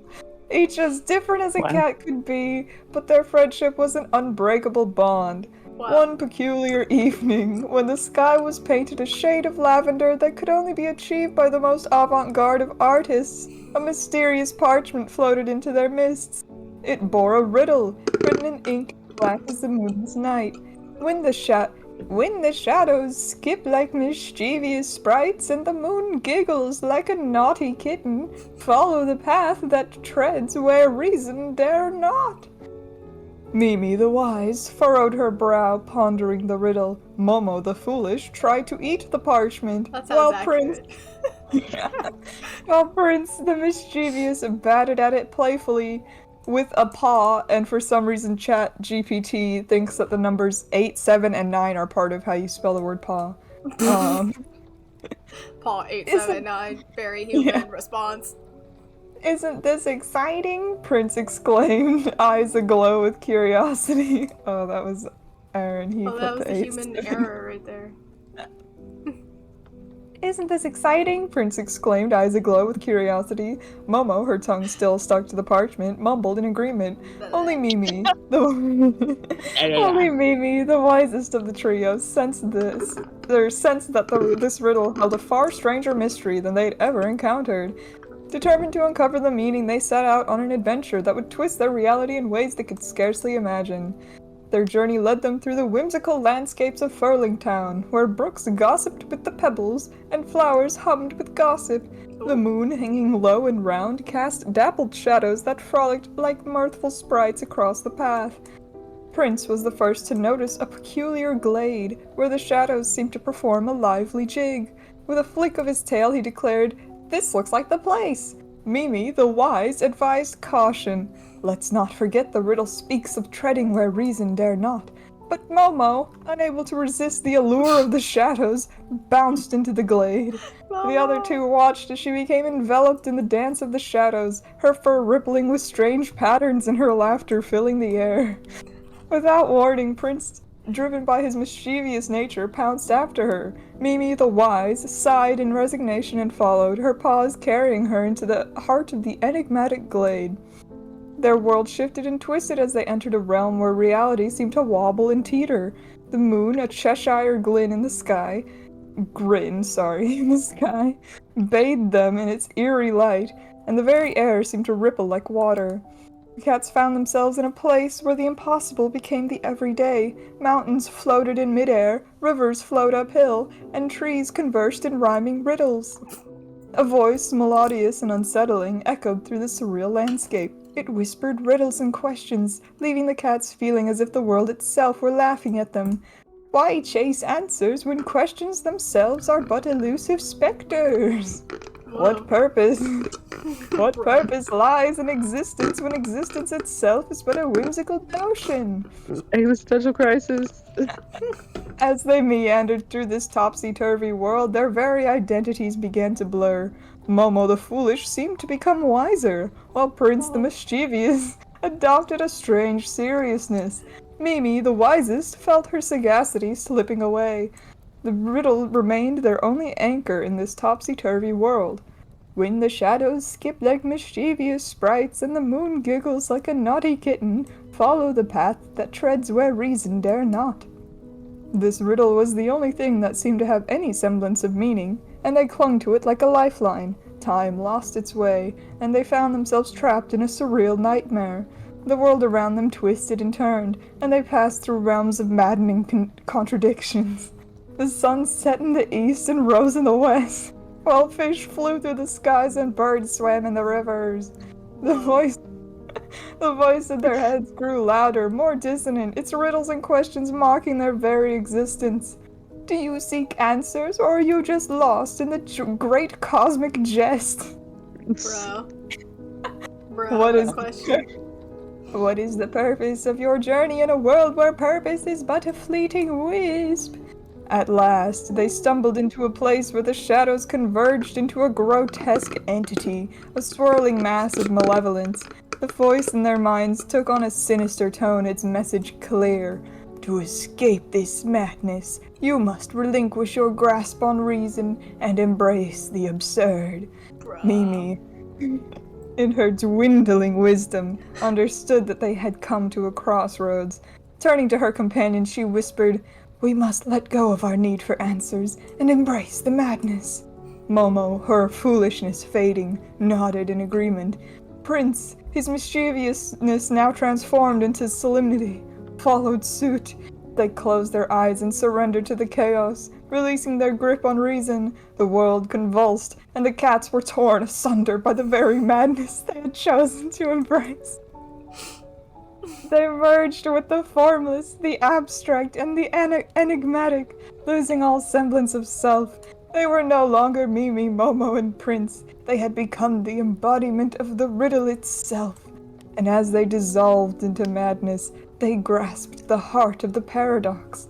The answer is the question, and the question is the answer. In the end, they had returned to the very beginning of their journey, and they became the very embodiment of the conundrum. They were set free, but their freedom was an existence where questions and answers were one and the same. Back in Furlingtown, their absence was noticed, but their journey remained a mystery. The townfolk would occasionally hear strange riddles whispered in the rustling leaves, and the legend of Mimi, Momo, and Prince lived on as a whimsical tale, a reminder that the world is far stranger than it may seem. The enigma that lingered in Furlingtown held the secrets of an absurdity that could never be wholly grasped, a testament to the delightful madness of existence forever hidden in the whimsical embrace of the world. The end. Why is Chat GPT stories always end badly? They get really, it's like a fine story, then it gets crazy. It takes like a hard left and just like... It's always like, and then they fucking died and they were never seen again. Yeah, they're always dead and never seen again. And I'm like, what's the vibe there, Chat GPT? I feel like they're just as if someone was super high that writing. Like they feel really disconnected, and also absolutely insane. Yeah. Yeah, it's just crazy. It's a crazy story. Wow. Yeah. Mimi, Momo, Prince are gone. They were torn asunder. I don't like reading all these stories about my cats dying and never coming back. That just kind of freaks me out. Stop writing these stories, computer. Aaron, stop asking the computer to write stories like this. All right. That, my friends, was all of the stories for the showcase this year. Which brings us to the best part. We gotta pick winners. So. The hardest part. So. Before we, get down into straight up deliberation, and if you guys want to, deliberate, will I put a screen on so people can't hear us talking? We can do that too. Let's talk about what the awards are. For one thing, everyone who submitted a story, you get an award just for doing it. You get a sticker award, which I have here. We're gonna be blocked, but that's okay. But you definitely get the showcase sticker, and then you could pick either the sci-fi or the fantasy sticker. So those are available. There's a Google form to fill out to know which one to pick the stickers. So if you haven't done that, check the Discord. I'll repost it again. But everyone gets stickers, so congratulations, because we want everyone to get something at least. Well, I'm just gonna leave that one up. Everyone gets at least one thing while, for doing it. And let's your consolation prize. It's not consolation, it's participation. You're not. But yeah, that one. Whatever. No, everyone's reward is not that. So our grand prize that we will deliberate is going to be a $30 Steam gift card. Then Evelyn, Caitlyn, and I will each pick one that we feel deserves an award, and it's going to get a judge's award. If you're winning a judge's award for a short story, it will be $15 Steam gift card, and if you're winning if you're winning an award for a 2-sentence horror story, it's going to be a $10 Steam gift card. And the other category is the top 2-sentence horror story, which is the one we actually think is the best out of all of the 2-sentence horror stories. It's going to be a $10 Steam gift card as well. So, without further ado, which one do we want to do? I suggest we leave the judges awards to the end and maybe go for either the grand or... Are we going to discuss them to make sure we don't have the same one? Yeah. Yeah. We'll- Or are we'll- they allowed to be the same one? I thought No. we were gonna we'll pick 3 deliberate with different the break ones. screen. Yeah, we'll deliberate.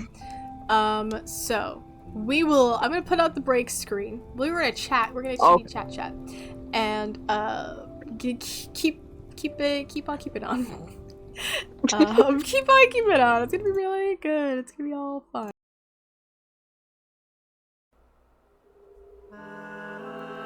Among the fields of straw and stover, collecting till the workday's over. Time's a gentle stream, longer than it seems. Patient is the night.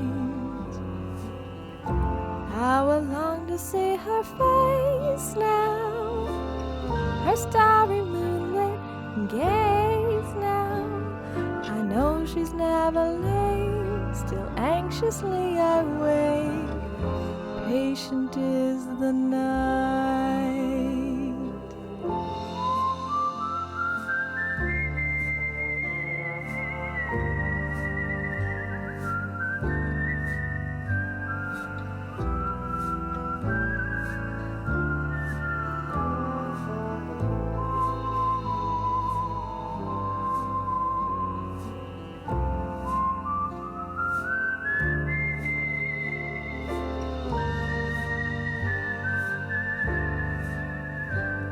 I know she's never late, still anxiously I wait.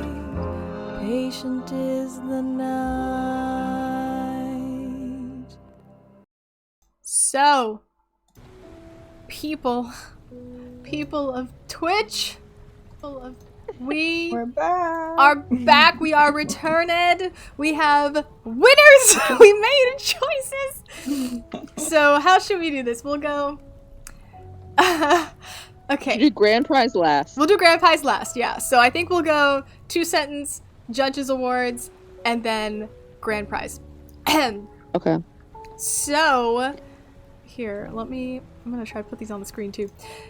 That one. Okay. For our 2-sentence horror story winner, category winner, it was the short story, it's a 2-sentence horror story, entitled Forever Yours, written by Winger. Ooh. Yay! Yay. That is going to win a $10 Steam gift card on top of his stickers. Woo. Woo! I hope you use Steam. I mean, yeah, right? I mean, I could just send you $10 in the mail, dude. I don't care. Yeah, $10 bill. We'll just give it to you. Like a grandma. A card. I'll just throw it in with the stickers. I mean, you already get mail that's anyway. true. You get a cool, crisp $10 bill, maybe. No, I'm just kidding. We'll see. Yeah. So, for the judges' awards, do we want to each announce it, or do you want me to announce each of them, guys? How do you want? Because I have the list in my hand, so I can just read it out loud. Yeah. All right. Whatever's easy. We'll So- give our reasons. You can, when she- yeah, Right, you can right. justify. So, for my judges award, I am giving it to the short story entitled "The Creep," written by Sneaky. Yay!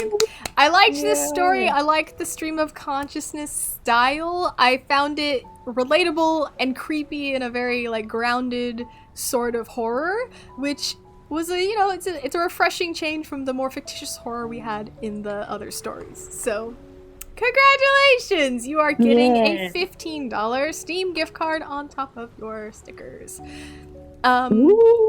So Caitlyn's short story, or Caitlyn's Judges Award, is going to the 2-sentence horror story entitled "A Tree That Felled Its Fruit," written by Cherry Cordial. So yeah, congratulations. This is where it's like weird that it's online and we don't have a group of people clapping. Yeah. Look. You can use. I think there's clapping on There's the a soundboard. clapping sound effect, yeah, right? Yeah. But yeah, explain. You can explain while I look for clapping sounds. It's a golf clap. It's too tame. I want a crazier clap, but that's okay. I chose A Tree That Felled Its Fruit, just because I really like subtle, like implied aspects of stories. And so the fact that it's like implied that the children are fertilizing the tree to make good fruit, like, I like. Yeah. It's good. Subtext. Subtlety is like a delicious flavor of writing. Yeah. It just leaves that little like air of mystery out there. Even though you're pretty sure you know what it is. Oh, there we go. But it's implied, so it's not for sure. That one's better, yeah. Yeah. So congratulations. You're getting a $10 Steam gift card on top of your stickers. So, Ooh. Jaffa's Judge's Award goes to the short story entitled Lessons from My Father, written by Coast. Where's my clap? Woo! There you go. Sorry no one else got, like... What, you bitch? So, yeah. Clap, clap, clap, clap. Yeah. Do you want to... I liked it because it subverted my expectations. I totally thought it was gonna be one way, and then it was a totally different way, and it was heartwarming. And I was like, wow, what a fun, scary but happy story. Yeah, it's very sweet. All The happy right. spooks. So Coast is also going to be receiving a $15 Steam gift card. So, I'll just give do him I that. have a drum roll? No, I don't, but that's okay. I have a let's do that instead, because that's silly. For the grand prize, it's like weird to come before. For the grand prize of our Halloween writing showcase, we are gifting it to the short story entitled Ink God, written by ExoH. Yeah. Crazy People and Golf Clap, both of them. Golf Clap. So, Yep. yeah, we liked this story a lot. Out of everyone who submitted a short story that was eligible to win an award, we thought that this one just had a really strong narrative, and was just did a really good job at being creepy and creating the vibe of the Halloween writing showcase. So yeah, those are our awards for this year. Wow, we did it. Yay. I can't believe we made it, you guys. We've been so much work going into this little thing. It was like so much improved since last year. Yeah, last year we had one entry aside. We had one entry last year. This year we had to actually make decisions between options. That was cool. But yeah, just for the sake of last year, we all had to judge each other's stories a lot. Give So ourselves awards. let's take a moment and just assess each other's work for a hot sec. So, Caitlyn, I loved your story. I loved that it was about a cowboy, like, southern boy band group Cowboy boy band. that's also, like, serial killing people. That's just an insane Yeah. plot, and I really enjoyed it. Also, I like that it was a short and sweet story. The plot's already crazy enough. You didn't need to write that much. It was just good on its own, which is, I think, a key point in writing, is knowing when to stop. Is knowing that you don't need that much. So that was good. I liked it. Gotta do the cliffhanger. Yeah. I liked Evelyn's a lot. Evelyn's story was very, like, viscera focused, like, I do love descriptions and depictions of gore. That is just one of my favorite things to write and read about. But also, like, it was a fun, trippy, like, idea of, like, what's going on to this guy. Who is Michael and what's your deal? And I love it when you don't know what's going on right away. So. Yeah. And you never really kind of do. It's a little vague the whole time, which I appreciate. Yeah, I was definitely thinking of, like, a couple specific things. Like, there's a video on YouTube that's called, like, a tour of my house, or, like... Oh, is it the Japanese one? Yeah, the Japanese one, where, like, he's just walking in circles and it gets scarier and scarier. And then, like, video. some other things, like, this visual novel called Saya no Uta or something, that's, like, this guy just sees the world covered in gore, and everyone's like, hey, what's up? How's it going? And it's just like terrible fleshy monster, and he's like, "Oh yeah, that's my mom." It's because he had like some concussion, and it made him see the world as like a wretched, Oh my God. terrible thing. And I'm like, imagine like what if your life was like that? What if you had to like get up and get some medicine, but your life was like that? So, Yeah. Oh my God! At the end, I fun. was thinking that it was supposed to be like implied that like he's actually normal, but the people bringing him medicine are like making him hallucinate. That could be it too. It's like, is the lady like just a nice volunteer helping this poor man who's a shut-in, or Right. are they drugging him? Is he in a mental institution, or is he actually in a normal apartment complex? Like, I purposely didn't describe the hallway outside of the apartment at all, so you'd be like, Yeah. I don't know where he is though. Like, all we know is this one room. Yeah. I like Sneaky says that for the Dub Predator or chat. Prey 2-sentence horror story, the wolf beast is the person who is the narrator. So it's unreliable narrator. there. Whoa. It's great. I love this shit. I love this shit. Yeah, I was like, when they scratched their ear, I was like, what, do they have fleas from their, like, Right. wolf friend or something? But no, they're the wolf. Yeah. Wow. I know. I feel like all I learned this year is that I need to write more succinct Slenderman fanfiction. And I liked your, alien one. the That alien one like, was fun. I liked The it. alien one was good. Yeah. enough Yeah. context to understand what the obscure job was, Yeah. and then Yeah. it made me take real life damage, so that was pretty impressive. Yeah, like you like got like vicious mockery psychic damage of like, oh, this is gross. Yeah. At the end, I was like, Josh is an alien. Right. Yeah, right? It's like, Yeah. is Josh in on it? Is he like Let's- sacrificing Yeah. I was like, people why to is he hiring aliens? more people if they don't have spotter booths anymore?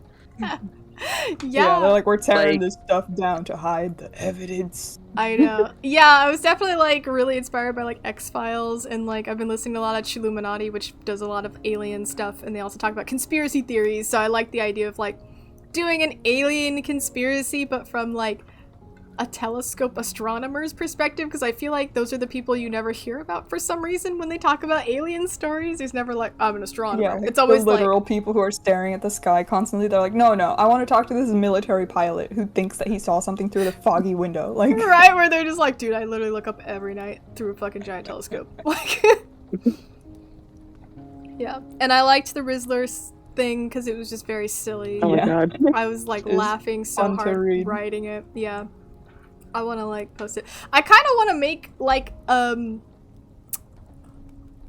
not an animatic, I guess, of the Slender Man story, the saga of the Slender Man. Yeah. Like I want there to be some like artwork, like comic book panels or something, just to yeah, like. just have an official narration by you, and Yeah. then draw some accompanying like slideshow art, Right, like, for and then it'll each just major be scene. like, yeah, pretty much. I'm like, I kind of want to do that. So if I do that next year, and instead of reading it out loud, I just play a really long video while we deliberate. Oh, maybe that's what we could do while we deliberate. I'll just be like, anyway, that'd here's be this fun. next chapter of the Slenderman saga. And then it's just like, Yeah. Watch this short animation. yeah, while we like talk about who wins. But yes, successful Halloween writing show. We did it. We did. So, hopefully we'll do this again next year, guys. Even bigger. Even bigger, Even even better. better. Oh my God. Yeah. Maybe more Always prizes. Bigger, better. happen. I mean, Even last year sooner. we had like only, you know, the Steam gift cards, and now we're doing like participation prizes. So, you know, we can get bigger. We can get bigger. We can like, go harass more minor celebrity people and see if they can participate. Yeah. I'll just start like reaching out to weird Like random Winter. internet people and see if they write me stories. Be like, Jesse Cox, please. Yeah. Jesse Crendor, please. Oh my God. Can you imagine? Great story. They'd be like, who are you and why? And I'm just gonna be like, I don't know, why not, please? Yeah, and happy Halloween, you crazy cats! Woo! Yeah, oh my god, it's Halloween! It's like pretty much Halloween, like, this is the weekend of Halloween, so if you guys aren't like actually doing a Halloween party on Halloween, it's probably happening today or yesterday. Anyway, in terms of streams, I will be back for a regular week-ish. I'll be by myself this week because Caitlyn is on a grand adventure, as I said last week. Quest. And she is still abroad on her grand adventure and shall not return to play Baldur's Gate because she's doing a real-life adventure, doesn't need some bullshit fake adventures. I'm, anyway, ready for bullshit fake adventures. So I'll be doing something at our regular stream time, but I don't know what. But we'll see. Maybe I'll play Baldur's Gate. I don't know. Maybe. Woo. And yeah, so I'll be back on Monday with Lies of P. I'll be back on Wednesday with something. And then I'll be back on Friday with Sci Friday. And we are back with Mass Effect 3. So we are jamming. We are working. It's gonna be November. We're gonna be like, oh my god, time to sleep. Am I right? I don't know why November is the month of sleep in my mind. But Because it's winter. because I guess it's also coming. like, you know, Thanksgiving and you eat and then you sleep and Yeah. what else is The happening? comas are coming. Like, you're post-midterm a little bit, so you're like, oh, I'm tired. Except I have a final next month, so that's gonna be great. Just kidding, I hate it. Yeah. Anyway, drink water and eat food. Keep writing, guys. You know what? You can always just write a story, like, right now and submit it next year. Write a Halloween story right now for next year. Write it Yeah. during Submit Christmas. it. Write it all Over the time. next few months, when you're really bored, just work on a story. And Yeah, then just it'll be like have done by like next 10 October. short stories by the time we're ready, and then we'll be like, oh my god. But anyway, we will catch you. If you guys are getting stickers, if you participated and you're waiting, you're like, when do my stickers come? I will be shipping them out over the next week or so. I will be keeping you guys posted in the Discord, so please don't leave the Discord right away. Stay in there until you have your stuff so I can at least contact you. And don't forget Make to sure fill to out the fill Google out- form. Yeah, the form. And if you don't have the full access to the form because you like personally messaged your entry to one of us, then please ask. yeah. Then let us us for the know so we form. can send it Just to you. join the 'cause Discord. I just need like a Just- list or join of the people. Discord. Yeah, or join the Discord. Yeah, like come on, Arfie. What are you doing? Friend of Yeah. the pod, brother in Heidelin, Arfie. Why are you not my Discord? Come on. I met you in real Artie life, was bro. like, I know, I asked Artie, he was like, I don't want the form. I'm like, oh, okay, I'll just mail them to you personally. Arfie, I'm gonna make you join the Discord just so I can I'll withhold them from Evelyn particularly so you can't get them. No, wait, I want my sticker. I'll withhold I'll hold them hostage until you join my Discord. No, I'm just kidding. But, yeah. We're vibing. We'll catch you guys at some point in the future on a regular stream. Thank you so much. I'm still so happy this happened. Congratulations to all the winners and congratulations to everyone who wrote me a story because golly gee, I asked for them and I got them, so. Yeah. Yoy, Yeah. yoy, yoy, yoy.